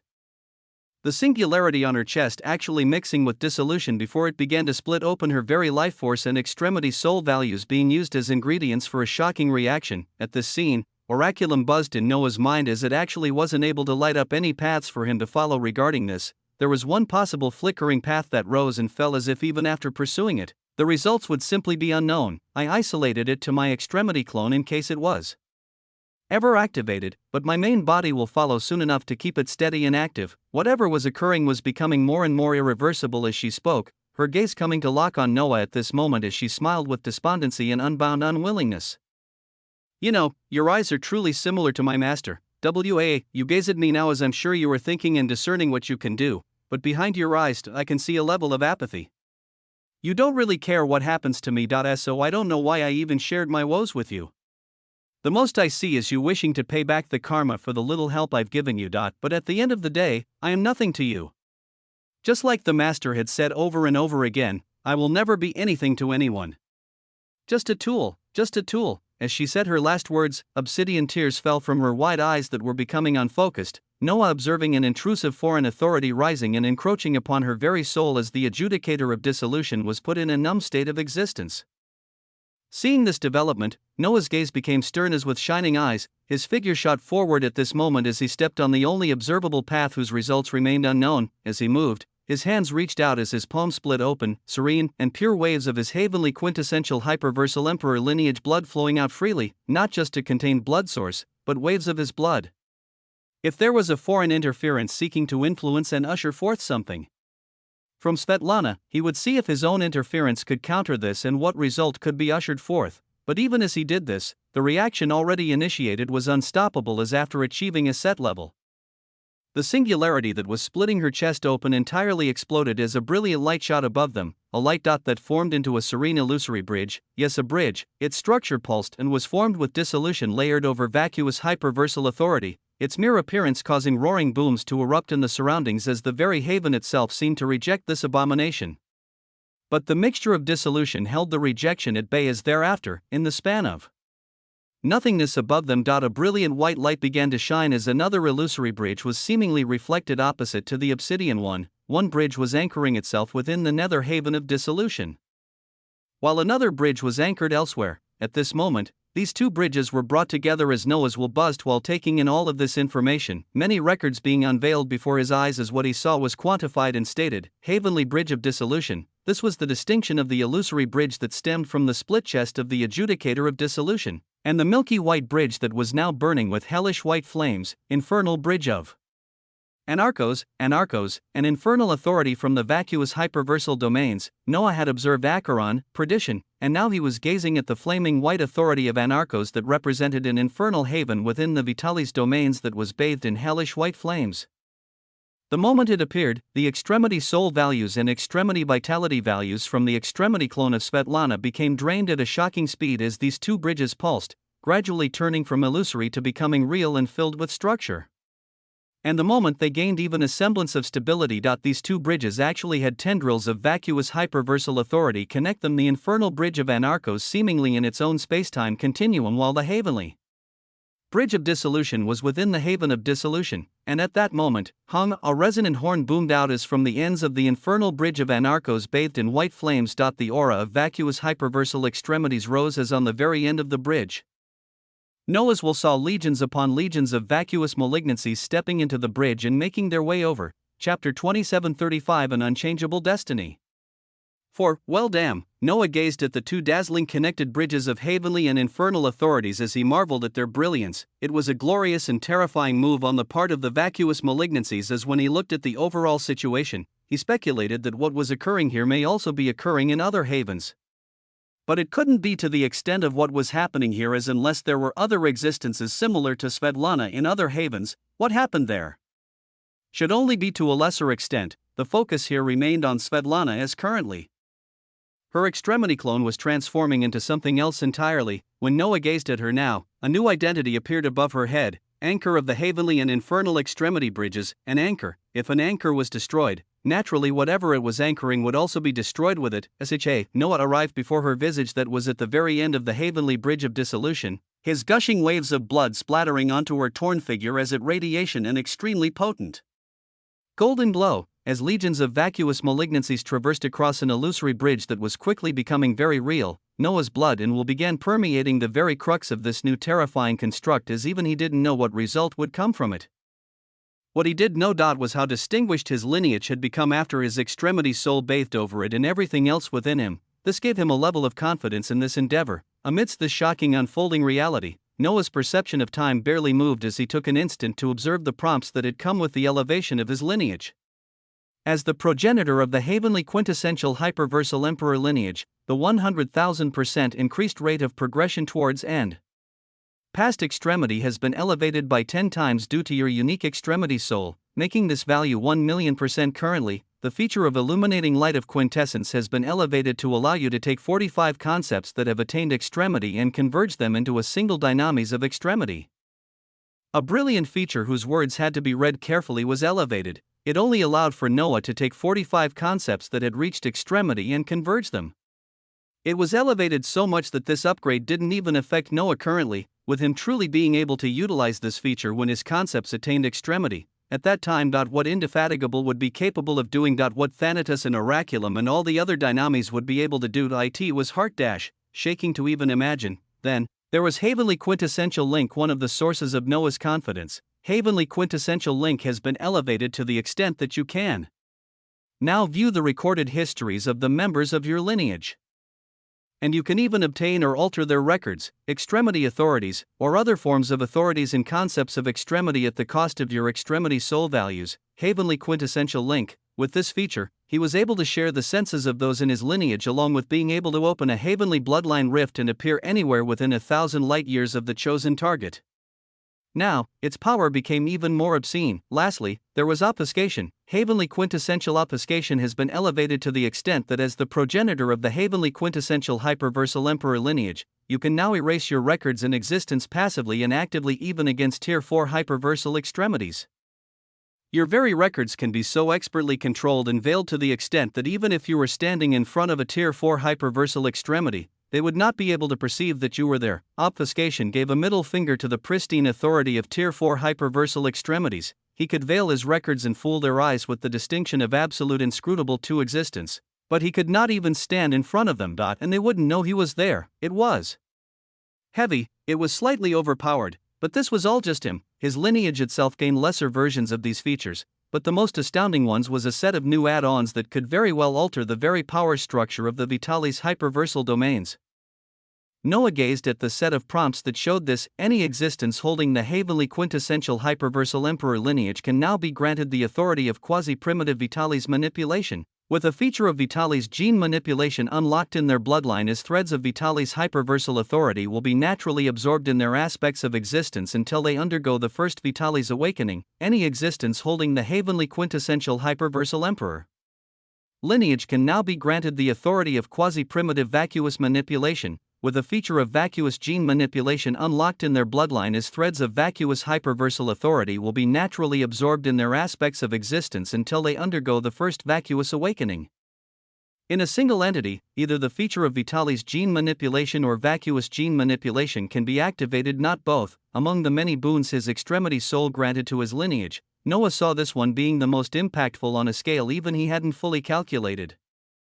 One of the main difficulties of the existences within the Vitalis hyperversal domains was how difficult it was for them to even undergo Vitalis awakening. With his lineage alone, Noah may just be able to bridge this gap. This was his lineage after being bathed by his extremity soul. It gave Noah a sense of confidence for what he was trying to do. His blood splattered on Svetlana's split figure in current existence as an anchor as his blood began permeating into her eroded soul. At the same time, the booming horns became even louder as at this juncture, the vacuous hyperversal legions coming from the infernal bridge of Anarchos reached the scaffolding of vacuous hyperversal authority at the center of the bridge, crossing past it and stepping onto the heavenly bridge of dissolution as they pierced into the Vitalis havens. The authority of obfuscation and inscrutable to existence flashed over Noah's body, floating next to Svetlana as he remained right where he was. The Fantastical fact that unless a being exceeding Tier 4 came from the bridges before him, no other extremities would be able to see that he was right here unless he wished them to. This was how stupendous his power was becoming. And as the situation became ever serious with his focus placed on Svetlana, primogenitor, "What the hell did you just do?" The buzzing voice of the seer of Sema buzzed in Noah's mind even though he had turned it down to the lowest. "Primogenitor, did you advance another gradation of extremity? What your bloodline can do now, primogenitor? Did you already calculate how massive an effect this is going to have on the Vitalis Havens? Oh, and what conflict is there for you to make guidelines that hurt the Avernus clan? Are you actually connected to that Osmond waging war against them? Primogenitor? Can you really not hear me?" Hello, her will was carried forth as her words expressed a semblance of the profound changes and alterations to the scales of power about to bloom in the Vitalis hyperversal domains. But how would these very domains fare when for the first time in history, vacuous malignancies were arriving into the heart of these havens? Chapter 2736. You can't even see me. In the nether haven of Helios, above a distinguished domain known as the Chambers of the Senatus, a single minor haven stretching for millions of light-years stood tall as it was surrounded by hundreds of planes of existence, this whole domain holding an innumerable number of quintillions of beings as it was a core area within the haven of Helios. Here, forces of all 7 clans were stationed permanently as it was one of the areas where the ruling force of the whole havens resided, a core area where members of the Senatus of Extremity would at times meet. Yet on this day, above this domain the stellar space split apart as an illusory bridge burning with Helios and vacuous hyperversal authority appeared. A scaffolding connecting it to a fiery obsidian illusory bridge of the infernal authority of perdition also coming to fruition. Others may not know, but the size and scale of this bridge was much, much smaller than the one that had already appeared in the nether haven of dissolution. And yet it formed quickly as by the time that dozens of Tier 3 Vitalis hyperversal extremities and 3 Tier 4 entities rose from the chambers of the Senatus, a blinding obsidian light had already crossed the bridge from one end to another as they appeared protectively in front of the anchor of the heavenly and infernal extremity bridges that had initiated this shocking construct. This obsidian light materialized to radiate a shocking aura of a Tier 4 vacuous extremity. An entity who held the form of a titanic octopus with thousands of massive tendrils of tentacles that burned with perdition. It stared at the incoming Tier 4s and Tier 3 Vitalis extremities and roared out with malice and power, and on the illusory bridge that was gradually becoming more and more real, legions of vacuous malignancies began to tumble forth. The scene was unreal to observe as behind the vacuous legions, numerous hyperversal saviors' arcs could be seen as the surrounding region had already become permeated by a field of vacuous hyperversal authority. A scene like this was not isolated just to the nether haven of Helios. In the nether haven of Genesis, an illusory bridge also appeared in the space above another major important landmark as within moments. Tendrils of vacuous hyperversal authority began to spread out across the region, followed by the roars of vacuous malignancies surging in the nether havens of Oceanus, Andromeda, Elyra, and Penumbra. Similar scenes such as these repeated as a move of immense power and might was played, existences that had been entrenched in the Vitalis havens of extremity being activated and making a move at this moment.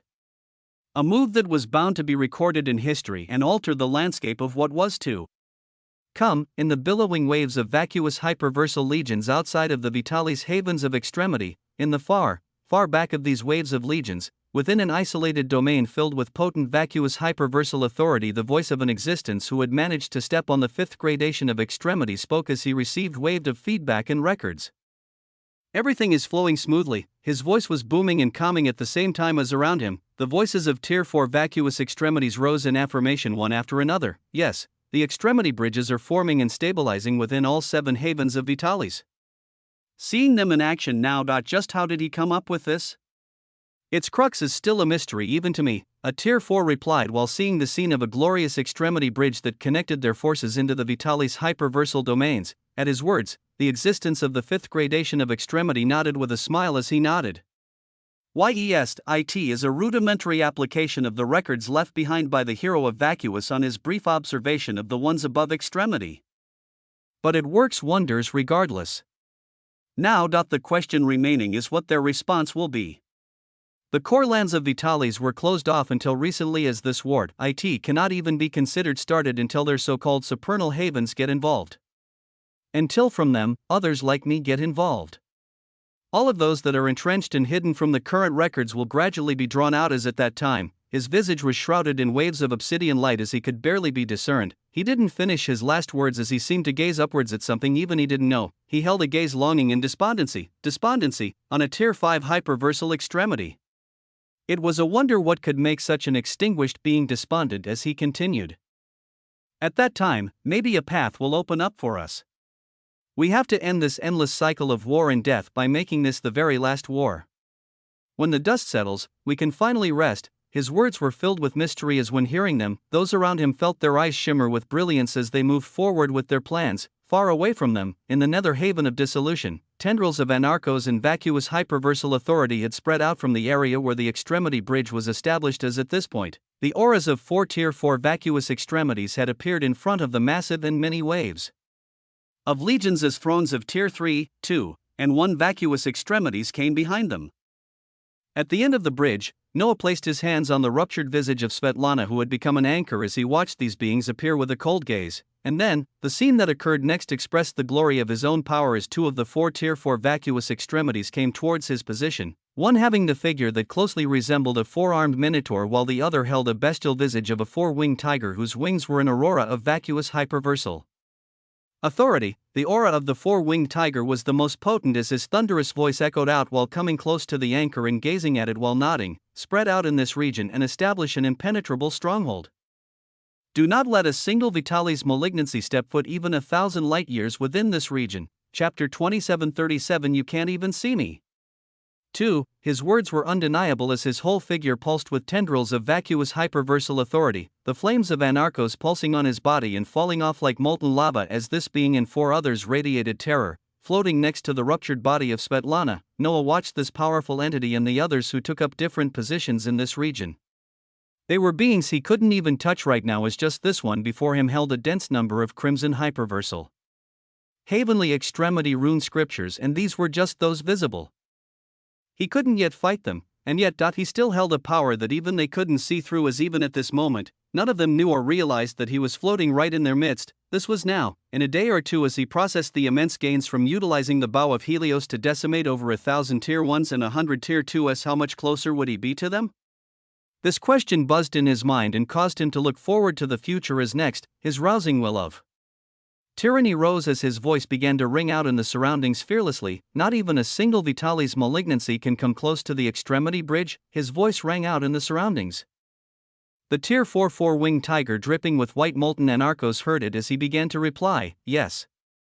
Our goal dash. His voice stopped an instant after, his authority then blazed as a terrific hockey instantly descended on every nook and cranny for nearby light years. This was because the 4-winged tiger very quickly realized this voice did not stem from any of the vacuous extremities, and nor could he find its source. This was an appalling discovery as it laid out the possibility of a powerful enemy they couldn't even locate yet, cover all areas, encircle the anchor. His voice thundered out as the pristine powerhouses who were closing off space in the distance retreated back into this region, their wills waving around madly as their powerful souls searched for the unknown enemy, and yet they couldn't find anyone. They could not sense anything, and such a phenomenon only caused them to become more stern as only Tier 3 extremities and below continued to move along with the continued flow of hyperversal saviors arcs that came out from the extremity bridge behind them. The Tier 4s were ready to take action as the most powerful one spoke out coldly soon after. I was expecting a grand welcome and battle for finally arriving in the Vitalis havens. I didn't expect my first host to be one who wouldn't even dare to show themselves and stand before me. Imperceptible tendrils of terrifying dynamis of extremity rose up as these were dynamis formed from multiple concepts that had attained extremity. Their power was unfathomable as they could alter records and reality at will, and yet even they couldn't overcome the absolute quality that was granted by Noah's awakenings, lineage, and extremity soul. Such a grand accomplishment caused Noah to reply grandly as his voice seemed like it was coming from all around. It is not that I do not even dare to show myself, but it is that you cannot even see me. You cannot even see me, and you expect to win this coming war. Stellar words that caused the Tier 4 vacuous extremities to turn somber while the legions around them got ready for battle rang out. The pride of the powerful Tier 4 vacuous extremities was struck at as Noah didn't stop, his voice echoing out with a sigh. It truly is a pity for you guys. When fighting for any cause or initiating any wars, you all should have done it years ago before I appeared. You were just unlucky to do all of this during my reign as now. Your history and eons of accomplishments can only be a backdrop to my quintessential destiny, DUM. The surroundings of the nearby haven boomed at these words, mere backdrops to a quintessential destiny, quintessential. This word caused the eyes of the vacuous hyperversal extremities to flicker with brilliance, as whether by coincidence or truly just pure chance. Another heavy vibration echoed out at such a moment. DUM, this time, it had a source. Eyes and wills turned over to a certain direction, in the distant skies of dissolution, light years away from the position where the heavenly bridge of dissolution and infernal bridge of anarchos had bloomed. There was the ever-radiant obsidian extremity vein that stretched out endlessly into other havens. At this moment, the extremity vein pulsed and radiated a light of glory, a light that actually stretched out towards the shining bridges in the distant space, and a moment later, RIP. Vein rifts bloomed close to the dazzling bridges and the legions of the vacuous malignancies that were crossing through. Vein rifts, the very same one that sparked off the culmination step of extremity sanctification of dissolution. They appeared one after another as they were massive in stature, vibrant auras beginning to rise from within these rifts, and an instant later, from these vein rifts, an archaic air of life and abundance erupted as gigantic and pristine plants the size of minor worlds floated out, and in their midst, humanoid figures that seemed to contain features of plants could be seen. Each of them shone with a powerful verdant light of heavenly power as they were from the four hyperversal heavenly extremity lineages. The hyperversal heavenly planty extremity lineage, in the lead, a towering ancient oak tree with dense crimson hyperversal heavenly extremity rune scriptures of life, moved, millions of roots anchoring themselves onto the space around this region as it will at the fourth gradation of extremity seem to exceed any others on this stage. Noah gazed at the appearance of these existences as at this time, the forces of the supernal havens of extremity finally began to join the war, and in the midst of all this Noah's eyes flashed as a myriad of prompts appeared before him, having finally made some progress after he drenched Svetlana's existence with his blood. Your lineage has entrenched itself into a portion of the aspects of existence of the target. A foreign will of an indeterminate level of power comparative to yours is also pervading the soul of the target. Chapter 2738. Their rise tips the scales. He finally made headway into the soul of a Zenith Tier 3 hyperversal extremity. This action held great importance as the adjudicator of dissolution currently acted as the anchor for the biggest extremity bridge established within the Vitalis havens. And if Noah could gain control of the anchor, the autonomy of the soul will be required if there is a chance of altering the records of the target. The prompts continued to come as his will felt like it was traversing light years of records of the one known as Svetlana. Your heavenly quintessential hyperversal emperor lineage has latched onto the source records of this existence as your will spreads across their records and towards their main body. Regaining autonomy of her soul in conjunction with your own power may allow the successful alteration and transformation of their soul. The prompts showed the uncertain path that Noah could try with the adjudicator of dissolution. Her soul was under the influence of an indeterminate authority as at this moment, Noah felt his will traverse across space and time to flow towards the main body of Svetlana that had entered the supernal haven of dissolution. Half of his will left behind the utterly majestic scene of powerhouses from the hyperversal heavenly planty extremity lineage arriving from vein rifts and the war about to erupt against the vacuous malignancies here. This will traversed across the records of Svetlana. As the scenes observed by this will gradually changed until, records pulsed as his will carrying rivers of his blood flowed across histories to arrive into the main body of the adjudicator of dissolution that was within the supernal haven of dissolution. Her main body was currently situated on a shattered archipelago that seemed to have been in this state for thousands of years, its landmasses still holding a sense of power as they floated serenely while supported by tendrils of dissolution. Amidst the shattered landmasses, her figure was covered by a veil of dissolution as her eyes were closed, her expression showing a sense of difficulty and pain as if she were fighting a great battle in an unconscious manner. It was at this time that Noah's will carrying rivers of blood began to flow freely into her body, her aspects of existence trembling as it seemed yet another force had entered her to vie for the hegemony of her very existence. And she could do nothing about it as already, she was losing her sense of self. Yet at this time, a shock boomed from the surging rivers of blood that were entering her existence as her soul was roused. It flickered with light as it awoke ever so slightly, a trace of awareness within her opening its eyes as Svetlana found herself in a crimson gold world, everything around her painted with this color as in front of her. Noah's figure appeared draped with a crimson gold robe that pulsed with a heavenly glow. Just like her, he sat atop a golden sea of authority as they seemed like the only two beings here. His eyes rotated with 9 pupils in a shocking manner of grandeur as his voice thundered out towards the sliver of awareness before him.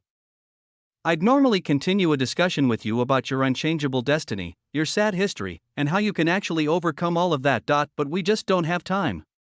So, if you actually want a chance to regain autonomy and control of your soul and break free of whatever shackles were holding you down before, I need you to cooperate and not just let my authority permeate through you, but actively help it in doing so. His eyes glowed with awe-inspiring power as he spoke, Svetlana blinking her own eyes as her awareness fully came to and she sensed the state of her existence. A rueful expression bloomed on her face as she gazed at Noah closely for a second. Before she spoke, on the border of light and darkness, of good and evil. You don't actually consider yourself good, right? Some sort of hero or savior who aids the poor masses. At her words, Noah rose as the golden sea of blood beneath him churned, his figure instantly appearing before the sliver of awareness of Svetlana as his hand reached out to her. There's no need to analyze me. I'm no hero, and I'm no savior. The only reason I'm saving you now is for my own benefit. Just like the countless humans before me, I'm just a selfish being fighting for myself and those depending on me. So don't have any grandiose dreams about what I am. And decide now whether you grasp onto my authority, or perish into the eons of history. His words were low, and yet they felt like strikes of thunder as they resonated. He knew every being he had killed, and he had killed far too many. He obtained their memories and records, so he knew every single one closely. He had destroyed countless civilizations and established powers since his rise, with them either being entirely extinguished or devoured by his infinite hyperversal haven. No, he was no savior, he was only a man. A man with grand ideals and an unquenchable quintessential thirst to understand the wonders that lay out there. Svetlana laughed while her fair hand reached out towards Noah's outstretched hand. I wonder how big of a mistake this will be. It feels like I'm exchanging the control of my soul from one demon to another. And you seem to be a much more callous demon than my master. Her face held traces of unwillingness and resignation that she erased entirely at this moment. 2 hands coming in contact as a moment after, the crimson gold world around them collapsed as rivers of extremely potent golden blood surged like snakes and barreled into Svetlana's awareness. At the same time, Noah felt his extremity soul values and mana values begin to drain rapidly as the hyperversal bow of Helios in his hands that was about to start sniping the vacuous lifeforms coming from the extremity bridge within dissolution came down. He would need every ounce of extremity soul value for what was to come, as it seemed he would be altering the records of a Zenith Tier 3 vacuous extremity while trying to erase the marks of a Tier 4 vacuous extremity and whatever he left behind on her. Chapter 2739. Their rise tips the scales. 2. As a great battle of wills was about to unfold within the aspects of the adjudicator of dissolution. An even more significant event was occurring elsewhere. In the domain within the very depths of the vacuous hyperversal legions outside of the Vitalis domains, where multiple Tier 4 vacuous extremities and an existence on the 5th gradation of extremity were taking the lead in a lot of the movements currently occurring with the war, my extremity clone has secured the extremity bridge within the haven of Oceanus. Only the auras of 2 Tier 4s are worth worrying about and approaching, but I have Diego for support. The situation within the havens their forces had managed to pierce through was relayed at a quick speed as dense waves of information were brought in, analyzed, and processed quickly. The entity of the 5th gradation of extremity oversaw all of this with a stern expression, as there couldn't be any mistakes. Since he was taking command at this point in time, he had to perform in a way that the others could not gain any ammunition to speak negatively on the course of this war, and things were proceeding smoothly. Exceedingly so at that, as all extremity bridges were enacted without issues. All that had to happen now was you dumb fuck. Look at that smug expression on your face when everything is about to start going wrong. A new voice instantly erupted as from the folds of this domain, space warped, while the image of an entity with a terrifying aura appeared. Her visage was reality shaking, as it was a young woman in a light obsidian battle dress that radiated the aura of a middle-grade armament of extremity. Her lush hair flowed with black and gold strands of light as her fair skin shone with a lustrous glint. Her face emanated unrealistic beauty as on her forehead, a unique runic écriture of indeterminate origins was etched. Her appearance caused the aura of the Tier 4 vacuous extremities to be reined in, while the Tier 5 entity had his face become cloudy as he continued. Why are you here, and what do you mean? The entity of the 5th gradation of extremity, who had been controlling the pace of the battle so far, did not like the entity that had appeared. There were many reasons, but the first and foremost reason was her foul mouth. Are your ears not fucking working? Everything is about to go wrong. she spoke her last 6 words slowly and in a very demeaning way, the expression on the Tier 5 entity becoming entirely dark as the Tier 4s acted like they weren't hearing this discussion at all, focusing on their work, and yet even as his shoulder face became darker, he didn't erupt against this being as he reined in his anger while asking calmly, "What exactly did you find now? How will things go wrong when everything is currently flowing so smoothly?" The newly arriving woman floated towards his shrouded figure with a stoic expression on her face, her nose wrinkling as if she could smell something that caused her great displeasure, as even the slightest facial muscles only further expressed her unrealistic beauty. "While you're already beginning to celebrate, another anomaly with the potential to derail your whole war has risen. His addition tips the scales as he should already start disassembling your moves soon. If he isn't stopped, all I've seen so far is a great deal of true deaths, and one setback after another that will slowly take you further from your purpose in this war." Her words were shocking ones as even the Tier 4s turned grim when they heard them. Just who could this enemy be? How terrifying was his expertise in the gradations of extremity that his addition in the overall picture would tip the scales so much to be capable of beginning to derail the whole war? The entity at the 5th gradation of extremity had his expression become cold as he asked with somberness, "Who is it? What gradation are they in? Entities at our stage have not even begun to appear yet. Was it one of the prominent Vitalis malignancies in the past who had veiled themselves in the eons of space and time? Did they already begin to move this early?" But at his question, the woman adorned in a middle-grade armament of extremity shook her head with an annoyed sigh as she replied, "That's the thing, he isn't even in the gradations of extremity yet. If you're too useless to erase him and stop his rise now before he advances into another stage of power, then you deserve the next loss. You can claim the title of dipshit infernal emperor after that." What? Her anger-inducing words that were stated last were entirely filtered out from his mind as he focused on the first set of words. The enemy who would derail their plan and begin causing heavy problems in this war. Wasn't even on the gradations of extremity yet? He hadn't even attained extremity. Don't fucking scream what? Just take care of it, and don't alert the old assholes of Vitalis about him while trying to kill him, otherwise it will become a lot more complicated. Remember, his appearance tips the scales to heavily favor Vitalis, but he is still at a stage where he can be killed. You'll need to move yourself if you want to succeed in eradicating him. And you'll also need someone with access to the Vitalis annals of extremity to fully kill him.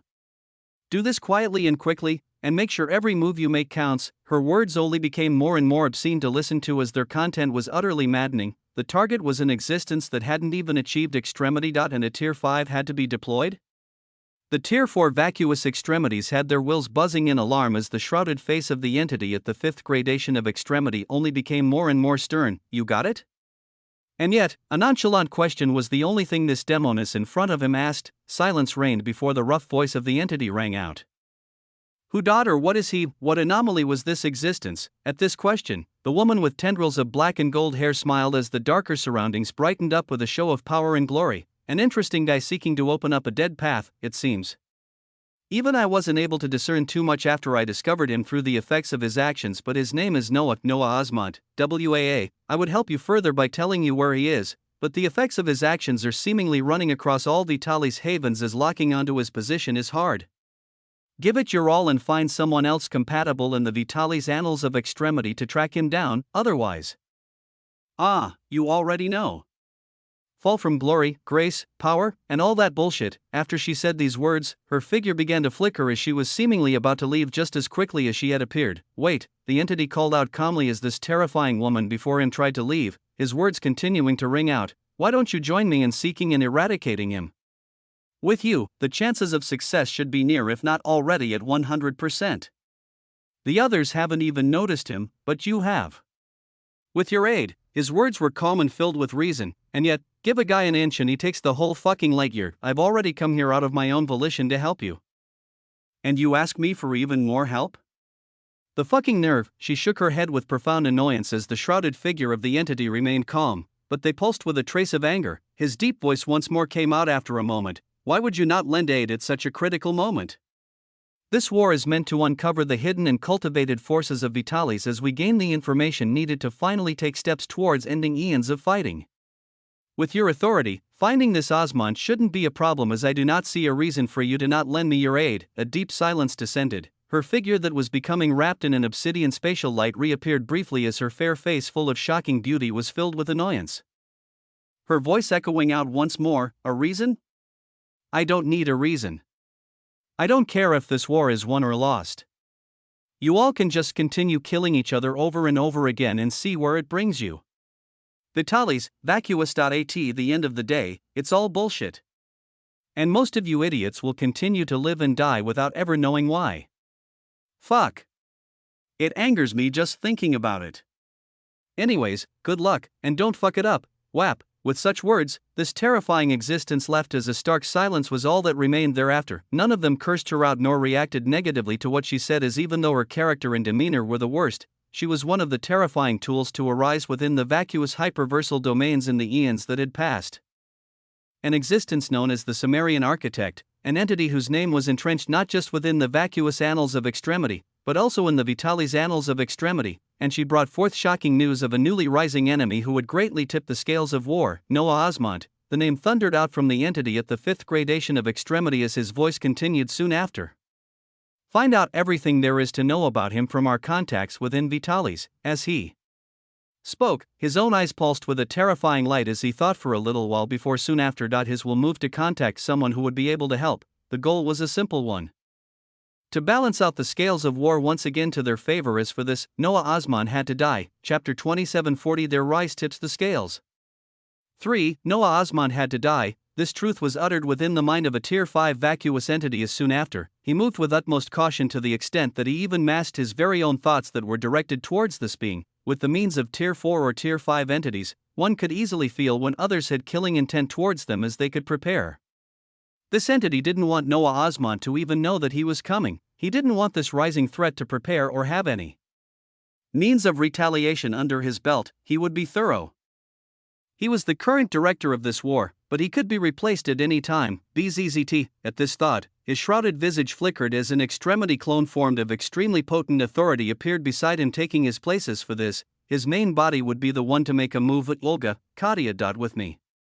The rest of you, continue with previously assigned tasks. At his words, 2 female Tier 4 hyperversal extremities pulsing with terrific waves of power rose and accompanied the entity at the 5th gradation of extremity. He was known by a few distinctions in the vacuous hyperversal domains, being a leader of the Yogg-Niarvax lineage, one of the 9 hyperversal infernal extremity lineages within the vacuous havens.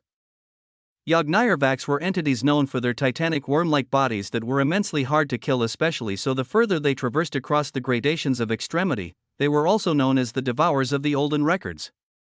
They were lifeforms who could uniquely traverse to the past records of their enemies when they were weaker and begin devouring them from there, with the primogenitor of their lineage being titled the Prime Devourer. The Prime Devourer, the primogenitor of the Yogg-Niarvax infernal extremity lineage. Such a being had his main body flicker away while accompanied by 2 Tier 4 vacuous extremities, his thoughts already moving and sending communications to another entity at the 5th gradation of extremity who would be able to aid him.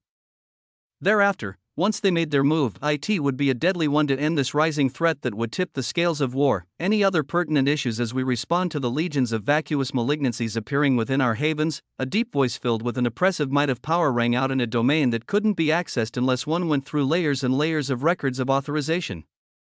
Its surroundings flowed with pristine purple tendrils of Andromeda as minute white wisps of Vitalis hyperversal authority also flowed, with this region being filled with 81 thrones anchored in specific positions. An impenetrable purple boundary then covered the periphery of these thrones, as this was one of the fortified chambers of the Senatus of Extremity where its members could meet in a heartbeat. The Senatus of Extremity was vast as its members were in the billions, but the core existences were an elected 81 Senatus members who met and decided the fates of the innumerable masses of the nether havens of extremity.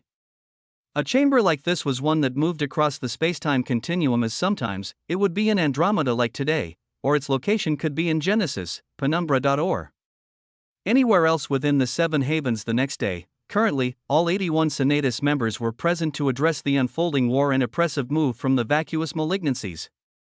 They were all either extremity clones or traces of souls of those holding seats in the Senatus of Extremity, as their main bodies were already on the move to react and defend against the vacuous malignancies. Very few entities actually having their main bodies here. Very few. But the existence that had spoken with a deep voice radiated an oppressive pressure of his main body as the aura he released. Was that of the 5th gradation of extremity. He was known as the rhetorician of the Senatus of Extremity, the one who presided over their matters and spoke to control all discussions as he had to be listened to.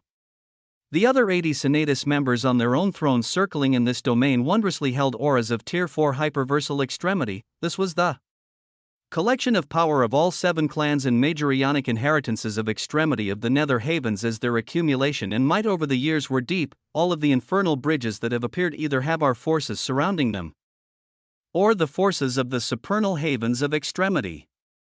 The figurehead of the hyperversal Heavenly Celestia extremity lineage, the one I met anyways, has promised more reinforcements as time passes. The one to speak currently was the extremity clone of none other than esteemed Thaddeus, the one who had led the procession of forces of the Senatus of Extremity into the Vein Rifts as a delegation to meet with the powerhouses of the supernal havens of extremity.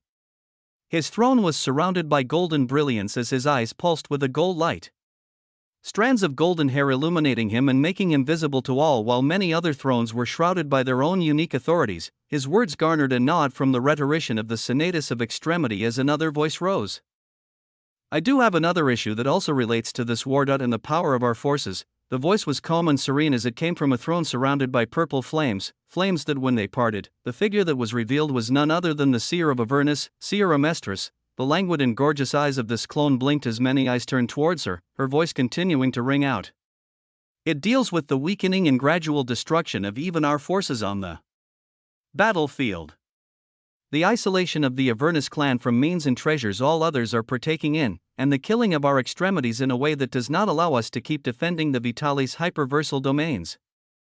Chapter 2741. Their rise tips the scales. For, her words caused the brows of many to rise as they already knew what she was talking about. The pressure of the rhetorician of the Senatus pulsed as he probed calmly. Oh, yes, rhetorician. Seer Amestris nodded calmly as she waved her hands to show many illusory screens that displayed the woes of the Avernus clan over the last days: isolation, chaos, deaths. All of these are things the Avernus clan has faced over the last days, as we have the highest death toll when counting all 7 clans, with our lands currently burning in chaos. All of this stems from a minor conflict with this man here. She waved her hands once more as the visage of none other than Noah painted an illusory screen. The eyes of 80 Tier 4s and the Tier 5 rhetorician of the Senatus focused on this image as Seer Amestris continued. It is nothing new. The conflict began on the lower rungs of our forces and gradually grew, with the subject here Noah Osmont, not revealing he was part of a force of supremacy connected to the supernal havens of extremity, as he wasn't treated like an associate or an entity of the same standing as us. This has led to an unneeded conflict during this war that weakens all of us, with the forces he is connected to cutting off access to the rising extremity treasure known as blood sources, and our extremities being butchered as if they were pigs for slaughter. The sharpness in her voice wasn't contained as it spread out freely.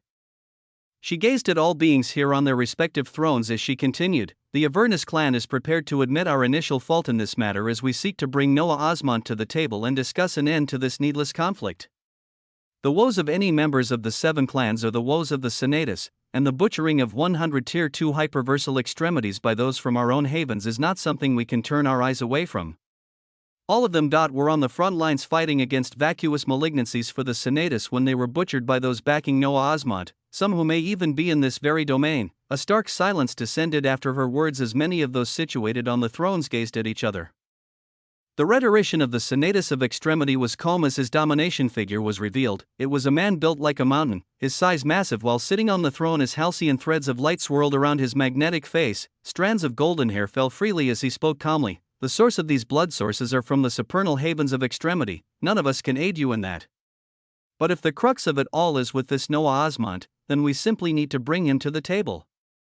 Who here has a line of connection with this being? His authoritative voice echoed out as many beings silently looked at each other. Nobody's voice rose for a moment as Seer Amestris spoke once more. He shares a connection with the prominent scions of the Infinite Extremity and the Sema clan. Some of his bodies have been verified to be within these domains. Oh, her words caused many eyes to turn towards multiple thrones that held the extremity clones of entities from the Sema clan and the inheritance of the Infinite Extremity. Receiving all of these gazes, a throne representing a Tier 4 ancestor of the Sema clan vibrated before the voice of an old man emanated out. The one known as Noah Osmont is currently within one of the domains of the Sema clan as a guest of my grandson. I can pass on whatever messages decided on here towards his direction at most. These words caused a nod to bloom on the rhetorician of the Senatus as he didn't seem to want to spend any more time on this issue. His voice thundering out, "Very well, bring this Noah Osmond to the table and we will have the Avernus clan and him bury the hatchet." What is next on the agenda? The issue was brought up and resolved so quickly that the eyes of some entities flashed with their own myriad of thoughts. Days ago, a representative of the cult of the Endless Shadows had sought rectification from the Senatus of Extremity for the blatant attack and seizing of their armament of extremity, yet none of their complaints were brought to the floor as everything seemed to have been forgotten after the vain rifts bloomed in the haven of dissolution. Yet now, the Avernus clan brought an issue forward as it was already going towards a resolution.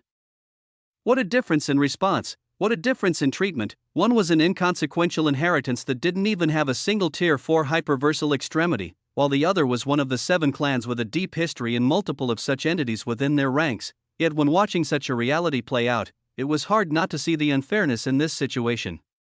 And as the rhetorician of the Senatus tried to move past this issue, one of the thrones belonging to the Heavenly Moon clan shown as a feminine voice emanated from it. Well, another issue I wish to bring up may also be connected to this Osmont. It is the Heavenly Hyperversal Emperor blood sources that the Heavenly Moon clan has obtained in great abundance. We are finding the power of those who assimilate with these blood sources go so far as to double or even triple, and even further advancement is occurring right now as the issue we bring forth is the procurement of these blood sources for the armies of the Senatus of Extremity in the front lines. Her words were astonishing as Sierra Mestris and other representatives of the Avernus clan couldn't help but turn somber. They didn't know that the blood sources they didn't have access to actually augmented one's power so much. Other clans were actually enjoying such boons? And their clan continued to be barred from them?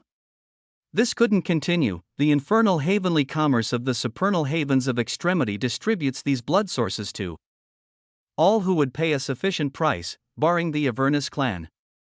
Since their conflict with Osmond leads them to believe he may have a pull with the infernal heavenly commerce, we can also communicate with him and see if we can obtain more information on these blood sources, and what the larger plans of the infernal heavenly commerce are.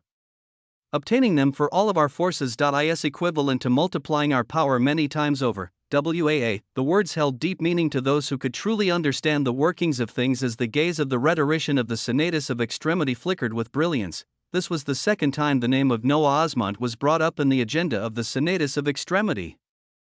This entity had to be looked into. Very well, Melchior, simply invite this Noah Osmond to come for a briefing in the chambers of the Senatus of Extremity. A command was laid out. One of the thrones of the Sema clan shimmered as the aged entity on it nodded and passed the message on. At the same time, on a silent throne that belonged to one of the 7 clans, an entity enshrouded in a dark light grasped a round pearl that pulsed with a gravitational force of millions of singularities, her authority flowing into it as she sent a message. On the end of a shimmering extremity bridge that held the heavenly bridge of Helios connected to it, the scene of the haven of Helios being visible in the far distance. The space-time continuum warped from existing to not existing as vacuous hyperversal authority stabilized everything, with legions of vacuous malignancies swirling protectively behind the infernal bridge of perdition as in the next moment, their figures trembled while all vacuous entities tier 3 and below bowed their heads respectively. This was because the aura of 3 tier 5 infernal emperors appeared above them with a dozen tier 4s in tow, at their forefront, the primogenitor of the Yog. Nirvak's infernal extremity lineage could be seen as in the next moment, he pulled out a round pearl that pulsed with the brilliance of millions of singularities. From it, waves of information came through as the billowing waves of vacuous hyperversal authority around this prime devourer pulsed. His voice echoing out, I have the possible locations of Osmont. We will gather more information before making a move as the moment we enter the Vitalis Havens, we will have seconds at most before their heavenly emperors descend to oppose us. Before they arrive, every record of Noah Osmont must be eradicated. Chapter 2742 Impending Danger. A moment after their arrival, every record of Noah Osmont had to be erased. This was the plan of an entity that was in the 5th gradation of extremity, an entity that had brought 2 other beings of the same stage in addition to 12 entities in the 4th gradation of extremity. What did it mean to traverse the gradations of extremity? How grander was one's power as they moved from one gradation to another? The workings of all of this were established and known as any existence achieving extremity would step on the gradations of extremity. The distinction of just how far they were on the gradations depended on just what type of concept they took to extremity. If they elevated a planar boundary, an average concept of a small standing to extremity, they would only arrive at the 1st gradation of extremity as thereafter. They could start on the arduous task of elevating this concept across the Gradations, it would only have golden hyperversal heavenly extremity rune scriptures, but if an entity was powerful enough to transform their soul and elevate themselves across the gradations of extremity, even this concept could have its standing altered from golden hyperversal heavenly extremity rune scriptures to obsidian. And even crimson hyperversal heavenly extremity rune scriptures. The simplest and most average concept of extremity that was only at the planar or innate ranking. Could theoretically be elevated to match even consummate boundaries that were taken to extremity if one traversed across the gradations of extremity. This was the realm that Tier 4 hyperversal extremities stepped on. It mattered not what their concept was, as even the most simple sounding one. Was something that could release an output and authority as the most distinguished concepts of extremity. It was even theorized that the further one went towards the gradations of extremity and neared the peak, the concept of extremity they were refining may even be comparable to the unachievable dead paths. This was a theory. This was what some entities discussed with each other as they pondered on the path they followed. So a force including a dozen Tier 4 entities and 3 Tier 5 esteemed vacuous infernal emperors. Was not something that even another entity on the 5th gradation of extremity could handle. If such a force moved against an existence, it would only mean certain death, and to have a glimpse of their power, the Prime Devourer turned to his left where a woman shrouded in a black robe and a pointed hat stood serenely, her gaze piercing as she stared at the haven of Helios in the far distance. The Annals Inquisitor. How quickly would you will be able to traverse across the Vitalis Annals of Extremity and ensure the complete eradication of this being, the Annals Inquisitor, a vacuous malignancy. Who had gained access to the Vitalis Annals of Extremity. This was due to nothing but her concept of extremity and the grand achievements it had stacked up. The histories of Vitalis and vacuous malignancies were all respectively on their own records, and yet they could kill each other and achieve true death even if they didn't have access to the opposing annals of extremity. After the extremity soul of a target was eradicated, the attack would follow their records as 90% of the time.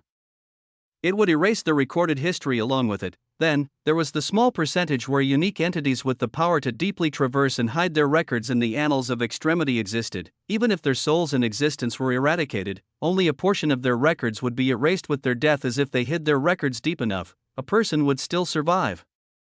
And if the records of an entity in the gradations of extremity were still there, their existence could always flicker into existence again from it. In such instances, an entity with proficient access in traversing the annals of extremity was required to make sure that no matter how deeply one had entrenched and hid themselves, all of their records would perish. Towards the question from the Prime Devourer, the Annals Inquisitor nodded with a sharp light in her deeply green eyes. Even if he hid his existence in unrecorded histories that have yet to occur, I'll be able to find him and extinguish him. All I need is to grasp a portion of his soul in my hands. After that, there will be no more Noah Osmond in any recorded history or unrecorded history. Boom, the words were filled with power and undeniability. As with this assurance, the Prime Devourer nodded. Then I thank you in advance. The vacuous planolith crystallos will be yours as soon as this task is completed. An air of mystery and somberness spread as these entities spoke while waiting for the perfect moment to make a move. They would confirm the location and then discern the best moment to strike with their own fantastical concepts and dynamis of extremity. And after they moved, a Tier 5 entity would fall, much less a genius who had yet to even achieve extremity. The records of a foreign authority are being eradicated by your lineage. The target entity is having their records actively altered, in the supernal haven of dissolution. Prompts rose before Noah's eyes in abundance as his extremity soul values were already depleted, with his currently relying on the glorious extremity reality passage shining above his main body as it gushed out and regenerated the little soul values he needed every second. He had vacuous hyperversal authority cover any other deficiency, as his lineage actually erased the history of a Zenith Tier 3 vacuous extremity, something he wouldn't be able to do at this stage, as the only reason he was because the entity themselves was working with him. Svetlana herself lowered all defenses and let him rampage in her existence as Noah sank his hooks in and burned away an immovable authority that had almost made itself part of her veins, arteries, innate vacuous hyperversal meridians. Every part of her body now flowed with austere golden blood that held traces of Vitalis' hyperversal authority within it, this blood cycling into her heart as the moment it pumped like an engine to spread this bloodline across her very existence. Bzzzt, an obsidian smoke began to buzz as the skin on her head split open, devilish smoke leaking from it as if she were being purified and made anew. It was only at this moment a foreign voice full of shock and disbelief boomed out from this devilish smoke that was being expelled. What? Chapter 2743 Impending Danger. 2. A single word, a word that questioned and also proclaimed. The moment Noah heard it, his lineage moved with an even more oppressive force as above Svetlana's figure in this region of a shattered archipelago. An illusory inverted mountainous reality passage flashed as rivers of quintessence surrounded by vacuous hyperversal authority rained down and smashed into Svetlana's figure. Whatever remnant will that was branded into her existence this whole time, boom, was extinguished and erased entirely at this moment. A crimson gold light then flashed as the pained expression on Svetlana's face eased, her dark hair gaining a shred of gold at this moment as her fair skin radiated stellar light.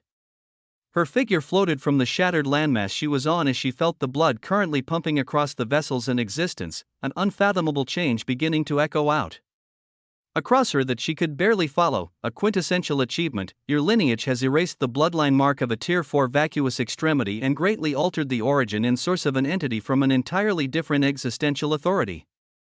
Your reach into the vacuous annals of extremity has increased substantially. Your lineage and soul has begun to entrench itself into the anchor of the heavenly and infernal extremity bridges of dissolution and anarchos. Yes, Noah didn't just erase the authority of a powerful entity from Svetlana, he also gained access to the anchor that was required to stabilize the extremity bridge within the haven of dissolution that was currently allowing vacuous malignancies to cross into the Vitalis domains. He could feel tendrils of himself spread from Svetlana and into the heavenly bridge of dissolution, slowly painting this part of the bridge with his authority as ever so slowly. His will extended towards the infernal bridge of anarchos. He could feel a wave of possibilities in this direction as at the same time this began, the eyes of Svetlana flashed open while her pupils pulsed with a gold light amidst all the darkness, and a moment after her soul buzzed as the dense crimson hyperversal heavenly extremity rune scriptures began to seethe, her aura slowly starting to advance further. Too many changes were occurring, too many transformations were blooming all at once. Back in the infinite hyperversal haven, Noah's main body that still held the hyperversal bow of Helios was experiencing even more profound changes as after his lineage, his unrecorded heavenly quintessential hyperversal extremity soul continued to bathe over his existence as it elevated even more parts of him. Records of your traits, constructs, and modus operandi have been fully integrated into your unrecorded heavenly quintessential hyperversal extremity soul. The effects of infinite mana, samsara universal Tao origin, protagonist, and the infinite system have been taken to a quintessential level, the infinite system. The infinite forge that Ruination had been recalled into so that she could fully enjoy Noah's elevation of the soul. Every single part of him took a step forward at this moment. In his infinite forge, terrifying transformations were taking place as Ruination took center point, Noah's extremity soul painting over her as her hands held onto something at this moment. It was the half-forged armament of extremity remaining after Noah had already replicated it by plundering one from a recorded history and then devouring it to fuel the ascension of his extremity soul. She actually grasped it at this moment as Ruination has culminated a great deal of achievements and multiplied loot equivalent to the level of extremity many times over. Ruination is assimilating the authority of a half-forged armament of extremity with the aid of your extremity soul and utilizing the influx of loot light to propel herself towards the stage of extremity. A glorious advancement began, since Noah could wield an armament of extremity himself due to his extremity soul. Ruination also used the power of his soul to grasp an armament of extremity and devour it for her own use. This was just Ruination, but because of Noah being connected to so many intricate things, there were many more things affected apart from just her. There was also the infinite hyperversal haven that Noah had an unbreakable link with.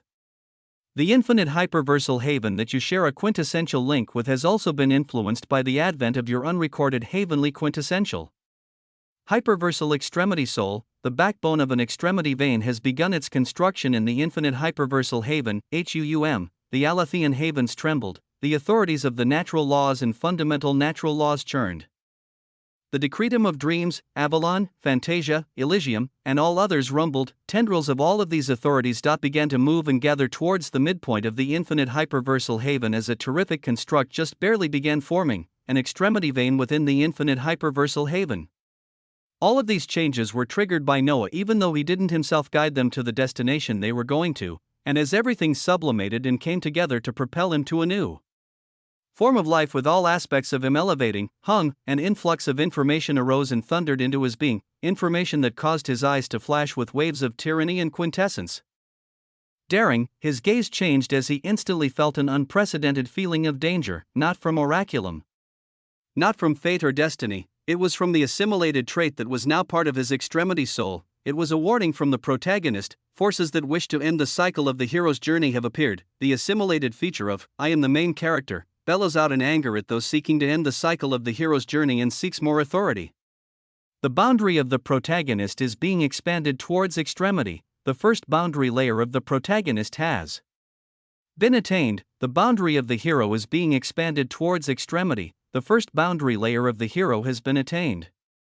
The boundary of the villain is being expanded towards extremity. The first boundary layer of the villain has been attained. The boundary of the MacGuffin is being expanded towards extremity. The first boundary layer of the MacGuffin has been attained. In quick succession, for more boundaries were added onto Noah's tally as they were then placed into his quintessential hyperversal extremity meridians, their boundaries seething and transforming as they were taken towards quintessential zenith while very, very quickly propelling themselves across the boundary layers. Chapter 2744. They don't know they're fighting the protagonist. The effects of the extremity soul fully pervaded all parts of Noah as their effects were stellar, to say the least, but they weren't the only new boundaries to be expanded by the protagonist. After this concept ridiculously took itself in hero, villain, and MacGuffin towards extremity, it tyrannically roared out as if it wasn't done. The boundary of systems is being expanded towards extremity. The first boundary layer of the systems has been attained. The boundary of cheats is being expanded towards extremity. The boundary of skill trees is being expanded towards extremity. The boundary of cultivation is being expanded towards extremity. The boundary of plot is being expanded towards extremity. The boundary of harem is being expanded towards extremity. The boundary of ascendancy is being expanded towards extremity. The boundary of plagiarism is being expanded towards extremity. Dumb. Fanfare erupted all around as with every expansion of an utterly ridiculous boundary, this fanfare only became louder and more obscene. The erupting symphony seemingly emboldened the protagonist as it continued to test unfathomable boundaries, roaring out and wishing to establish ultimate glory as it sought to expand one more concept at this point in time, with other possibilities reserved for it at a later time. With indomitable momentum, it sought to establish one more concept. The boundary of extremity is being expanded towards extreme BZZT. The prompt never finished. A spark came, tried to bloom, and fizzled out right after as Noah's immense extremity soul buzzed before a massive crack appeared at its very center. A grievous injury occurring at this moment. The boundary of extremity has failed to be expanded towards extremity. There is insufficient authority to expand such a concept towards extremity as every time one tries to expand it and fails, a heavy injury equivalent to their current power may occur. The protagonist slowed down. It gazed at the heavy injury within its extremity soul as it seemed it had gotten ahead of itself, with some concepts actually still being far from its grasp at this moment. But this was okay. Apart from itself, hero, villain, and MacGuffin, the boundaries of systems, cheats, skill trees, cultivation, plot, harem, ascendancy, and plagiarism were obtained, as these concepts were added to his quintessential hyperversal extremity meridians and began their advancement across boundary layers while being elevated to the ranking of quintessential zenith. The huge crevice of his soul began to heal rapidly, around his figure holding the hyperversal bow of Helios. Authorities of different colors surrounded him and swirled in a glorious manner as he seemed to be the center of a rotating stellar system, and in an ever-present grandeur. Dum. Drums and trumpets blared out in an upbeat symphony of new beginnings. They wanted to cut short the advancement of the protagonist. They wanted to leave the protagonist on the stage of death and rebirth. With him never undergoing rebirth. But they didn't know, mere extras that haven't even appeared before me, and yet they think they can put a stop on my glorious path. Waves of wild tyranny swirled as the true emperor of quintessence loudly proclaimed. Mere extras tried to step on his quintessential path, not knowing they were fighting the protagonist. They would learn, they would come to understand. Explosive tendrils of utterly dreadful boundaries being taken across boundary layers rapidly exploded around his body. The swirl of authority around him turning into typhoons that were distorted and bent with the sheer pressure he released as a terrific and sensational transformation took place, far below his figure, towards the middle point of the infinite hyperversal haven. Rivers of dreams, Fantasia, Prana, Apollyon, Elysium, Avalon, Nibelheim, and Quantum all swirled to begin forming a stellar backbone of something that was only termed an extremity vein at this moment. But what type of extremity vein would it be? And just what wonders and purpose would it have? This would all be determined when the extremity vein was no longer a backbone but the genuine thing that was fully completed, along with the decreta of dimensions. tendrils of manodynamics, entropy, gravitation. All natural laws and fundamental natural laws flowed into the extremity vein as thereafter, the newly built Alethean havens of Helios, Genesis, dissolution. They also began to make their way into the extremity vein in an ecstatic show of wonder. The tendrils began to form a line from the middle point of the infinite hyperversal haven. This line then began to increase in length as the backbone was gradually formed, as its goal was to wrap around the whole infinite hyperversal haven. But this it wasn't straight at the center point relative to the whole haven, as it seemed to twist diagonally, and the more tendrils flowed into it to give it shape, the more clear it became as the wills of Noah and his vassals followed it to observe the line twisting and distorting space, gradually curving towards the ends of the infinite hyperversal haven. As this extremity vein was actually forming a lemniscate symbol, a symbol of infinity, an extremity vein that wasn't a circular line curving and wrapping around Noah's domains, but one that took on the shape of infinity. It was an ecstatic beginning to witness, as it would leave any beings breathless at the immeasurable wonder.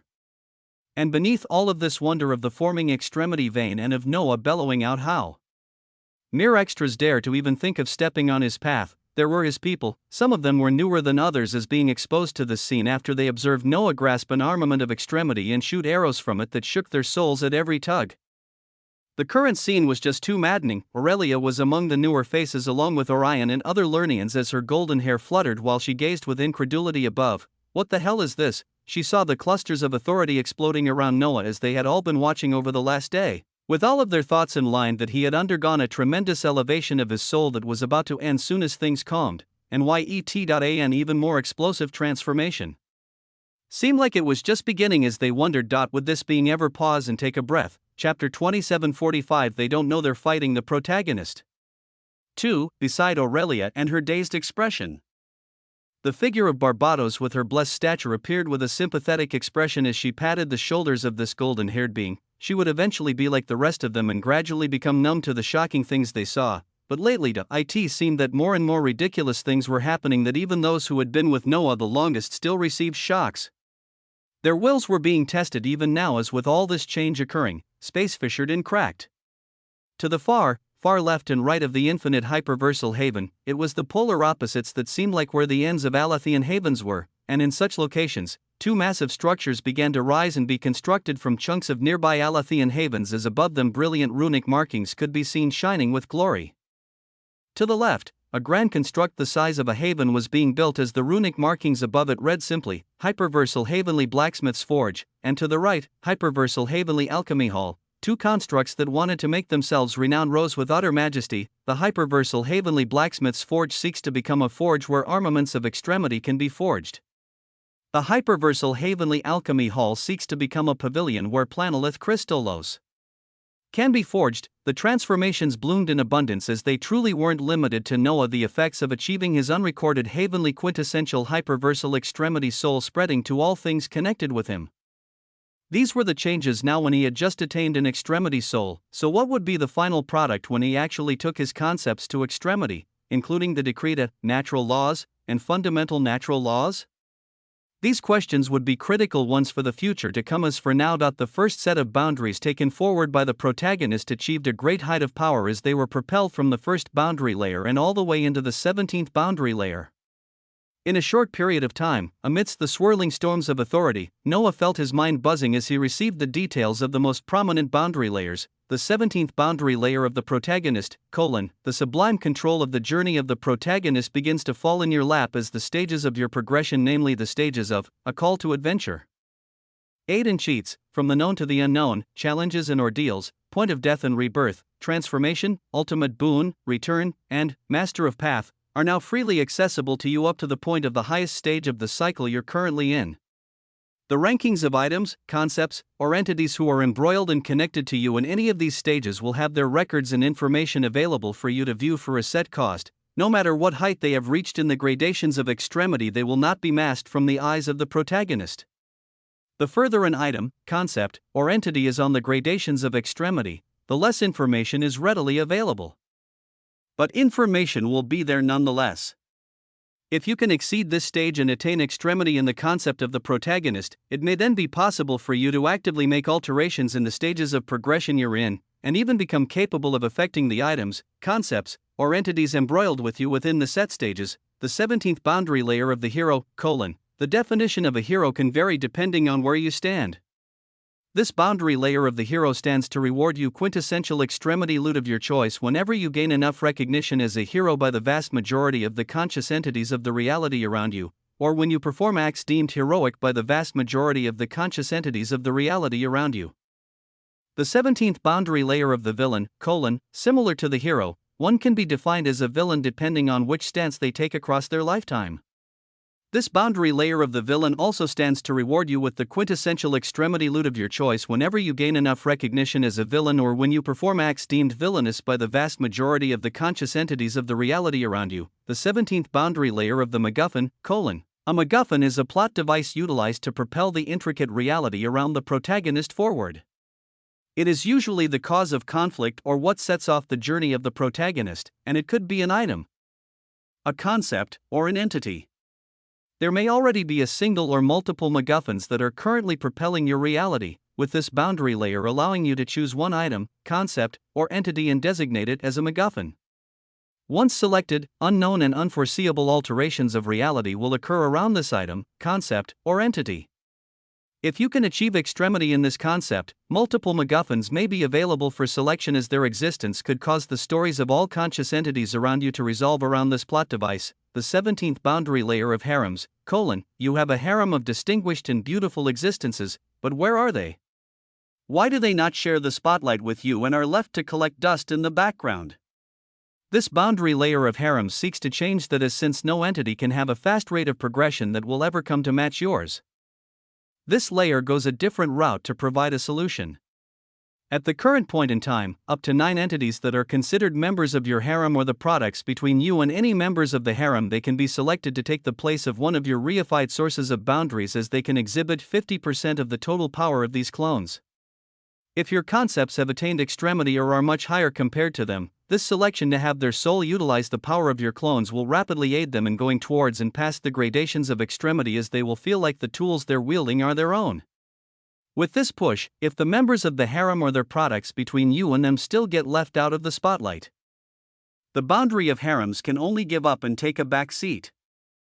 Chapter 2746 They don't know they're fighting the protagonist.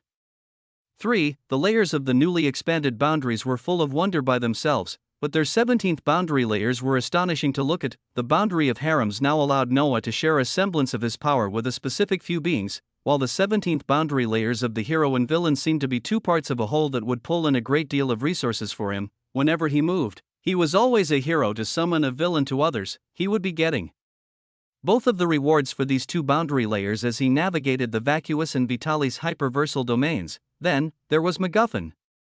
It allowed him to choose an item, concept, or entity and designate it as a plot device that may become the center point of conflict or what moves the current reality around him forward. For this he has to ponder a bit more on, as he could only gain access to doing this again after he attained extremity in this concept. There couldn't be any mistakes. Lastly, there was the 17th boundary layer of the protagonist. When gazing at it, Noah knew that this was the exact tool among the many that the protagonist brought forth that he had to utilize, and so without a delay, as a storm of multicolored authority swirled around him due to other concepts being taken towards extremity, he activated the authority of the protagonist, and his surroundings buzzed as the raging essence in the surroundings calmed every so slightly, a golden light blooming from Noah's eyes and flowing upwards as an utterly massive illusory golden book came into existence. His figure seemed like a grain of sand before this forming illusory golden book as it looked advanced with sleek margins, and yet it also gave a sense of ancientness as it didn't have a title. Noah felt his extremity soul values being used up as this book was flung open, his vassals below him seeing this scene as Aurelia's jaw was fully flung open in shock, and Barbados, who was beside her trying to communicate and tell her she would eventually get used to all this, also found herself staring upwards in a stupor. The golden book fluttered as bordered pages with the titles of A Call to Adventure, Aid and Cheats, From the Known to the Unknown, and Challenges and Ordeals were all passed until a particularly bright page labeled Point of Death and Rebirth appeared. When this page was flung open, the pages of this golden book pulsed as a reality began to be etched on it. Not any random reality, but the reality willed to play by the true emperor of quintessence that related to the entities who wished to bring to a stop his glorious path, the entities who wished to keep him forever in this cycle of a point of death and rebirth. He would be able to see them no matter what height of power they achieved, so long as they were embroiled in his journey. This statement from the description of the 17th boundary layer of the protagonist remained true, as at this moment, the golden page was divided into 4 separate panels that were currently blank. As his extremity soul values were drained more and more, the topmost left panel began to be filled with colors as in an instant. It showed a scene of crimson gold minor haven that was torn from above, with the figures of Noah and Iam seen at the peak of a golden mountain as beside them, Iam's grandfather was passing a curagulous mask towards Iam. This action was halted as the gaze of all 3 beings were turned up at this moment, the colored image showing them gazing at the culprits that had torn the haven above them, 3 entities that shone like blinding obsidian suns. Each one was shrouded by billowing obsidian smoke, and yet they thundered down like hellspawn, bringing down apocalypse. As these were the entities seeking to end Noah's path. Noah's eyes flashed on their figures on this topmost left panel of the page as with a glimmer, a few bursts of information began to appear above their heads. The Prime Devourer, the primogenitor of the Yagnyarvak's infernal extremity lineage, an entity at the 5th gradation of extremity. Due to the non-existent traces of the hyperversal extremity authority of the protagonist, no other information can be obtained. This was the information attained by the entity at the very center among the 3. Noah's eyes pulsed with a grand light of tyranny as he realized the identity of his enemy. A Tier 5 vacuous extremity, his eyes blazed with power and possibilities as after he discerned the identity of this being, he looked at the details of the entities to his left and right. The Annals Inquisitor, an extremity clone of an entity at the 5th gradation of extremity who was proficient in accessing both the records of Vitalis and vacuous annals of extremity. Her achievements make her extremely hard to kill by those at the same stage. Due to the non-existent traces of the hyperversal extremity authority of the protagonist, no other information can be obtained. Primogenitor of talismans, a hidden identity of the Sumerian architect. She seems to be here just out of curiosity, as those beside her don't know her true identity. Due to the non-existent traces of the hyperversal extremity authority of the protagonist, no other information can be obtained. The other 2 were also shrouded in a dark light as their figures couldn't be easily discerned, but Noah found his eyes drawn over to the entity on the right of the Prime Devourer, an entity whose identity was hidden even from the other 2 Tier 5 vacuous extremities around her. From this being, Noah felt the greatest level of danger, and she wasn't even here for the sake of killing him. She was only here to satiate her curiosity of him. Noah's eyes pulsed as he arrived at this conclusion, his extremity soul values leaking even more as they were used as the paint to color the next panel on the golden page. The next panel showed a terrifying scene of Iam's grandfather torn and shredded into trillions of minuscule pieces, with Iam herself entirely turned to nothing but ashes as the billowing figure of the Prime Devourer arrived in front of Noah. Chapter 2747. They don't know they're fighting the protagonist. 4. 2747. They don't know they're fighting the protagonist. 4. The second panel showed an entity at the 5th gradation of extremity right in front of Noah's visage, and behind Noah, the Annals Inquisitor had her hand thrust out and grasping his head as she seemed to be seeking his very records, existence, and location of the infinite hyperversal haven, far above them. The primogenitor of talismans, the hidden identity of the Sumerian architect, she could be seen floating serenely as her hand was flung backwards. A dense cluster of multicolored paper talismans flying out towards the torn haven as far in the distance, roars of Vitalis' hyperversal authority could be heard. It was the roars of a Tier 5 Vitalis hyperversal extremity that was rushing over. All of it generated a shocking amount of information as Noah felt as if his soul was being squeezed dry at this moment. With the third panel not capable of forming any picture as his extremity values were entirely depleted, you do not have sufficient authority to view the progression of possible reality any further within this point of death and rebirth. You have gained a glimpse of an unrecorded history with entities at a tremendously high level of gradation. A quintessential achievement. Authority buzzed around him as his eyes were clear. His 9 pupils seemed to be rotating like 9 abyssal singularities as they remained on the massive book open to a golden page with 4 panels continuing to stare at the 2 colored panels that depicted entities actually hunting him. In the war occurring between vacuous and Vitalis hyperversal legions, no entity at the 5th gradation of extremity had even made a move yet, and yet for Noah, 3 Tier 5s came to extinguish his raging flame. What did they find out that made them move with such urgency? My path is about to be so glorious that even the higher powers of the vacuous hyperversal legions became worried? Tyranny and quintessence flashed in his eyes as he began to compute and think about many things. He had seen the situation at hand. The protagonist had elevated multiple tools as at this point in time, Noah should already have the solution to this insurmountable issue that he faced.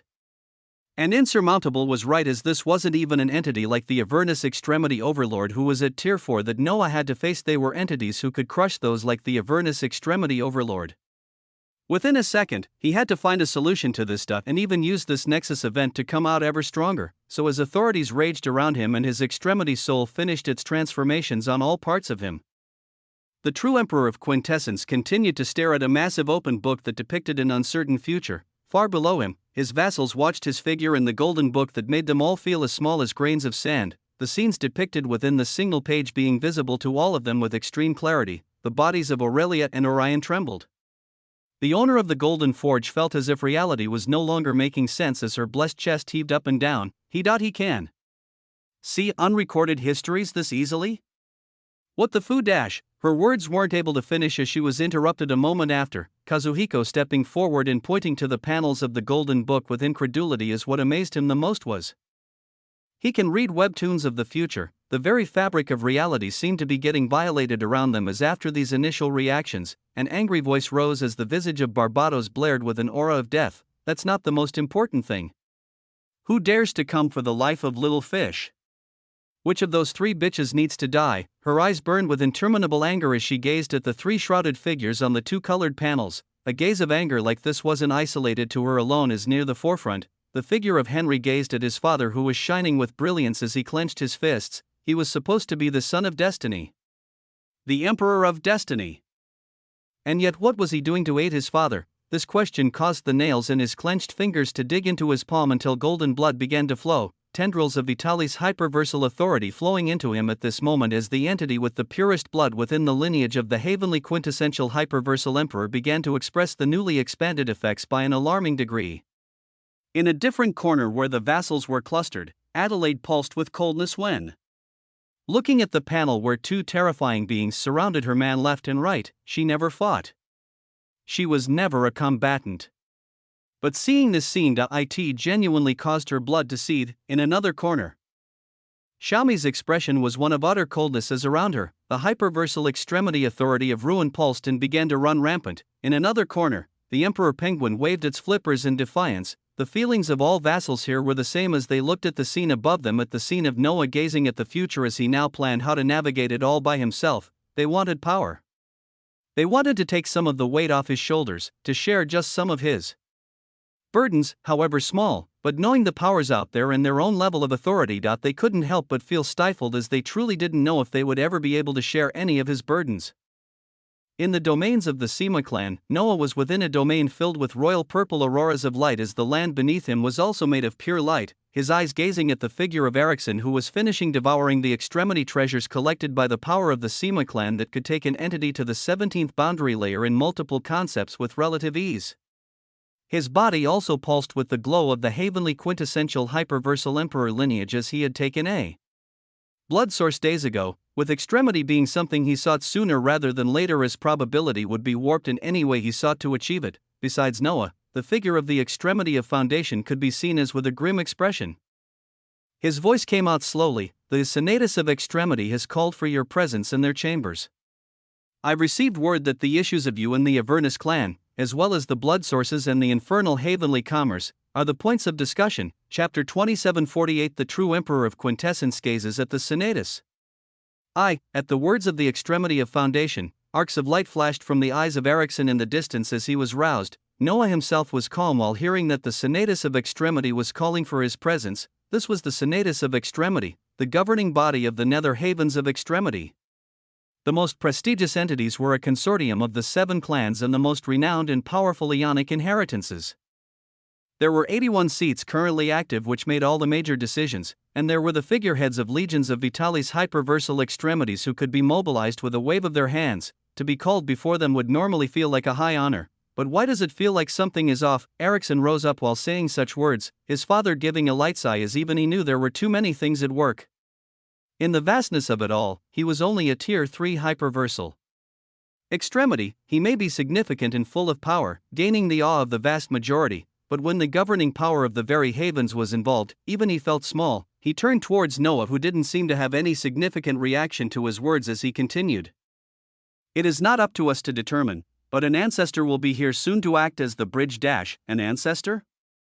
Why do you make me seem so old? BZZT, space twisted and tore, a white light flashed us from it. An old woman with a cane flickered into existence, her voice full of power and regality as every time she walked, her cane rang out resonantly. Seeing her figure, Erickson smiled and walked forward to support her as he spoke with care. Wise Granny, why are you getting involved in messy matters like this?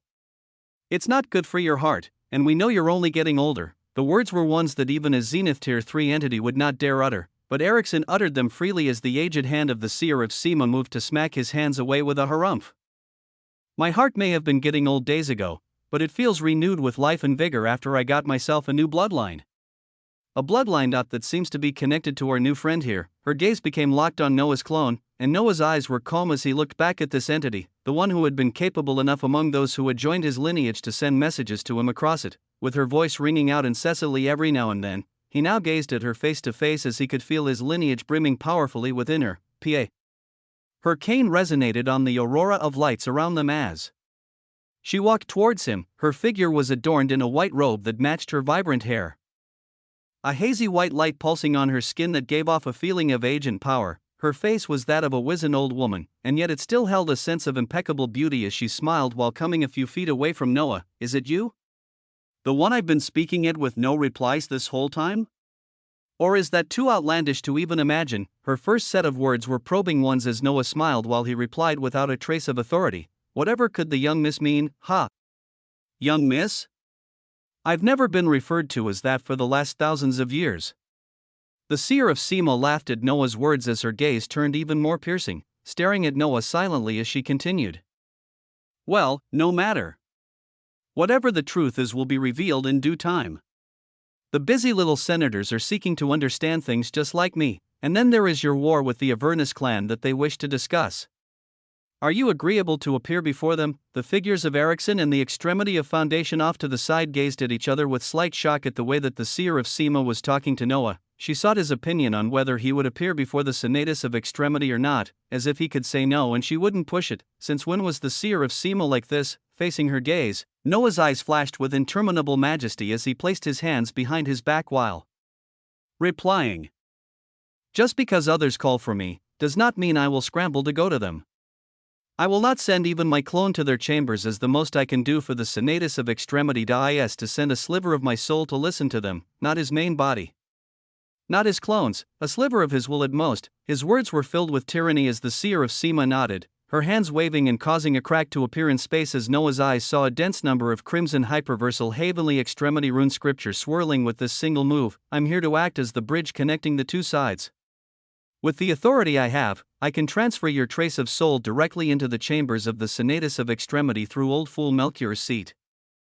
As for how things will turn out after that, even I don't know. The crack in space pulsed as it distorted space and time, forming a bridge from this location and towards the haven of Andromeda where the chambers of the Senatus of Extremity were currently meeting. Noah gazed at this forming crack as a sliver of his will containing a small trace of his soul leaked out from his head, forming into an illusory figure of him that was draped in a white gold emperor's robe, his fair illusory skin shining with brilliance as his dark hair flickered with stellar streams of colors every now and then. He thought of many things, oraculum and even the protagonist beginning to be put to use as he wondered what gains or possible losses could be made from meeting the governing body of the Senatus of Extremity. As after a moment, his illusory body composed of a trace of his soul nodded towards the seer of Sema and stepped towards the spatial crack. Chapter 2749. The true Emperor of Quintessence gazes at the Senatus. 2. Within a secretive domain in the nether haven of Andromeda, auroras of the hyperversal extremity authority of Andromeda flowed along with trace tendrils of Vitali's hyperversal authority within this enclosed domains. 81 thrones that gazed at each other floating in space as 80 entities at the 4th gradation of extremity and one entity at the 5th gradation of extremity had their auras burning brightly on these thrones. At this moment, one of the thrones designated for the Sema clan buzzed as the voice of Melchior emanated out. I hate to interrupt, but the entity Noah Osmont that was called upon by the Senatus can appear before us now if we wish to address some of the prior issues. Oh, the buzzing and authoritative voice of the rhetorician of the Senatus rang out as his throne pulsed with golden light, his grand stature raising his right hand as the chambers became quiet, and he nodded towards Melchior. Crimson hyperversal heavenly extremity rune scriptures flickered from beneath his throne as a light shone from it, a light that then shot out towards the center of the Senatus of Extremity as a crack in space bloomed, and from this crack, a unique aura stepped out, bathed with brilliance. The illusory form of the true Emperor of Quintessence stepped out of the spatial crack as he entered into a restricted space that very few entities ever had the honor to gaze upon. He stepped into the chambers of the Senatus of Extremity. As the moment he did so, the crack he came from dimmed as many eyes and wills locked onto him, and his gaze was of utmost brightness as his will also spread out to observe everything around him. The aura of powerful entities at the fourth gradation of extremity was maddening to feel, and yet his soul didn't buckle under the pressure as his head remained high, the voice of the entity who had aided in utilizing their authority speaking. Out with his arrival, I present the one that has named himself the true Emperor of Quintessence, Noah Osmont. The voice of the old man from the Sema clan rang out resonantly as thereafter. He smiled lightly while gazing at Noah and continuing, Noah Osmont, you stand before the Senatus of Extremity, consisting of the representatives of the 7 clans and major inheritances within our nether havens of extremity. The issues that brought you here today deal with your conflict with the Avernus clan, as well as the infernal heavenly commerce and any knowledge you can shed on their blood sources. The Sema clan ancestor took the time to introduce the issue as the wills of extremely powerful beings swirled around Noah, with his eyes of extremity that were bathed with his extremity soul, watching all 81 Senatus members here closely as he learned of their names and identities. Each of them emanated waves of tremendous power as they were all entities he couldn't even injure or touch at this moment, with the golden-haired titan of a being sitting on the largest throne giving Noah the feeling of most danger as he felt like this being could reach him in the span of an instant. Were anything to happen here, his guard was up for this entity the most as he couldn't allow them to even get near him. For this, he had the simple means of dissipating this trace of soul as none of his records would ever come close to being traced. His gaze moved on from the most powerful entity here as he continued to gaze around. A moment later, his eyes showed a trace of surprise as he turned around to stare at a distant throne behind him where a figure shrouded in a dark light could be seen. The identity of this being was particularly unique as towards them, Noah smiled devilishly. Ancestor Renee, possessed, an entity on the 4th gradation of extremity who has been possessed by a vacuous hyperversal extremity. She stems from the Holy Church Ionic inheritance of extremity as she was exposed to the trace soul of a vacuous entity at the 5th gradation of extremity during an important ritual. An entity with history and information appeared before him as Noah smiled towards them, the eyes and gaze of this being swirling with a trace of shock as they wondered why he was staring their way. But he didn't linger on this being for too long as he turned back towards the myriad of other thrones here. Glancing at them as he came to lock onto the throne that held none other than Seer Amestris, the Seer of Avernus, seeing this entity with her throne wrapped in purple flames, he smiled while waving his hands towards her throne, an action that raised brows as it showed the utter lack of respect since these beings were still supposed to be enemies at this point. The eyes of the rhetorician of the Senatus rose as his face remained placid, his hands waving at this moment as a throne beside him took a spotlight revealing a woman adorned in a sleek black power suit with gorgeous golden hair and a pair of glasses that buzzed with the authority of an armament of extremity. She was the speaker of the Senatus who took the lead on behalf of the rhetorician of the Senatus when common matters were being dealt with. She emanated pristine grace and beauty as she pushed up the glasses on the bridge of her nose while speaking out, the authority of a Tier 4 hyperversal extremity pulsing from her, Noah Osmont. The chambers of the Senatus of Extremity are a sacred place of power. This is your first time here, so 1 second, she had begun to speak, yet her words were interrupted as Noah stopped gazing around. The eyes of the speaker of the Senatus turned sharp as she and all others watched Noah's illusory figure snap his fingers, the space behind him beginning to buzz as a grand multicolored illusory throne bloomed into existence. Adorned in illustrious runic etchings and cerulean lemniscate symbols. It looks like a throne rising up in the form of a resplendent multicolored mountain as only after it was enacted did Noah's illusory figure sit atop it with majesty. The action drew many sharp gazes as Noah's figure sat on his illusory true throne of quintessence unabashedly, a flaming multicolored crown appearing above his head as after he was seated, his voice rang out. You all were seated in your high thrones as it just didn't feel right for me to not be on mine. Now, you were saying, WAA, a low yet resonant melody of tension and valor began to play in the background, imperceptible. Barely discernible. But it was the beginning of a symphony nonetheless. The immensely powerful entities in these chambers watched such a scene with shining eyes as no clamor erupted. The eyes of the speaker only became sharper as her glasses shimmered with brilliance while she continued, the Senatus of Extremity has manner and decorum. When given the space to speak, one speaks. Otherwise, all others listen. One of the issues at hand that brought you here is one that questions your connection to the infernal heavenly commerce stemming from the supernal havens of extremity. That is a major reason for your wanton act just now to be allowed. Not because of you, but because of the power that stands behind you. Going forward, be mindful of this. They could all be his trace of soul wasn't surrounded by any extremity rune scriptures. Truly, this being before them had yet to even achieve extremity. And for him to talk to them and address them as if they were peers, when they were so advanced on the gradations of extremity and even tier 3 entities gazed at them with awe and respect? No others said this loudly, but the majority of entities here expected such a form of respect towards them. Oh, her words caused Noah to release a dazzling smile as the speaker only gazed at him calmly before continuing. Yes. But the first and connected issue to address is one with the Avernus clan. Senatus member Amestris, go ahead. Her words were directed to none other than the seer of Avernus, the throne of this being lighting up with authority as the purple flames around her throne parted to reveal her astonishing figure. Her voice was succinct as she stared at Noah while speaking. Your conflict with the Avernus clan began due to a lower-level extremity belonging to our clan and was escalated up from there. The Avernus clan admits fault in this, as the ones responsible will be punished, with the Senatus of Extremity bearing witness now to bring an end to this conflict. Whether it is you and the power behind you, or the Avernus clan, none of us benefit from continued chaos and death. For the good of the Seven Havens, this conflict, this war, must end. For the good of the Seven Havens. These words rang out resonantly as when he heard them. Noah's smile only became brighter as his gaze moved from Seer Amestris and towards the speaker of the Senatus, who stared back at him calmly as if waiting for his reply.